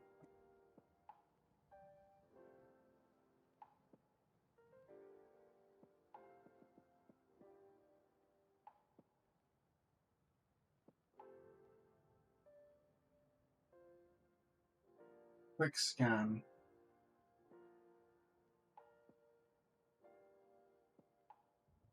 This is infuriating.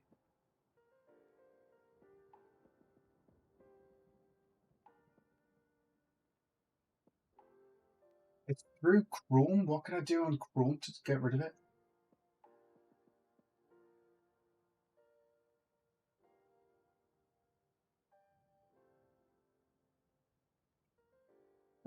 This is my Defender. I opened it from Control Panel.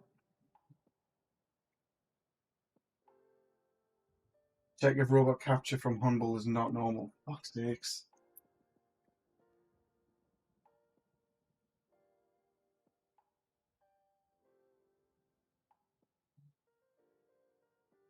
I can delete all my browsing data.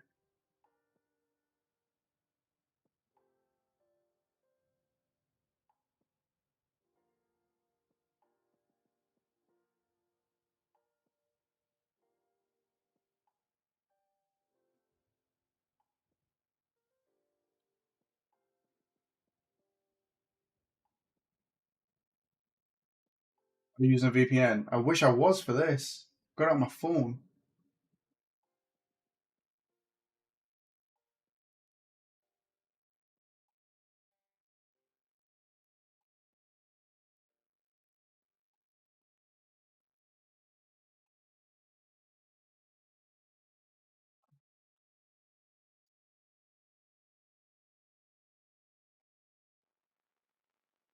This is the last thing I need.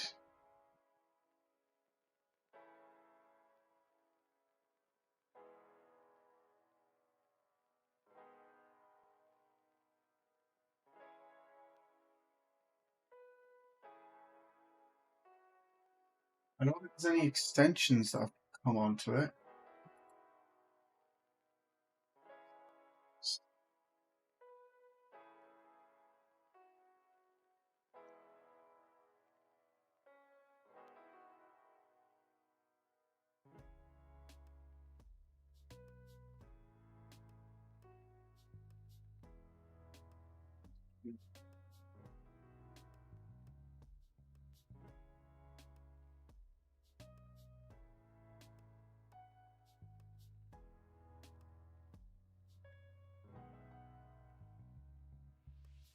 There we go.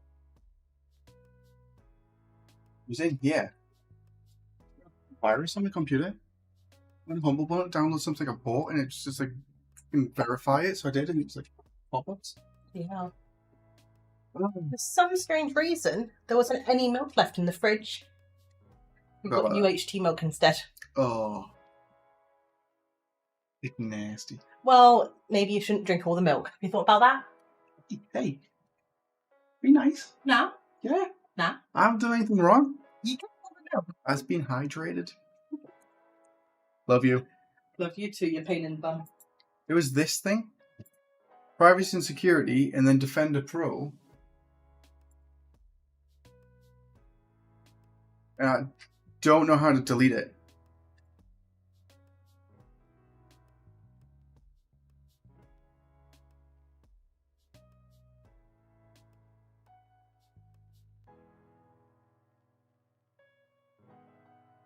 So much.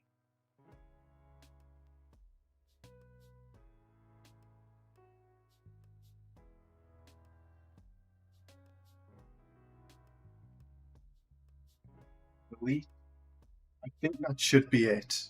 And then we'll run this. I tell my wife to stop drinking all the milk all the time. It's my fault. I bought a brand new, I bought a 2 litre bottle of it yesterday and I've drank it all. Currently no threats. Scan options. I'll do a full scan later on because it will take too long. I think it was just a Chrome pop-up. I think I'm lucky I didn't click on anything. That was really frustrating though.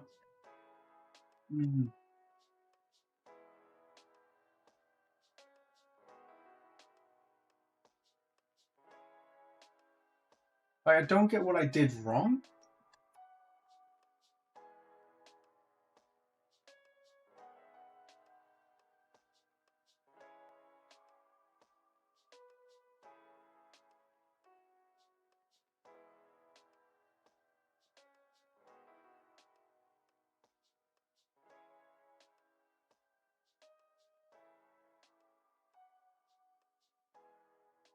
At work we got pop-ups like that. It's really weird. It's really frustrating. That's what it is.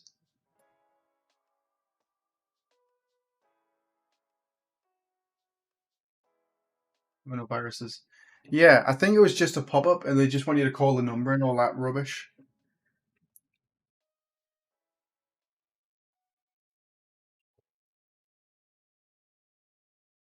Told us to download Malwarebytes to run it and then delete Malwarebytes after. I'll do it all later on because it'll slow the computer down.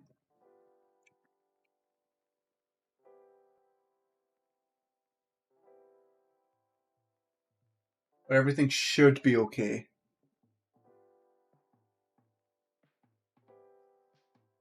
If this will download.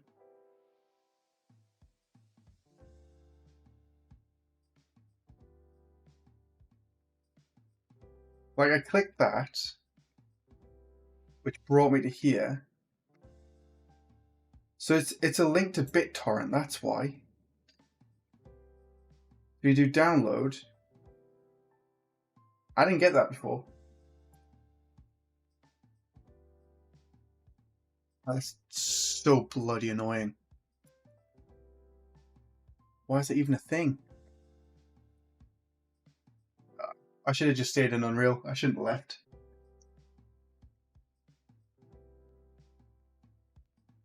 I'll run a full Defender later while I'm out.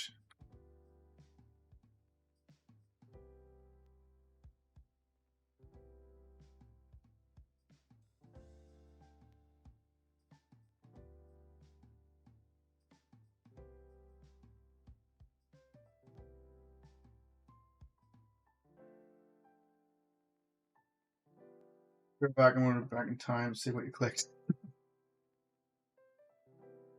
Do it and then let me know.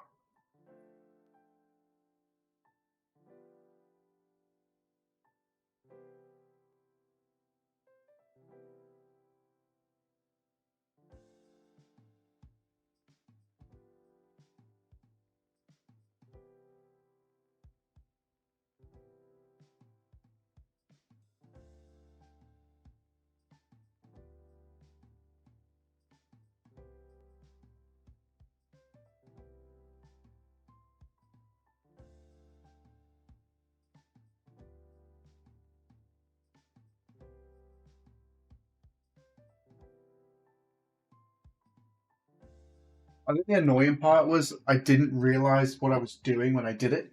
It was like such a stupid bloody thing, but I was just like, do a capture to download my stuff.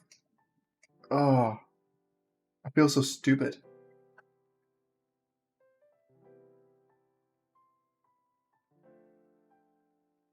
That's what I'm doing, currently researching this year.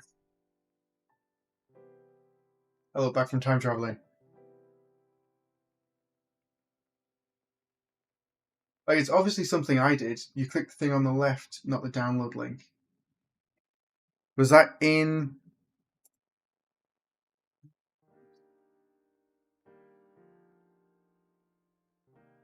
It wasn't here, it was purchases. I clicked on here.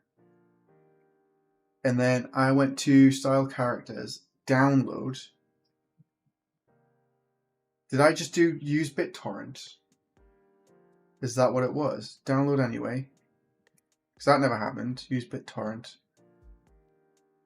That didn't happen. Cancel. Click on the name. Site can't be reached.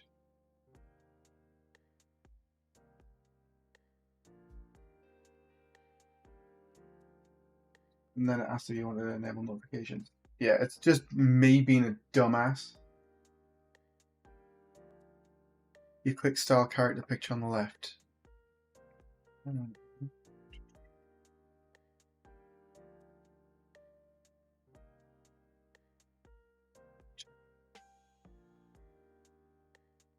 Now it doesn't load.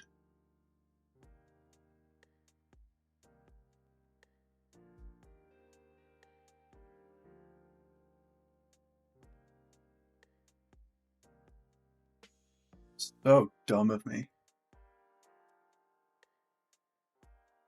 At least it's sorted. Headset's turning back on. We can check the animations. We'll see if we can get the montage set up. If this plays, play the animation, we'll see what it's like.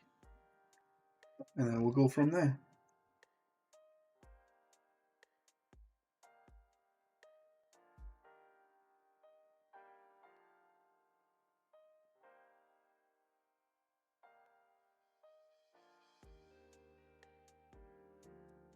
What happens. It's just annoying. I think it's more annoying that I did it on stream. That's the stupid part of things.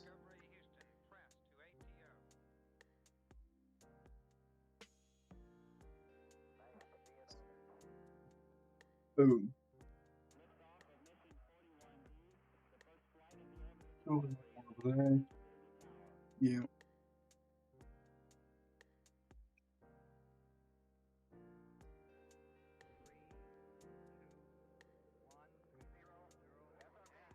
Come running. You forgot your friend.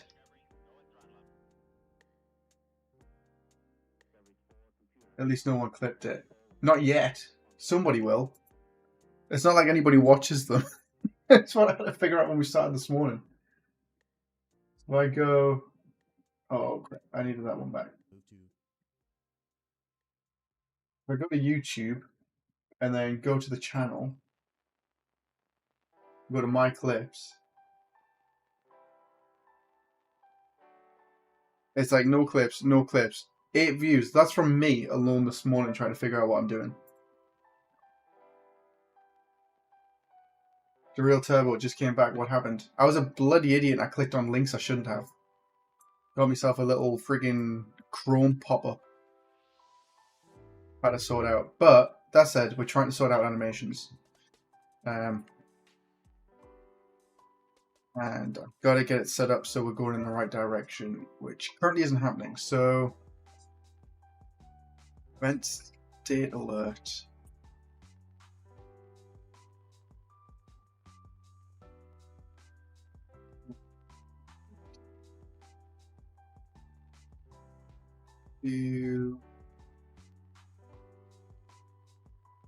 Play status.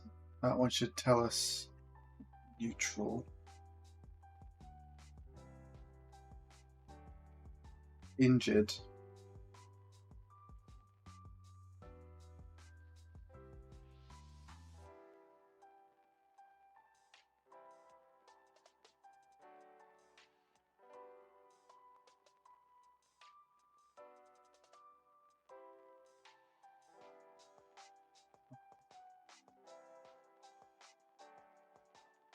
At least you don't have poison ivy. What do you mean by poison ivy?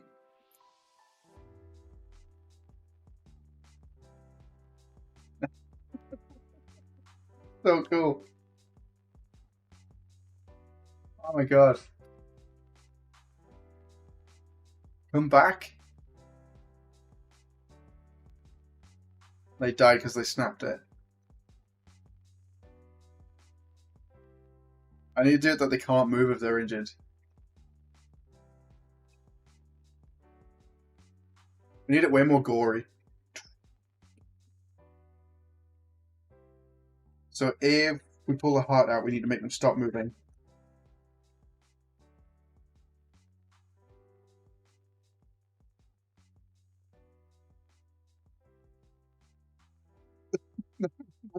Pretty well.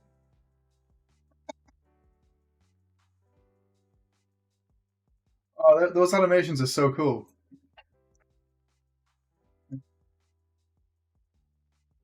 Was it snapping? It just immediately played the animation. Is that what it was?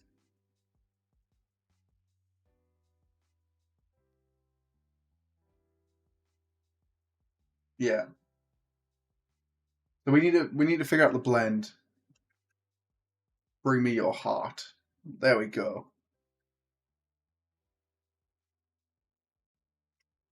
Oh, I missed it.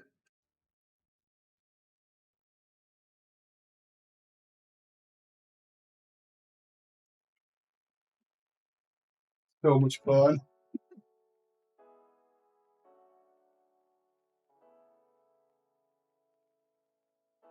Or that they rotate towards you when they're injured. That would be a good one. Injured. It fires on grabbed. So it would be a case of find player and make rotate to player. Like find look at rotation.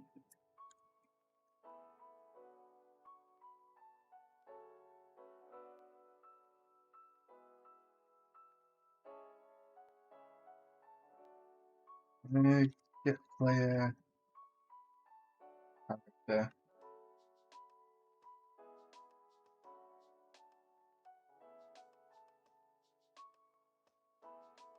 Get world location, capsule components, target, start location.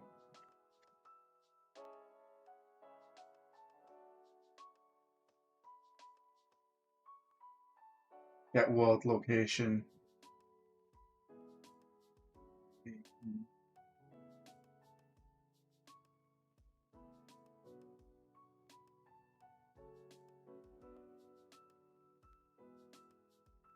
I don't think that's right.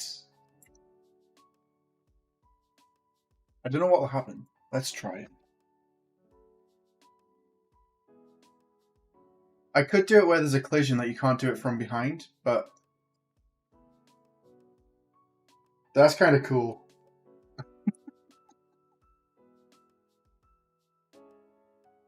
So I need to set it back.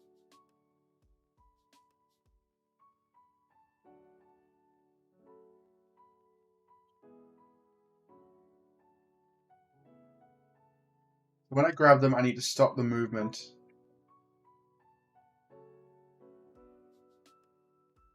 Back, back.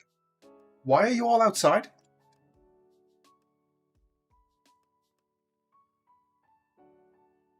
That was your fault.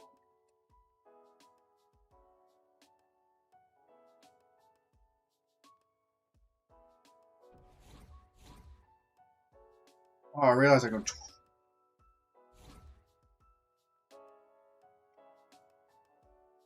I wonder.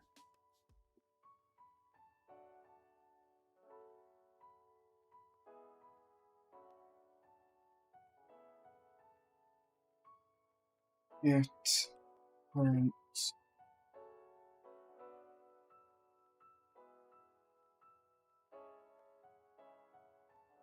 Get world rotation.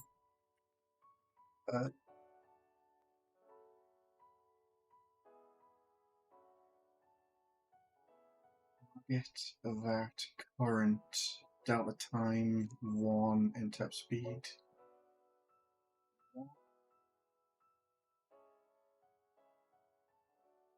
Delta time. What do I use for time? This never works. It always tells me I need a context. There we go. Although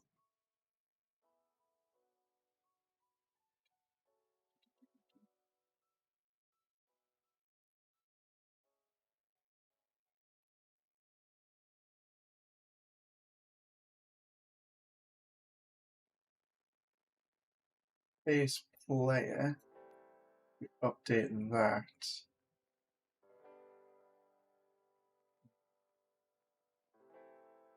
Variable.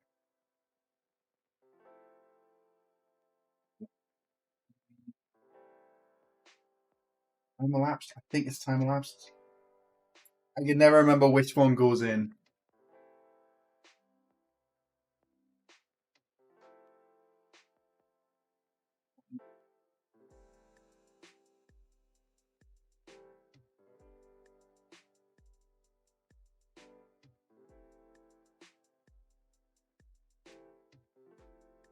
Come on, stop walking. I need to change your radius. It's a bit too big.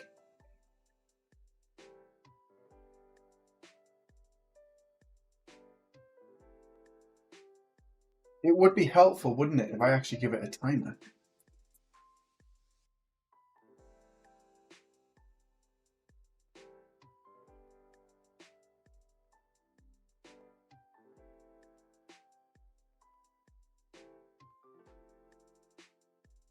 Just snaps.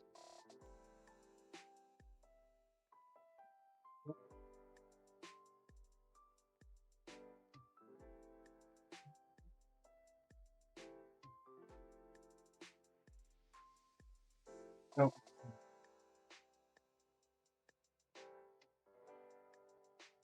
Would a timeline do it? Delta time's like a time elapsed, isn't it?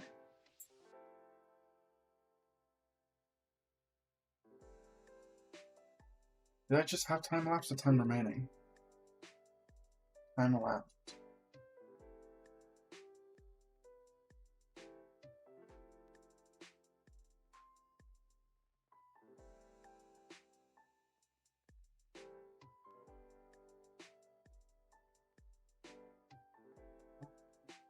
Although it didn't snap it, did it?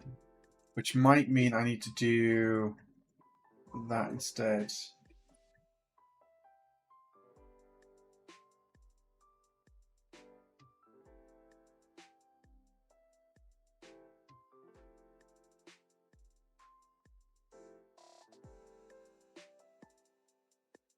Oh, it did it after a second. It rotated around.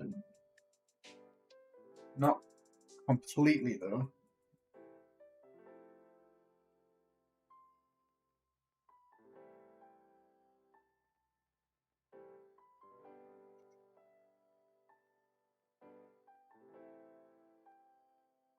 Too fast. Kinda. I don't know if I should just make it snap for now.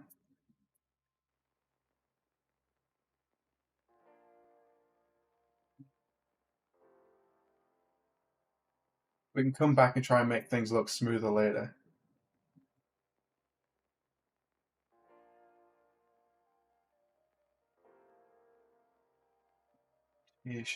Let's just do that straight into there.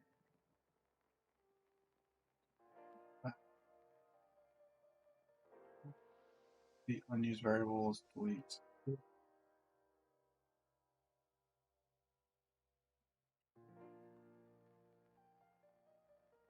Animation.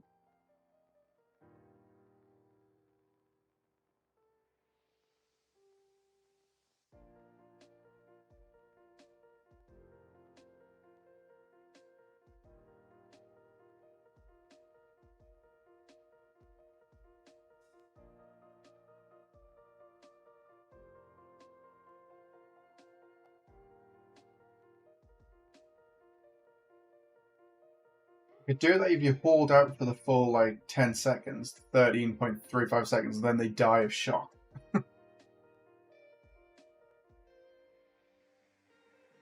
That could be cool. Right.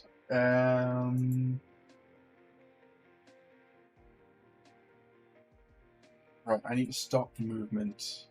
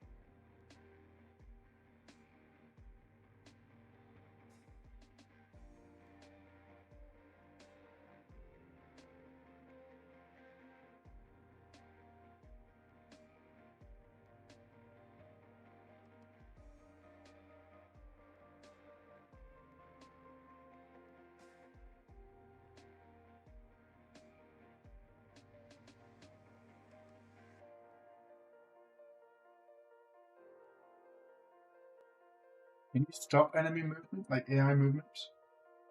Obviously, there'll be a way.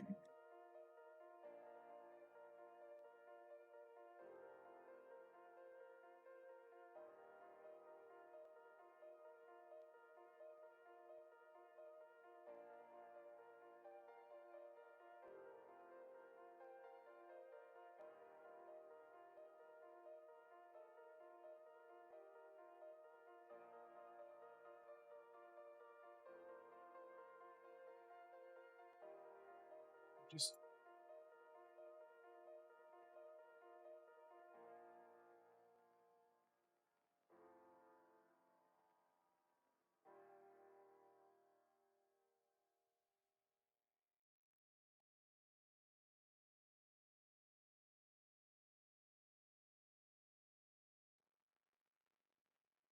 that movement mode. So if I grab them, shouldn't walk away.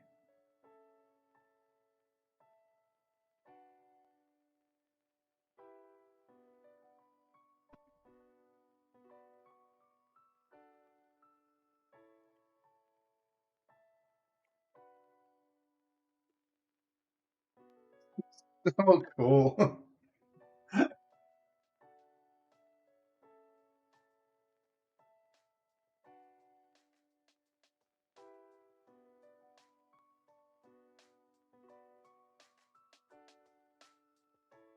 I've got an FBX that I'm trying to bring into Unreal Engine.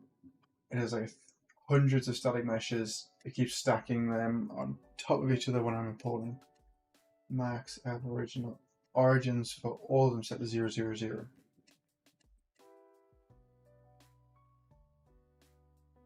Normally, if you have it set to 000, it'll take the mesh's transform and then offset it as you normally would. Then you can select all of them in the content browser and just drag it into the scene. So what we used to do for ArcBase projects, set all the transforms for every mesh of the building to 000, and then we could just drag and drop them into Unreal. I'm not too sure why they'd be doing on top of themselves, unless there's some option in the import settings now to redo the transforms. Might be worth looking at that.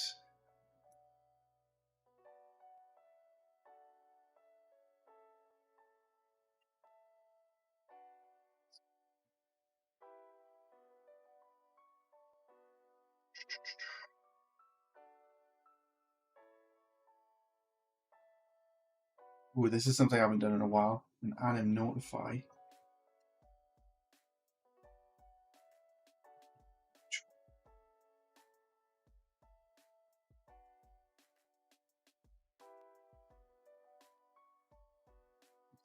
Do this before.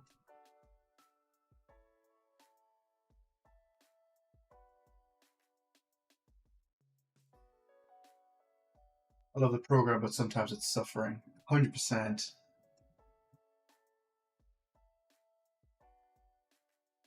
Add notify.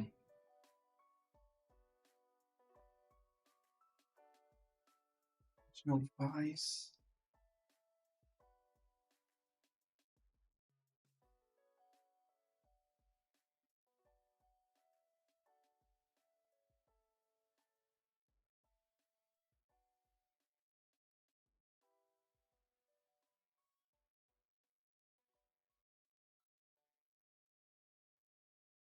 What's death?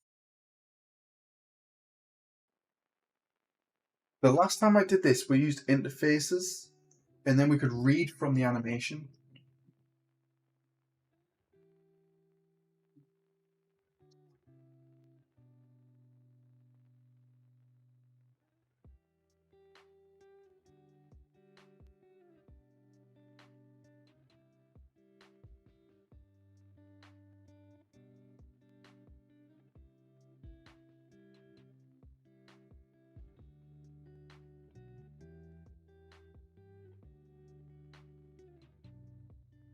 Notification.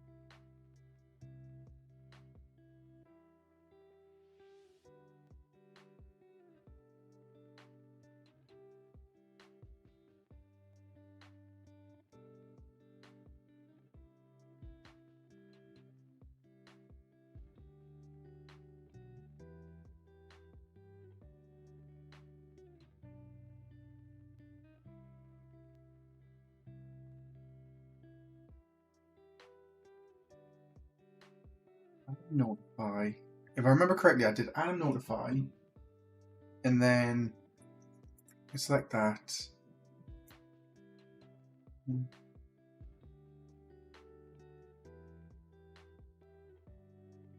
Anim notify trigger. Then in the animation, and do anim notify trigger, fires that one, and then in there, I do an interface, I think it was. Functions override, get receive notify. Then it was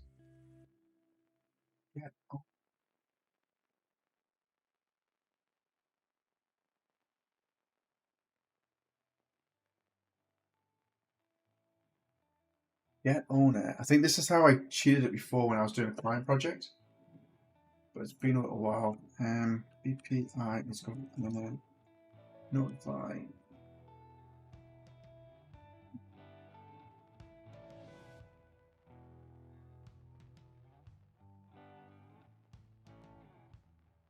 And notify, and then do that like so. And then if I give the AI master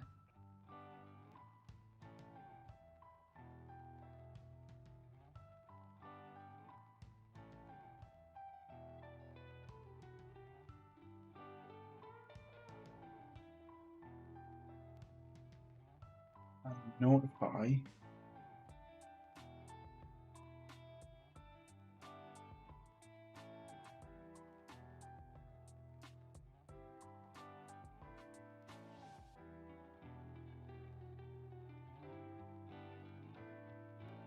force death from anim, then that will go through AI master.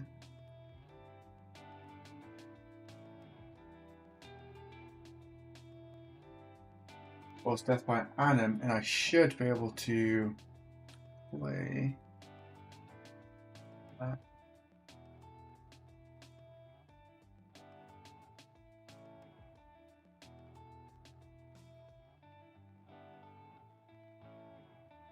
Simulation. So if I grab them, they should stop moving because we changed the movement mode to none.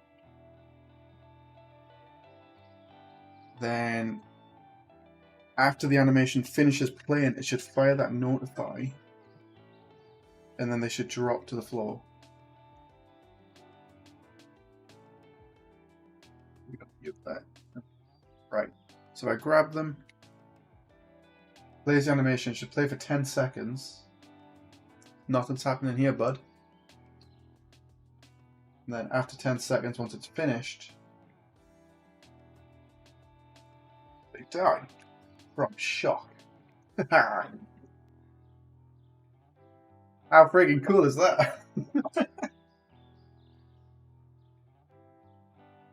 So we've got a system set up where we can pass anims through.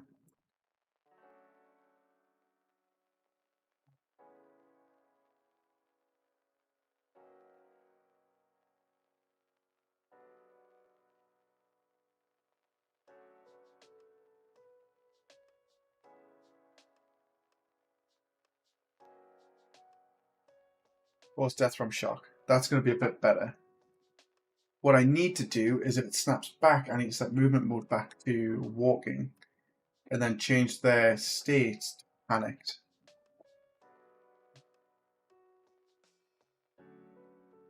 First hand drop, reattach. Yeah. So it's not walking.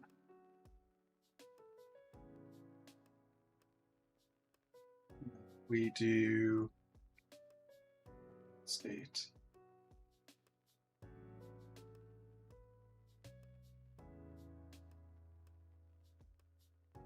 Alerted. That should be fine. Very nice. Death from shock. Yeah.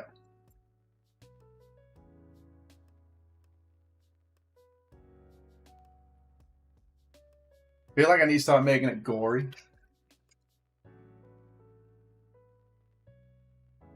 Go up to you, rip your heart out, and then if we snap it off, you die, and then we can eat it. Then we can make you come back. And then if we hold it while it's still attached, make them look at it.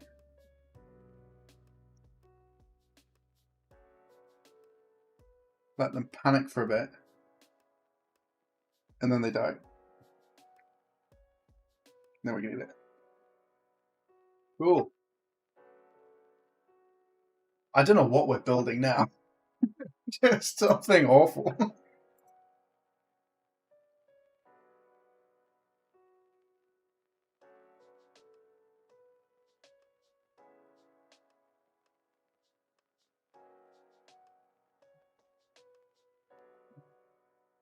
Not really using Quinn, so move those here.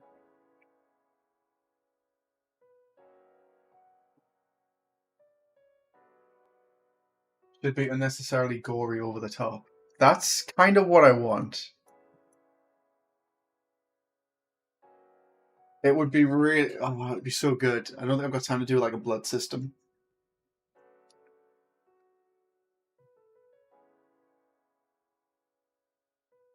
Decals don't work on mobile, or do they?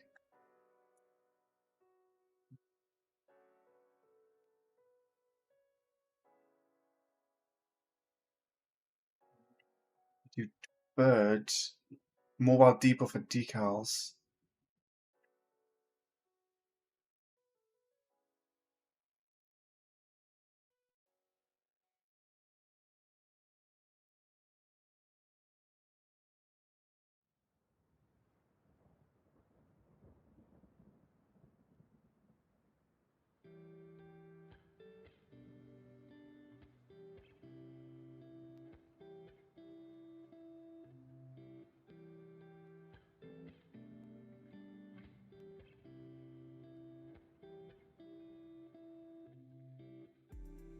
Just really...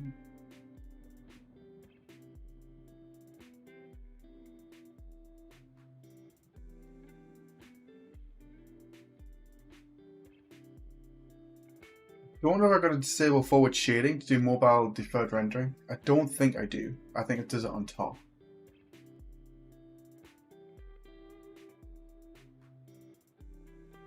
Let's try it.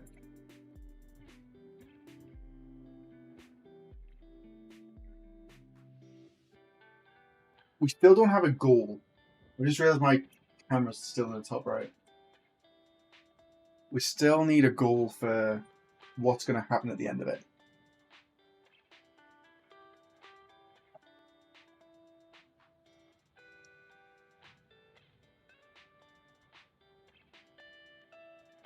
We could do it so when we grab the heart out, it like breaks that ribcage open or something.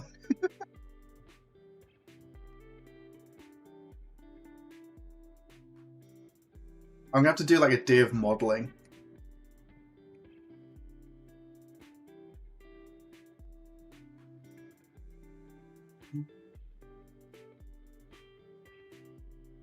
I think the hardest part is going to be the characters. I've got a feeling I might have to do something with MetaHuman. Although I really want to avoid it.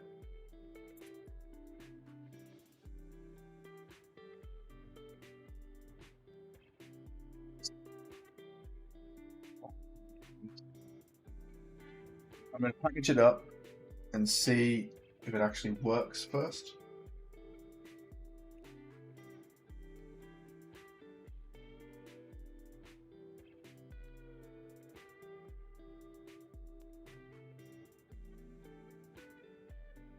If it works, we'll set up some decals. So when we like grab the heart out, it puts a decal on the chest, so it like looks like blood.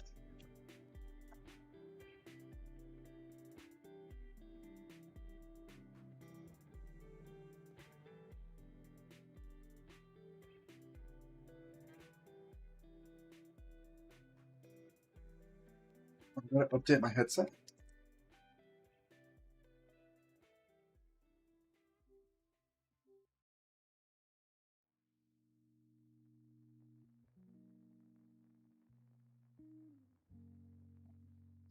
Software update. I'm all up to date.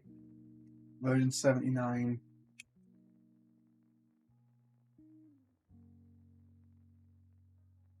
Better performance. Match a version of your headset, 78, but it's 79 on the headset.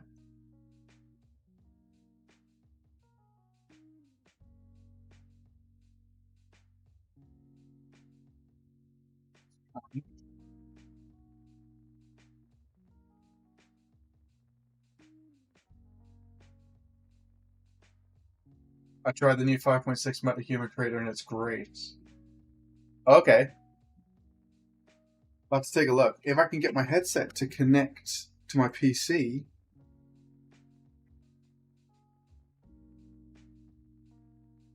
which it doesn't seem to be doing. Let's have a look. Would be helpful if it was plugged in. Why is it not plugged in?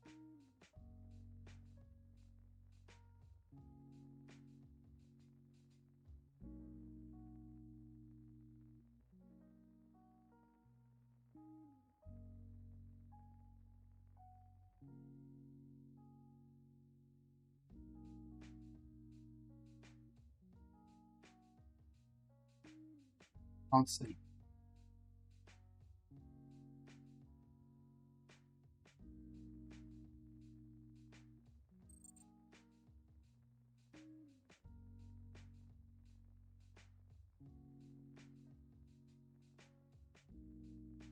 Nope, I'm not moving that.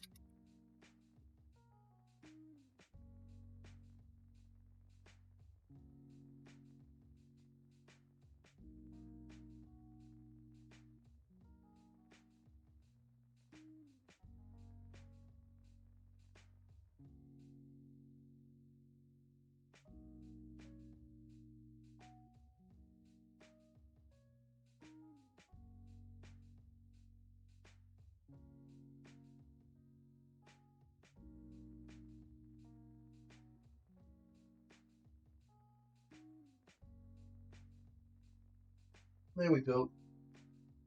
That should now let us install APKs.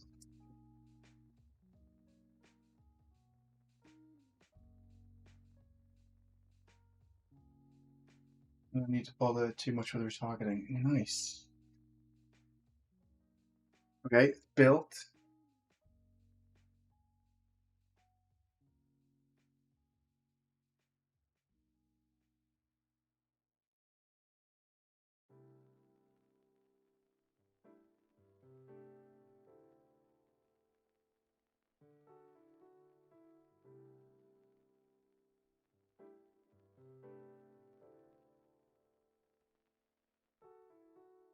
Come on.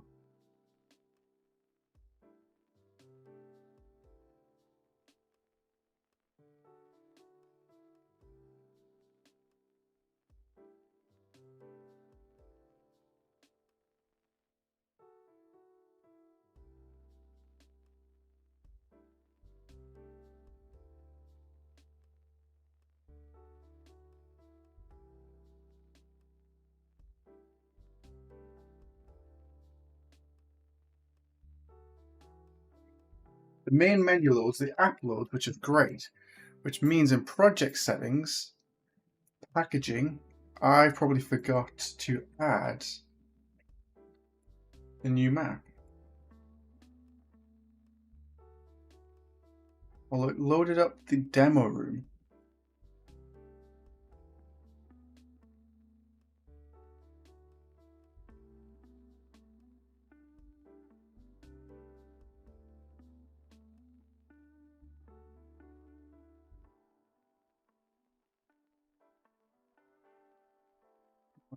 So that should be fine. Maps. Main menu.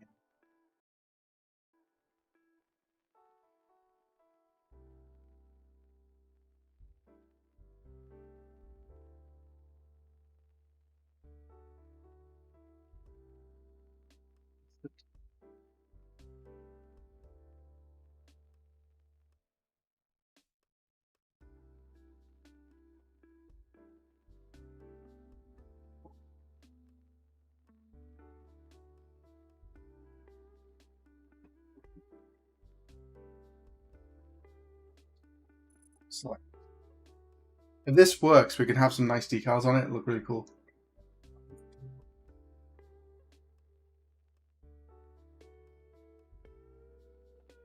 Have they moved the metahuman stuff so you can do it through here, isn't it?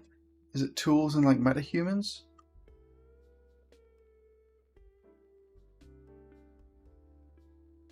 Because the last time I used metahumans, you had to open up a website and then wait in a queue.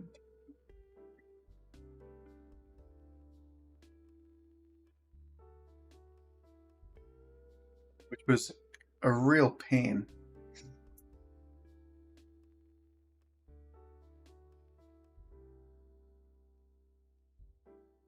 You need to toggle plugin first. Plugins. Damn. Metahuman Creator, I assume that's it. All metahuman plugins. All of these?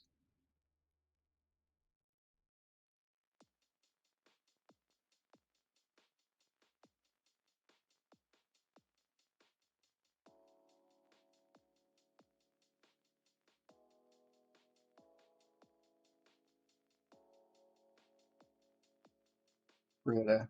So I assume enable creator and then it enables the rest of them. Yeah. Okay, let's restart that. I'll install this one. And then we'll see whether it's working. If we can do metahumans, what we can do is we can put a post out for people to create their own and then send them to me and we can put them in. So people can make their own metahuman characters for the game jam and then we can put them in there. And if you guys give names as well, we can put a little credit screen in. Do a little bit of fun.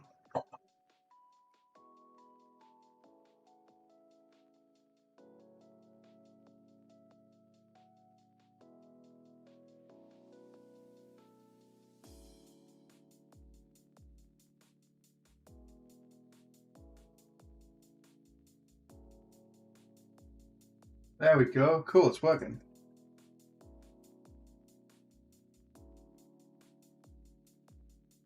Yes, it even took...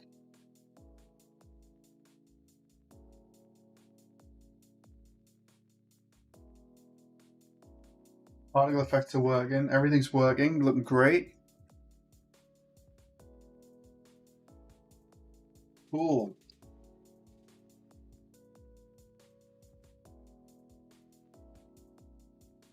It looks good. The characters have dynamic shadows.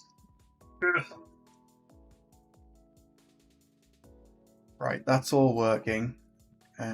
Tools. This is going to be the bit that people don't see often, is device profiles. I've talked about them for a little bit in the Discord lately.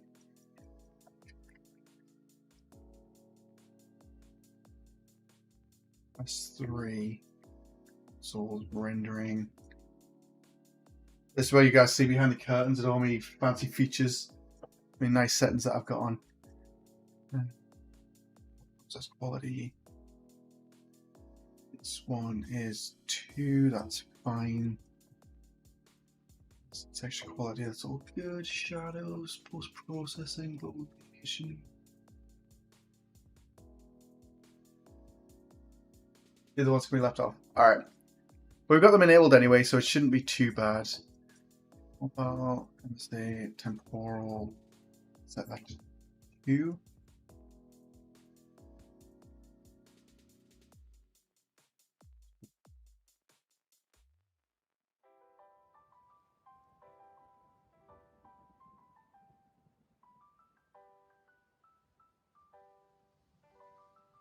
And that should be it.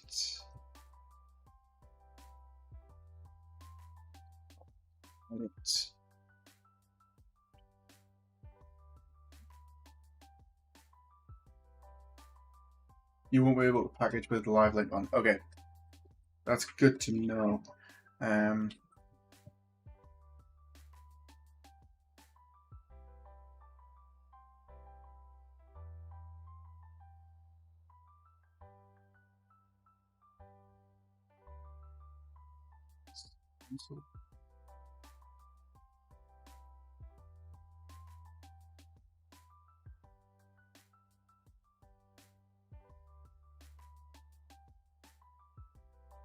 There you are. I know you were in there somewhere.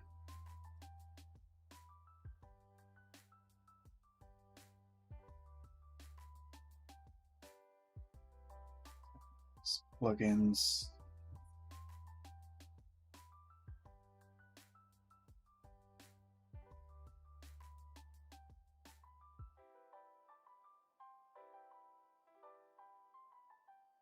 We don't need live links, so we should be able to get away with it. I'm not going to get as far as doing animations for facial stuff. Don't think the Quest would handle it, actually.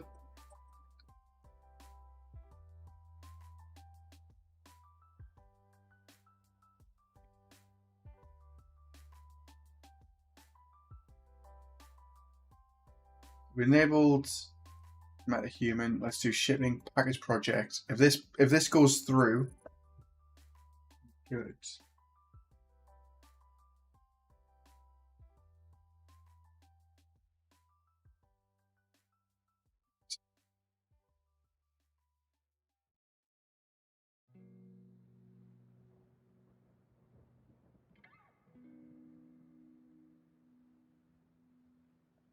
Might need to wait for that to download. We'll do this build. We'll shut this. We'll let it download. It should only take a couple of seconds. I've got pretty fast Wi-Fi.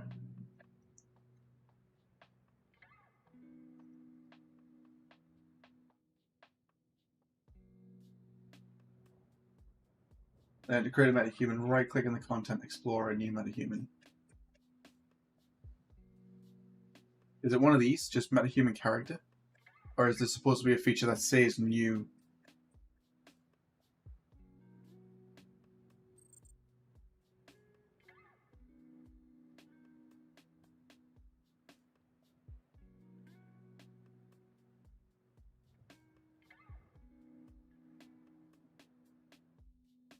We'll leave that for a minute.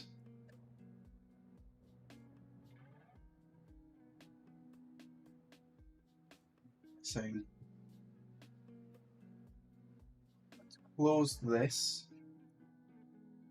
This should then download MetaHuman Content Core.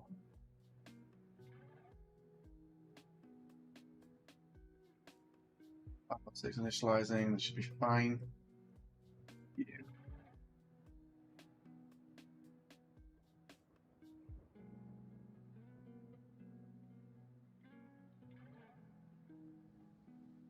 Pass to the headset.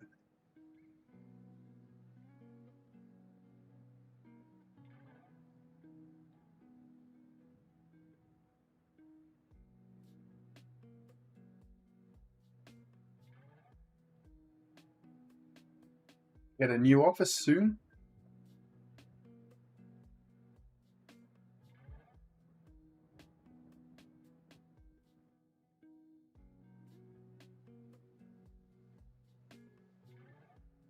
Would be quite nice.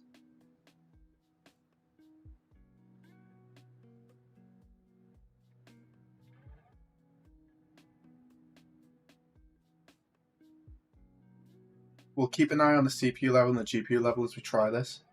Because we've got 6 AI characters running around in the level, we'll try duplicating them all and seeing how many we can get away with.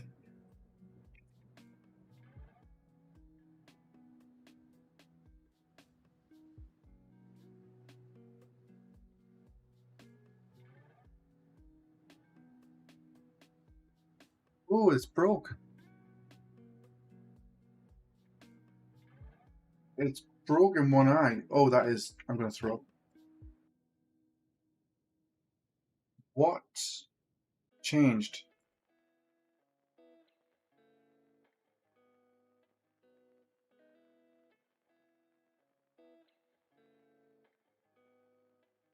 Updated.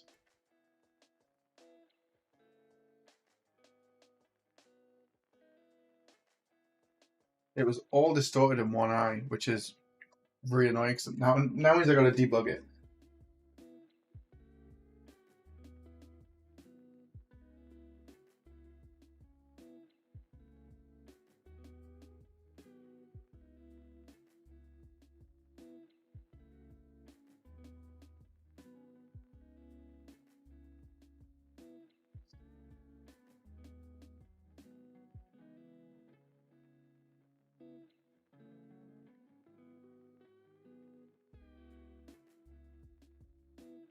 That should not happen. I don't know whether it's the device profiles that I've messed with, or if it's the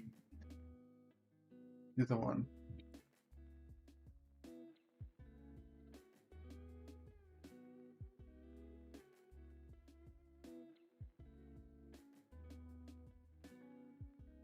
TA is enabled.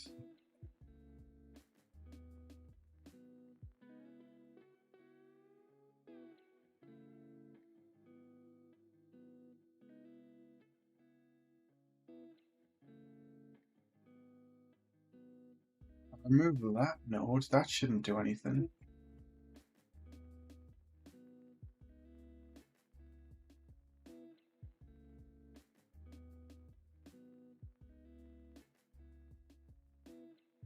Set these back to 3.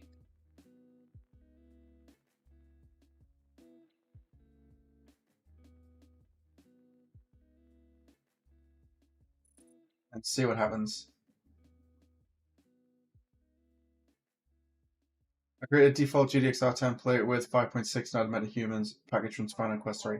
Awesome. It'll be because I've changed something on my end. I don't think it's the metahuman plugins. I think that's fine. I think it's because I've changed the rendering stuff, or I've deleted the XR screen percentage out of the player, and I shouldn't have.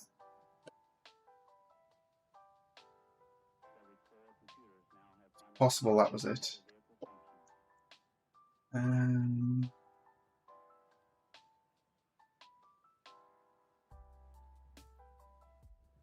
wonder if it's needed. I just didn't pay attention to it.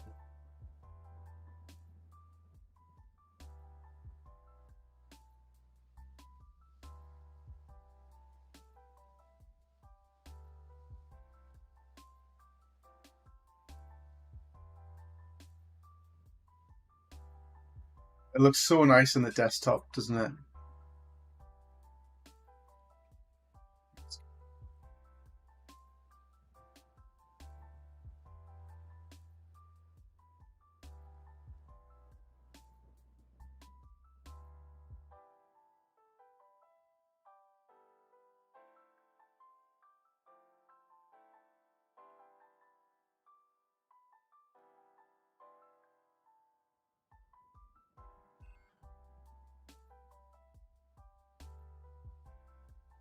Put that back in. I will do device profiles again. See if I can change those back to TA.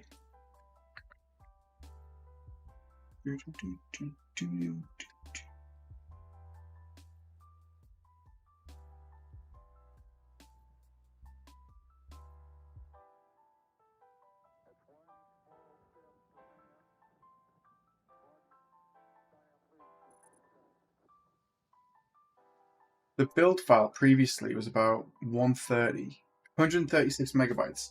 I wonder how much it'll change now we've enabled the metahuman code, or the metahuman plugins itself. But yeah, if we can come up with a little workflow for getting out metahumans, then we could get people to build their own ones and drop them in.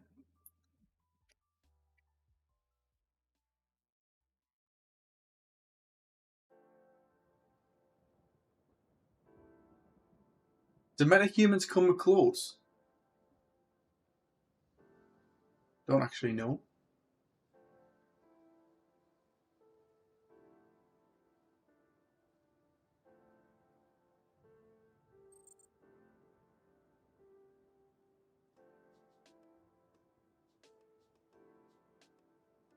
Oh, didn't change. Let's see if this works. Fingers crossed. If this one doesn't work and it's still got the same issue, I'll have to just change those device profiles back to 2. And then hopefully that'll kick it in and load up for us. I've only got about an hour left and then it is family time. Which is cool.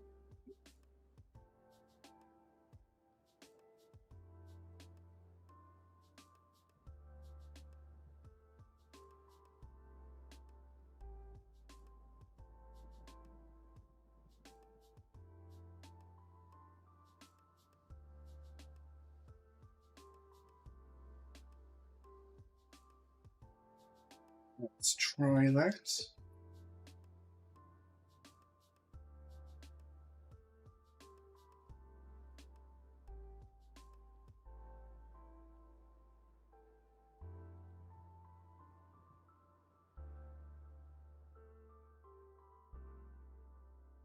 Install. That's because I'm on GDXR. Oh, man. I'm an idiot.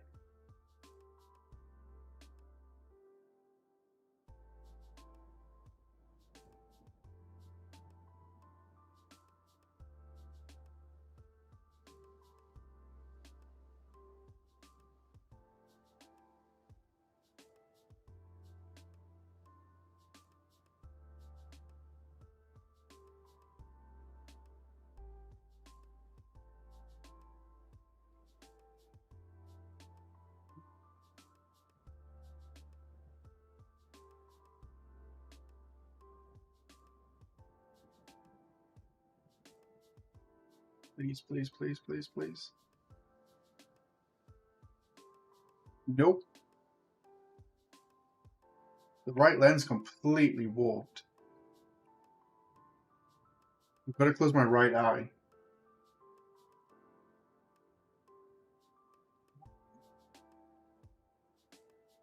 Oh, that's kind of vomit inducing.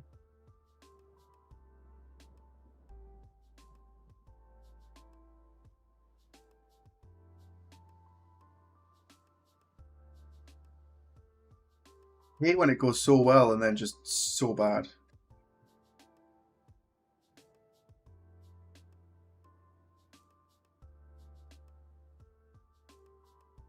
I don't think we got anything else.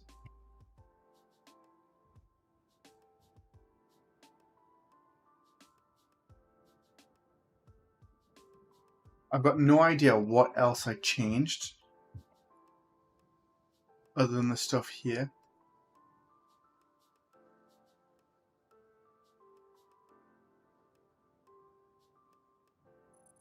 Cool. If it doesn't work, I'll have to copy over project settings from a previous build. I don't think I changed anything else in device profiles. That's back to default. Player is back to default with 130 XR. Change it from TSA or TA in project settings back to MSA. So we'll see. I'd have been in the profile changes. Yeah, I don't think I changed anything else though.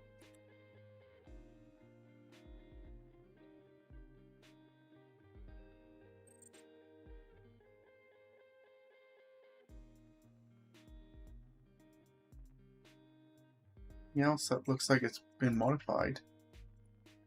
I didn't change that many options to forget. It should be okay.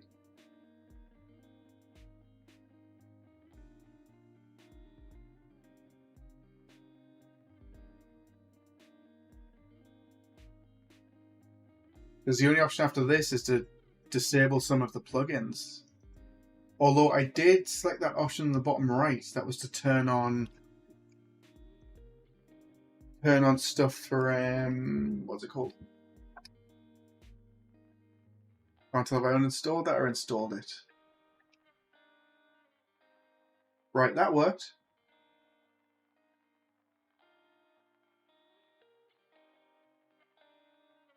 Project settings.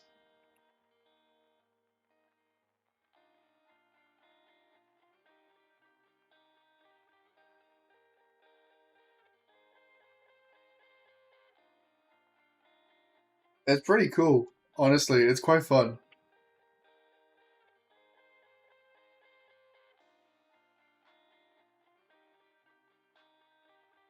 We are running at a 50 FPS, probably because I've upscaled it to like 130.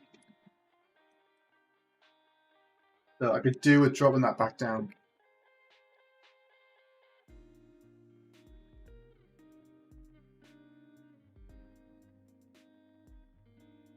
So the issue must have been temporal anti-aliasing.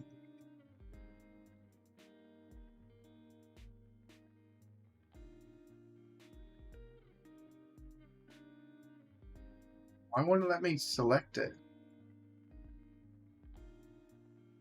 Okay, I don't know.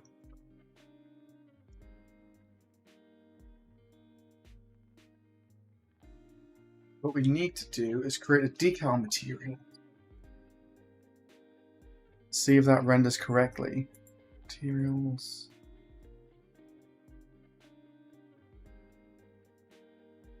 .6 bug. Possibly.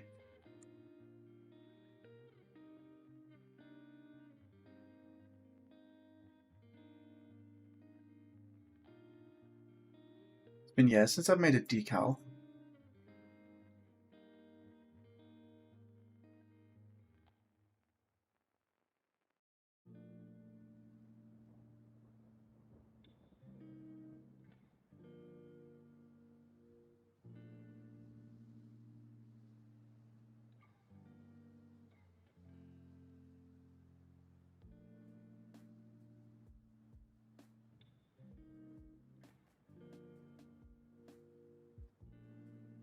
So now,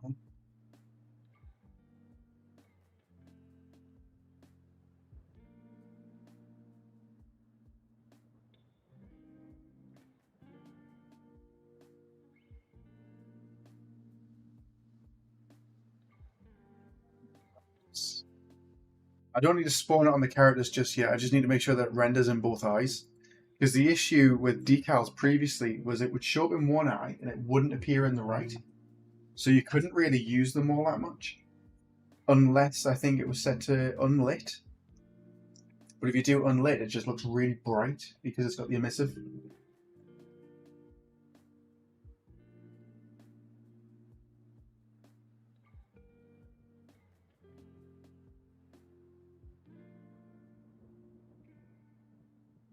Let's do this. See if it appears. If it appears, we can do a decal, blood decal that appears on the chest when you rip the heart out. Which would be fun. And then if this works, we won't do the blood decal. Do we do the blood decal first, or we do the metahuman? Try a metahuman because that's the most intensive, and then we try the decal. I think that would probably be the better option. Try it that way. Go.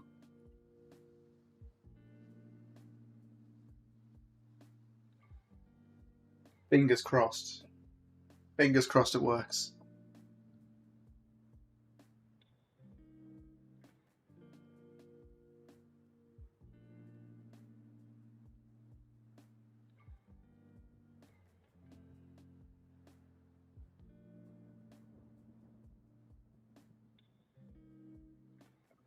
Right. Let's boot it up real quick. CPU level. CPU, GPU. GPU's gone up quite a bit.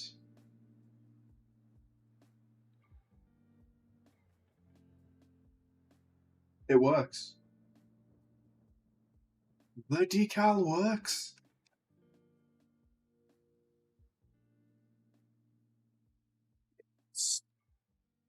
If I do this and then screen share it, you guys should be able to see it. Oh, performance gone down. But yeah, you can see that it affects the model and then walk over it. So we do the same sort of thing, but with a blood splatter that appears on the chest when we grab it. So we grab it, spawn decal on the chest, and then we can do it that way.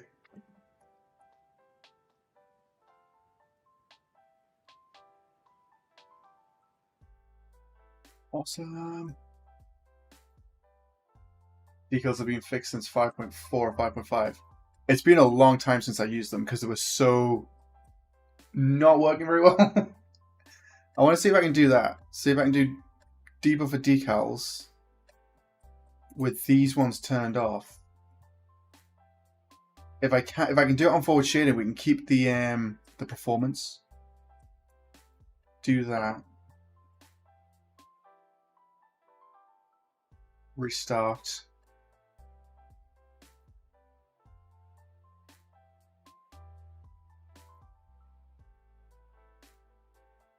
You know, the one thing that I'm most nervous about with this entire project is audio.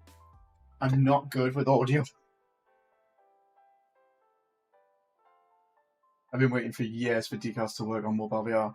Yeah, it's why the GDXR template uses a plane. I get the normal from the surface that it hits, and then spawn just a plane on it, so it's like a fake decal.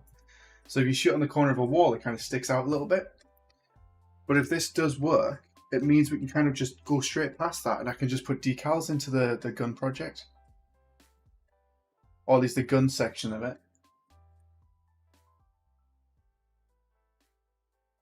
I'm packaging this and there's no decal in the level.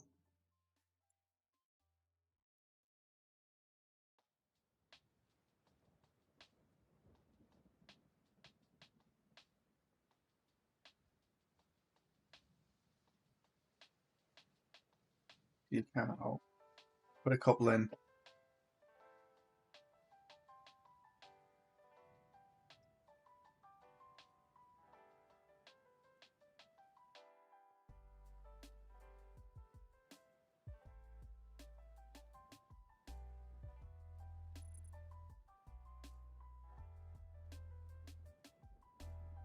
This could be so fun.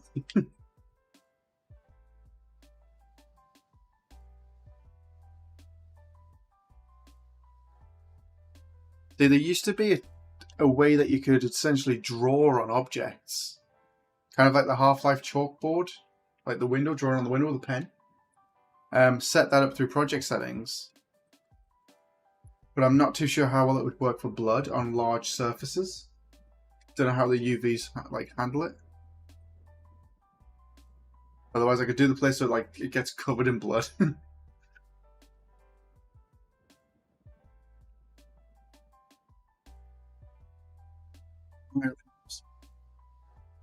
We've got half hour left and I've got to deal with the project set and stuff.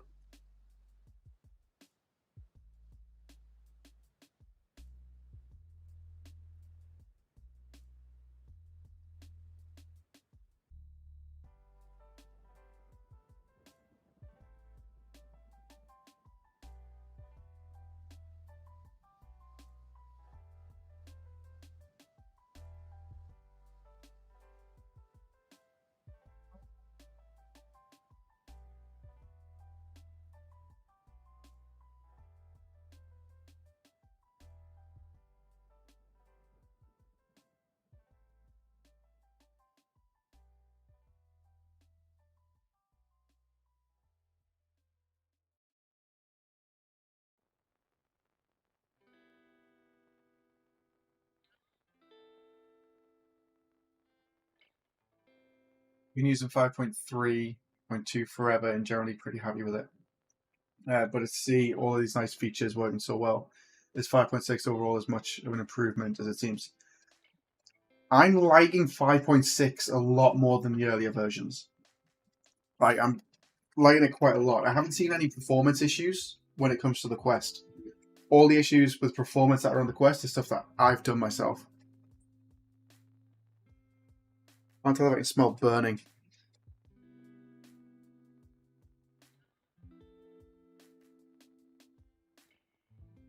I can't tell if I can smell burning from my PC or somewhere else.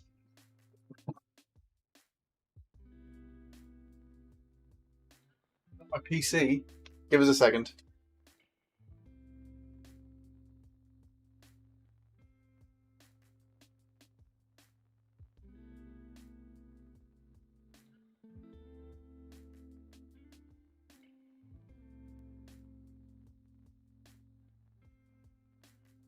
I don't know. The computer hasn't caught fire yet, so we should be okay. PC is cooking. You would think. Oh, does it tell me the... I've got this. GPU 72 degrees. Oh, CPU 72. Bit warm. Don't know why it's taking so long now.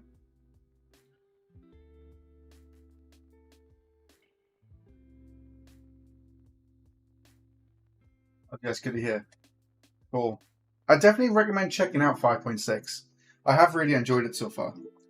Like it's pretty minimal on its updates if you're doing like VR, mobile VR, because you just set it and it's the same as the other stuff. But on the headset, I've seen it's better performance on the GPU and the CPU. It's normally quite low. All the impact that I have in the GDXR template is actually due to the number of weapons that I have in the scene and the vertex overdraw, I think it is,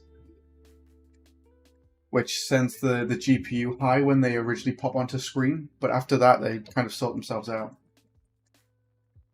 That's why I think in the recent update I removed a couple of them on the side bench, just because it was being a bit of a pain. While this is doing its thing, I'm going to pop into the other room and talk to my wife for a second. Cool, right. Should be fine.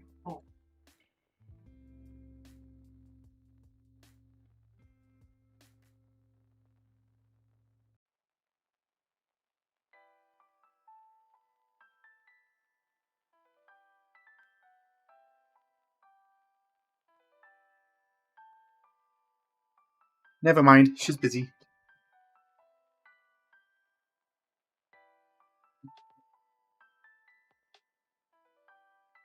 I was Discord doing it. I realized I haven't been in it today.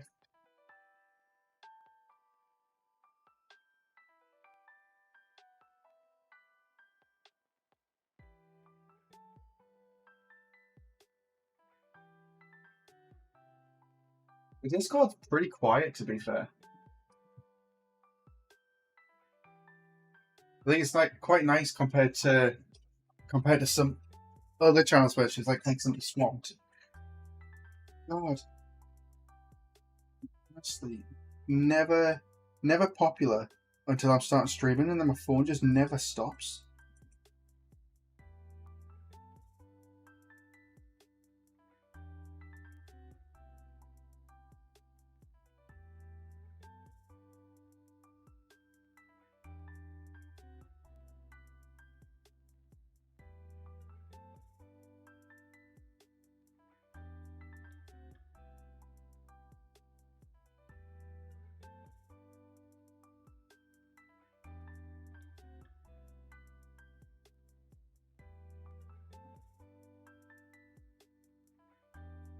No, does anybody here read? I don't get to read often, but I've been reading Project Hail Mary by, is it Andy Weir? In preparation for the movie coming out next year. It's so good. Like if you haven't read it, I definitely recommend it.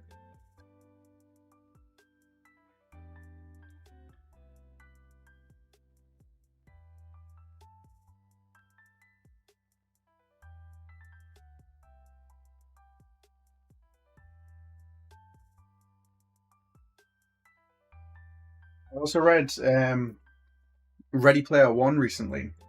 Ready Player One and then Ready Player Two, and it was shocking how different the book is from the movie.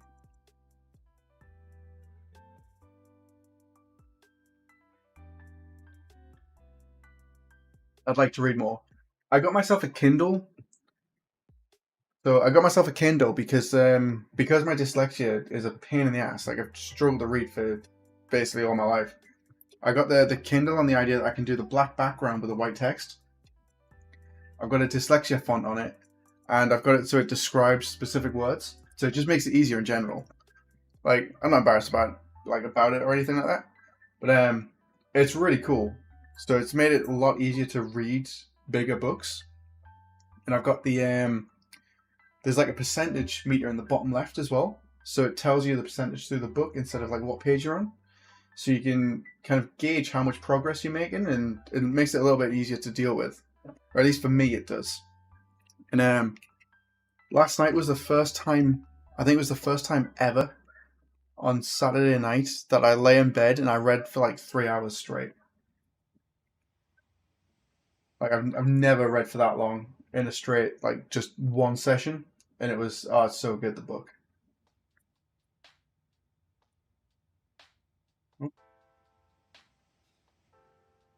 Right. Ooh.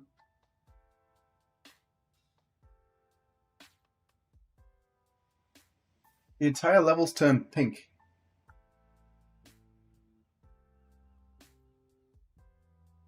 The decals work, but the levels go pink.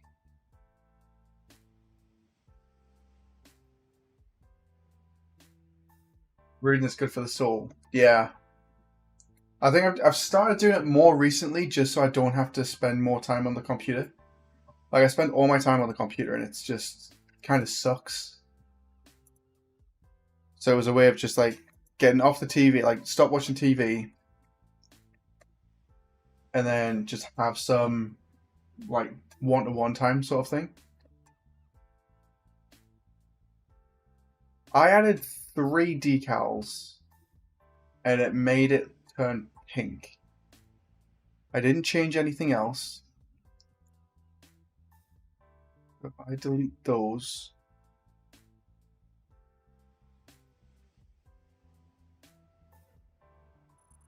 try this. I'm spending too much time on this decal thing, to be fair. So I might jump over to working on the metahuman stuff. See if we can get some different characters in.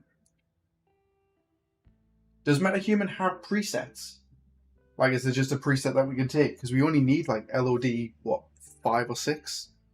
So it's pretty low res.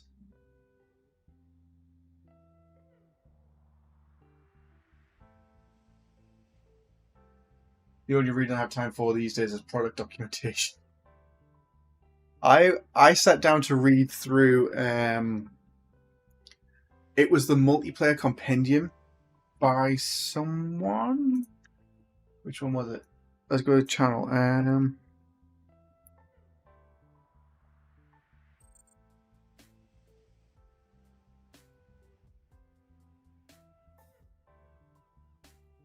This one.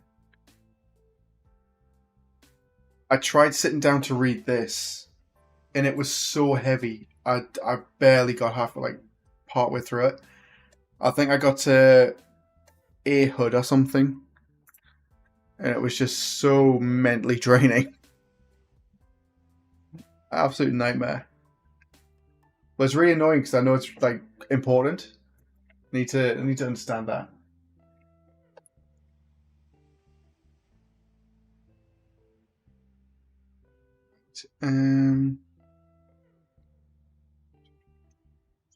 Two. So that's the new build. If it's still pink, we'll deal with it tomorrow. I don't know why it would be pink on the headset and not in the level.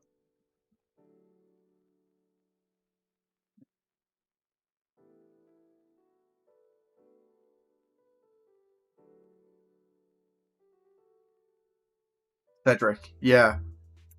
Like, it's really cool. I don't know if anybody's actually gone through it. I'll put it in the chat.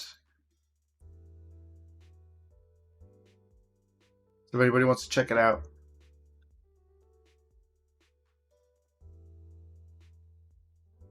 Oh yeah, it's dry as fuck. It really is.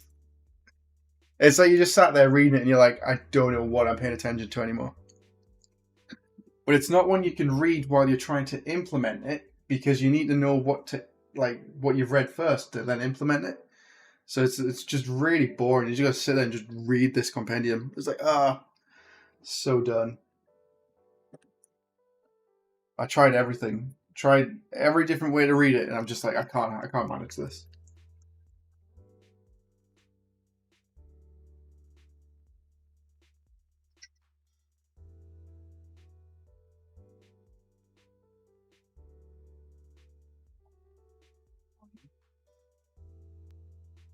Default level's quite dark and GPU's high.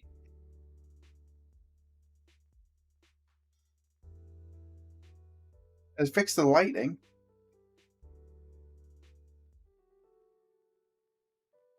GPU's level 4.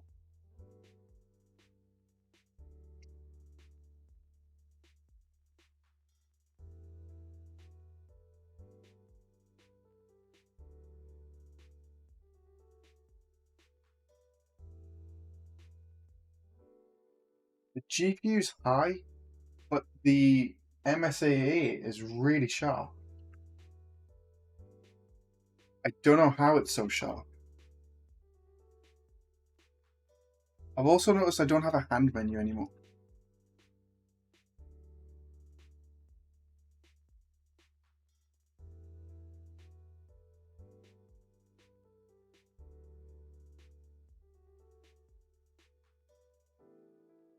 So many bugs. But so much good info. Really is. I'm quite lucky. DeReal Turbo, who was in chat earlier, I don't know if they're still here, has been a lifesaver with adding multiplayer stuff to the GDXR template. Because I was under the impression that you could add replication logic directly into an actor, but it turns out you can't. It's got to be passed through the player and then replicated to the server. So it's like got to go through the player to then be updated. It's just a real nightmare. The real turbo waving. Cool.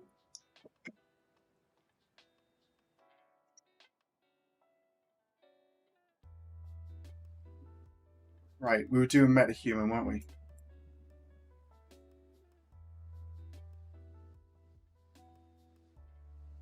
Let's see how this works. Yeah, I think it's made bloody good progress on the multiplayer stuff with the GDXR template. I think it's just fixing when it's grabbed on the server or something, it disappears. Server or the client? It disappears on one of them, but it is replicated on the movement on the other one. So got to sort that out, and then I've got to test the starting in multiplayer session, and then doing it that way.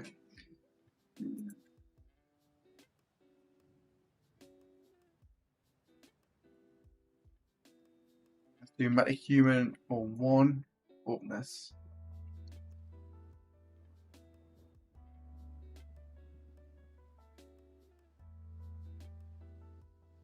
God, it's like a self-portrait.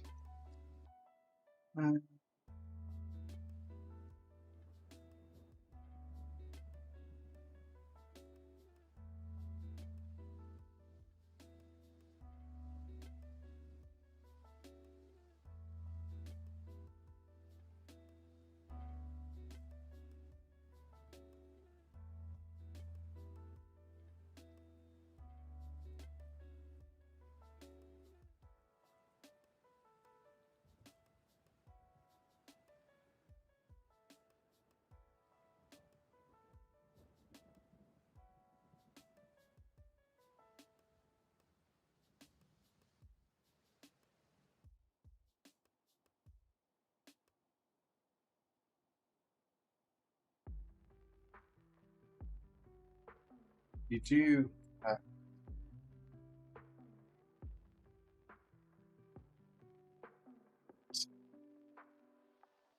materials.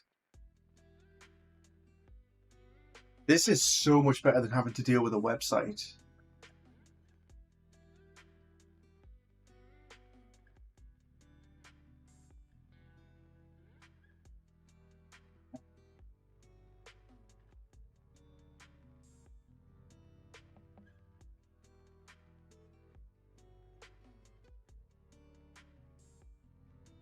Why is the color not changed? Oh, there we go.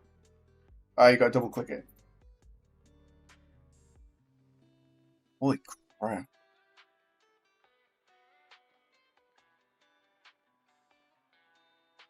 I know hair's a problem on mobile. It's just so dense. The poly count goes through the roof.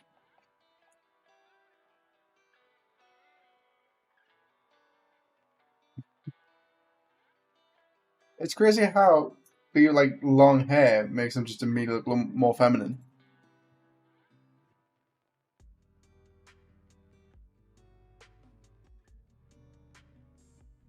Those are much faster generate humans. So cool. We've got a character. Let's do this. Wear accessories, is that right?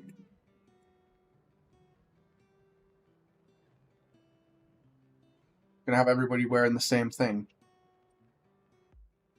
Isn't there a fab page where you can get metahuman clothes or something? Right. Doesn't really matter. We need to figure out how to get a metahuman out of this.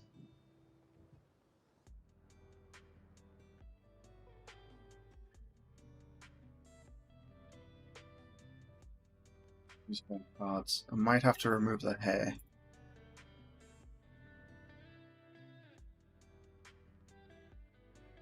Let's do that for now. Character's not rigged. Body. Mind. Create full rig.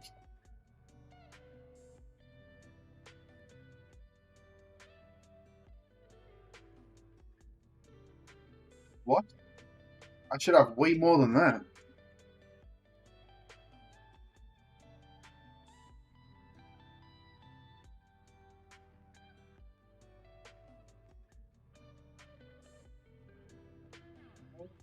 Why have I only got 5 gigs?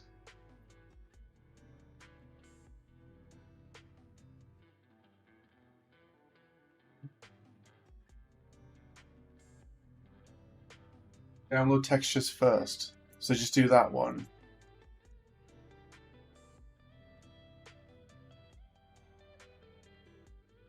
Please auto rig before downloading.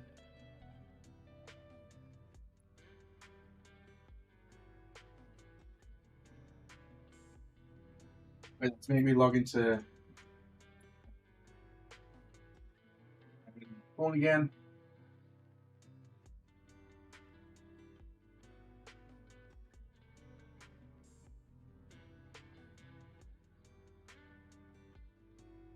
Oh, okay, that should be it.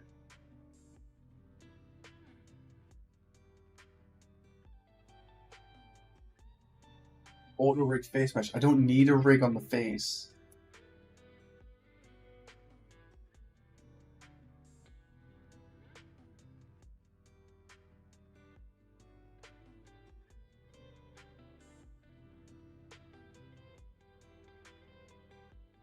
Oh, that's terrifying.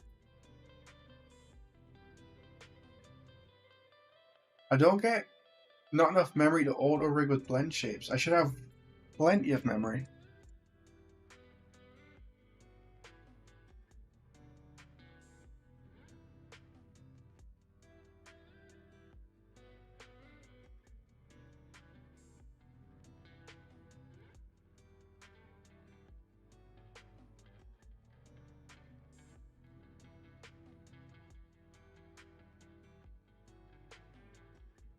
Then assemble when rigged.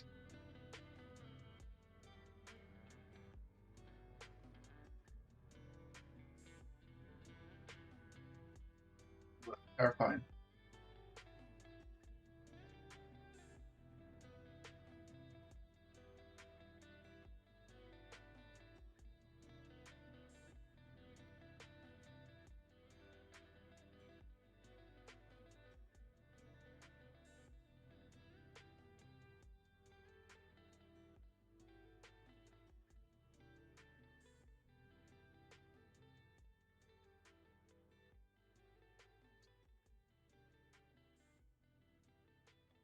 Let's do that for now. Figure out how to... I'm just going to hit full rig and then see what happens. It's a shame we can't do it that it's just got auto rig. Part of me is debating whether I just take the human side of it and then we create a custom material so that everyone's like blacked out. So it's like they're not human. And then you can see the hearts through them.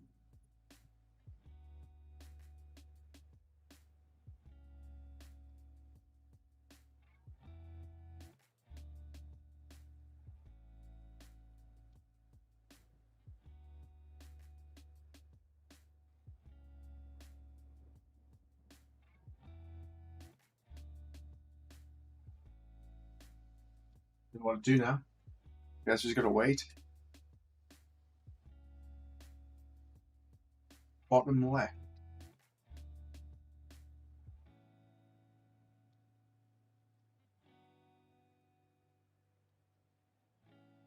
Assembly root directory, metahuman's name.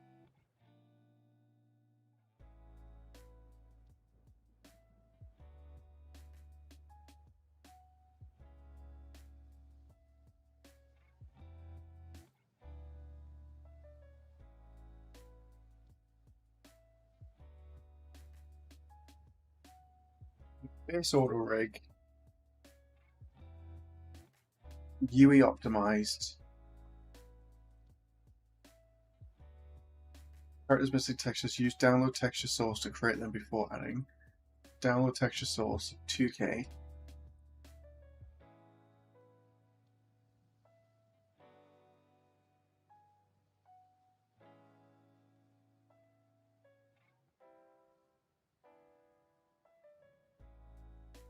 Done.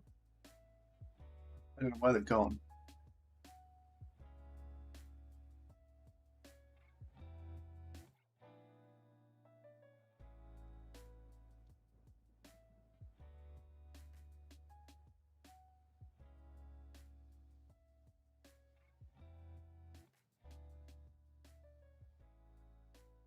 I don't know why it's saying I've got less than 10 gigs available.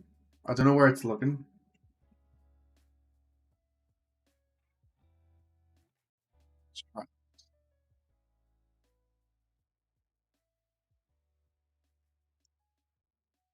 So it's set up the character, design it how you want, download textures from source, create joints only rig, and then do assemble.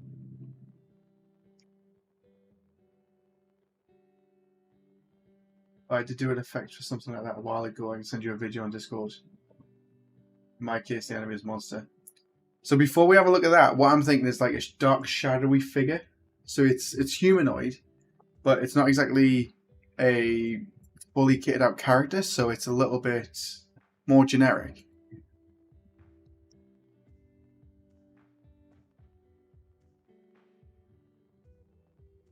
Yeah, something similar to that. That's what I was thinking as well. So maybe not the solid black, have it like fade off on the edges a little bit. I like the particle effects rising up. That's cool.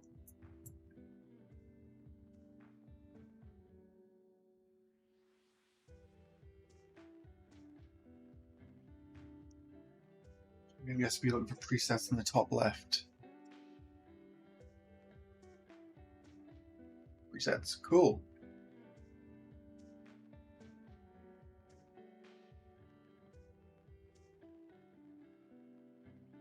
I don't know where it went. MetaHumans folder. MetaHuman.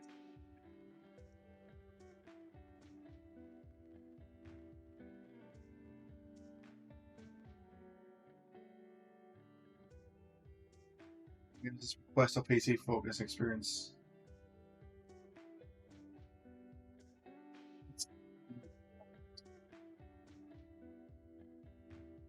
Can we just drag this on? No, it's going to need to be set up.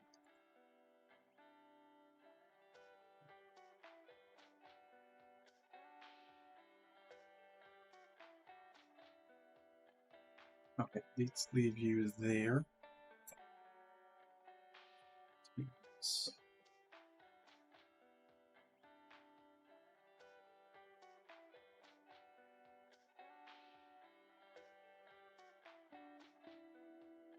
Experiment with Niagara effects. It's really cool. I like how it floats up.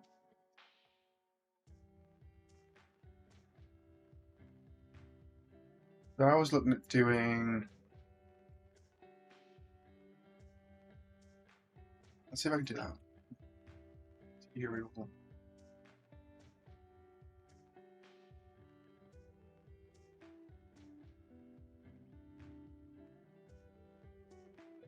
Black. Snow.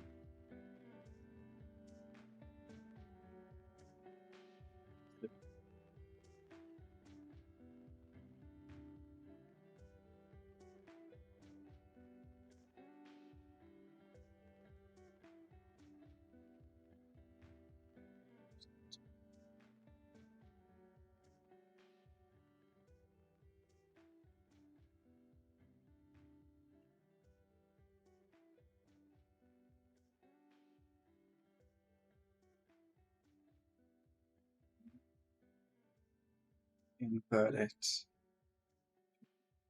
Power. Good. Bring that up a bit.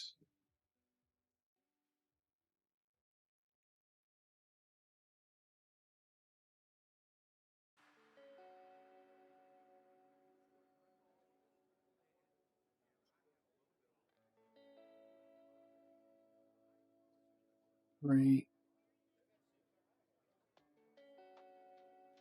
Like that. We tried this yesterday, didn't we? Where it was like, make the material like so, but the problem is we could still see the outline of the character. So it wasn't really a ghostly effect. That's due to the Fresnel.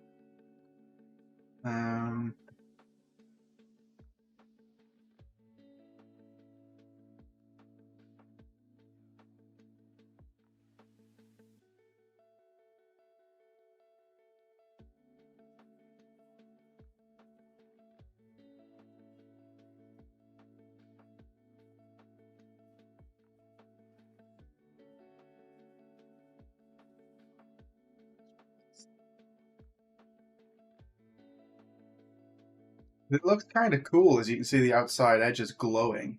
And imagine with a metahuman that's got a more of a body figure.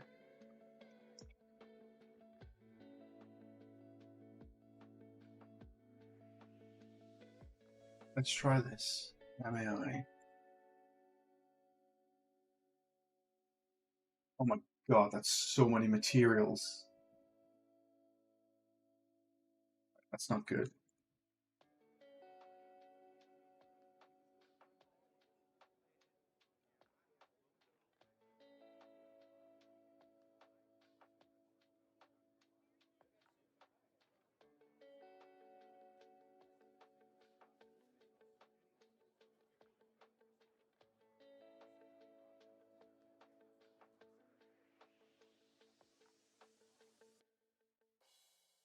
Oh, the claw's part of it.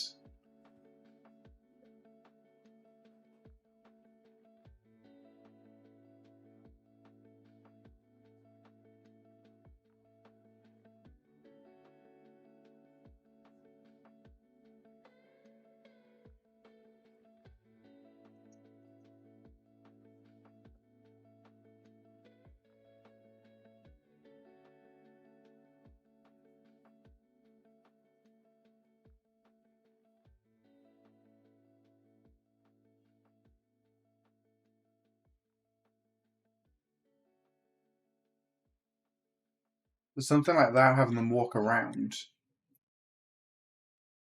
It's like that's what you can see. Could be cool. And then if I do like if I take that and a noise, world position, let's see how it does it. That wasn't doing anything. What's that?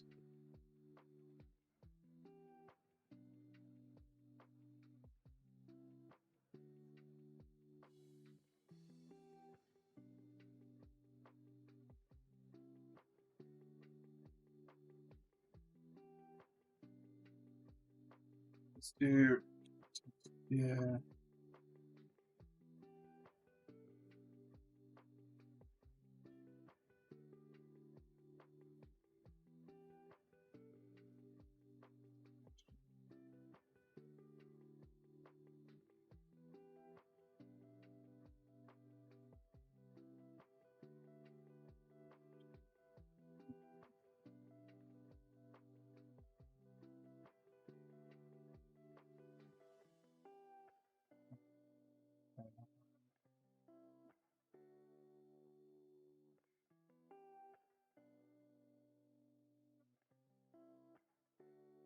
Made it.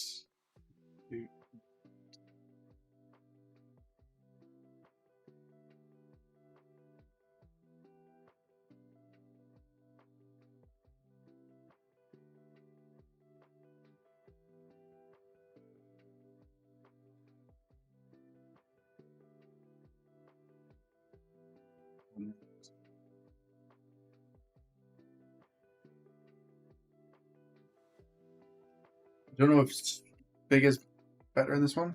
No, that's smaller. Cool. Scaling it down. keep using the same noise and then it just has the same issue.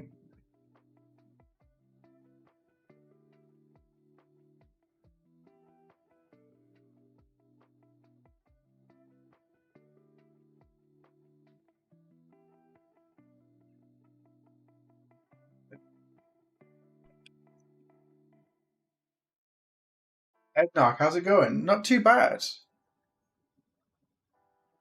Not going too bad at all. Do that.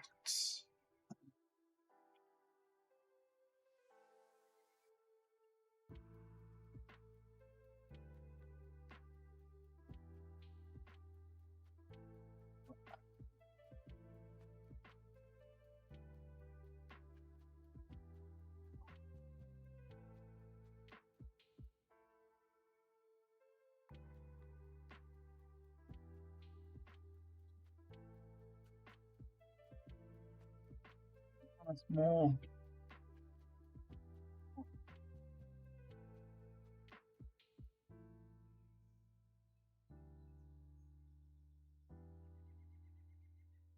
Like shadowy monsters.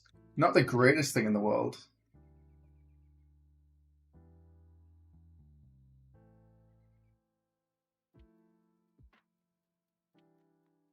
Being able to see the heart beats the purpose.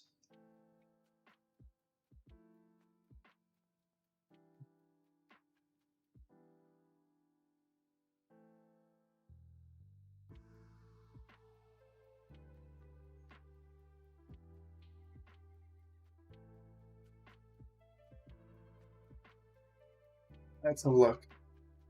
So we jump in.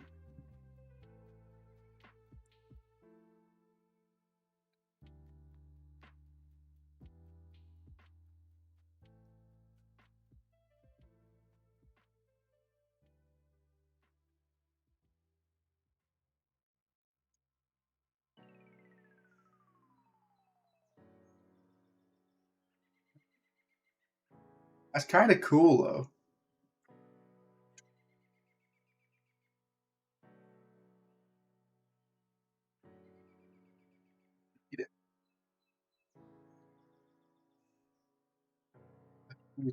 Do that one, or made it a little bit more visible.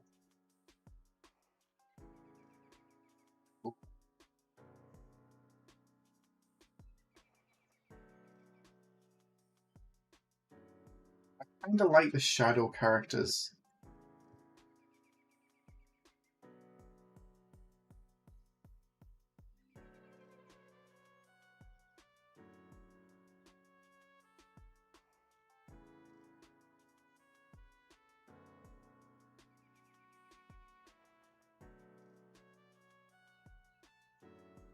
I think this one needs...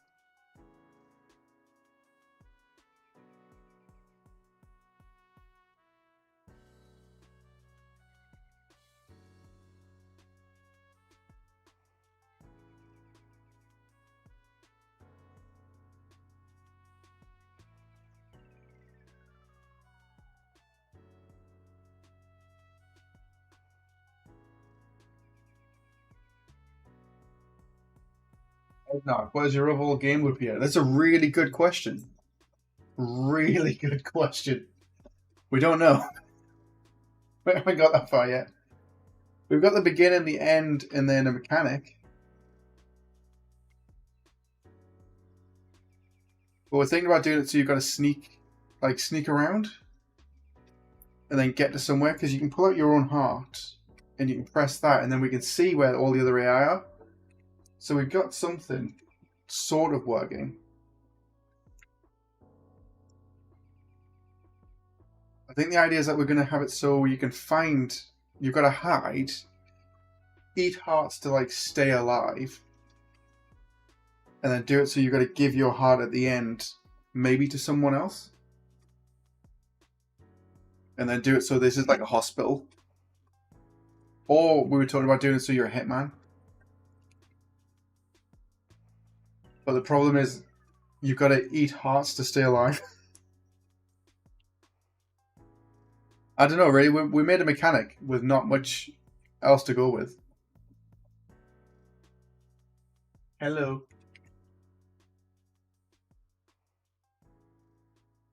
Yeah.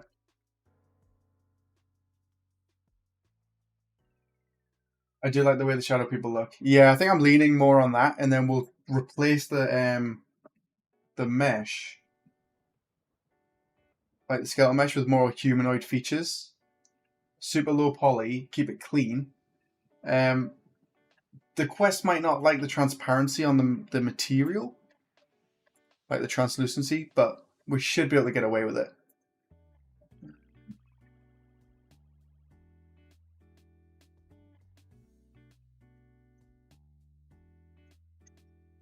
Yep.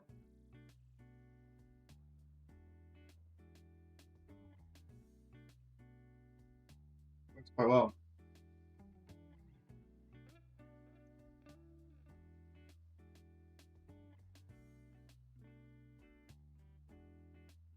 Right. 5 o'clock. I'm gonna have to start wrapping up. I gotta go get the little one from preschool. And then figure out how to move houses. It's a bit of a nightmare. Why are we stuck on 71? There we go.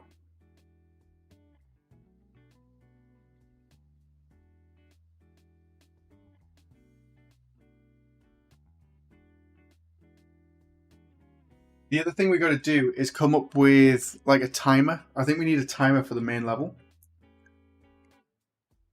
I do like the idea of looking at your own heart. Maybe eating heart is somehow additive, and you need to collect the right amount,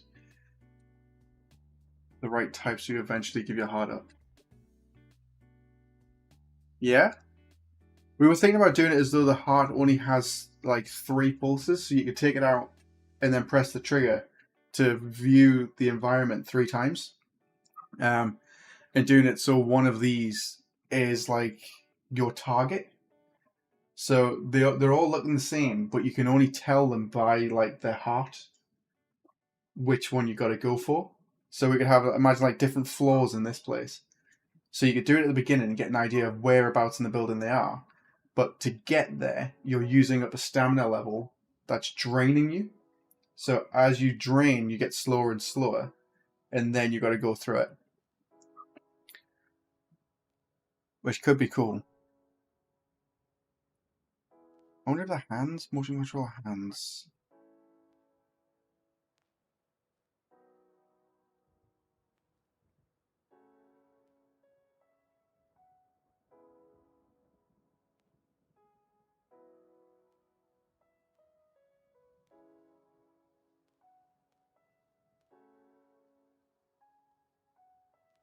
Ooh, you know what we can do?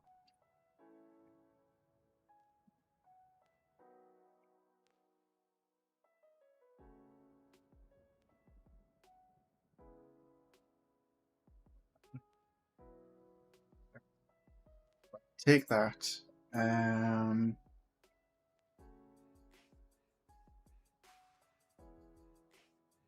Hold up. Just wrapping up. Yeah, just wrapping up. Just saw something out real quick. Create material instance.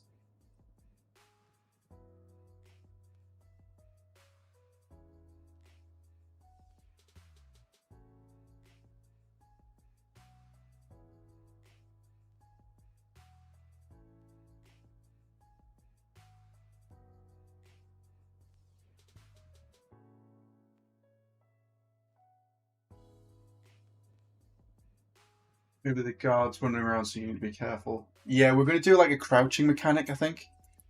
So they can sense you. Timer could be fast. How fast your heart drains. This level as well add to the timer. Yeah.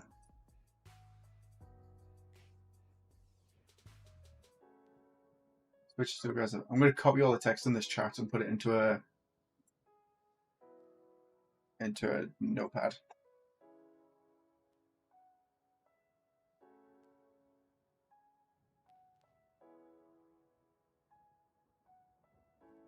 The worst part is I've got to do client work tomorrow and Friday. What day is it today, actually? Yeah, Wednesday, Thursday and Friday I'm doing client work. So I can't work on this at all for the next 2 days. which sucks. And let's go.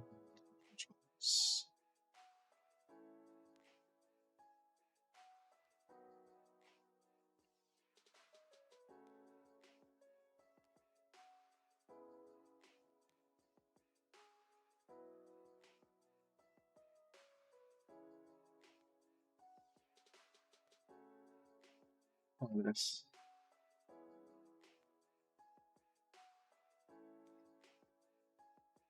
I could do with making it look way better than that.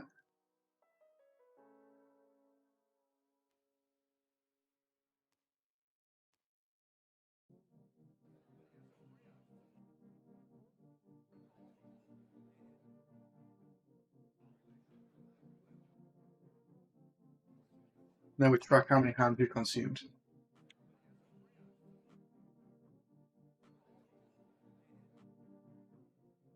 Modify the hand meshes so they've got like claws on the fingers, and then that's what you use. That could work pretty well.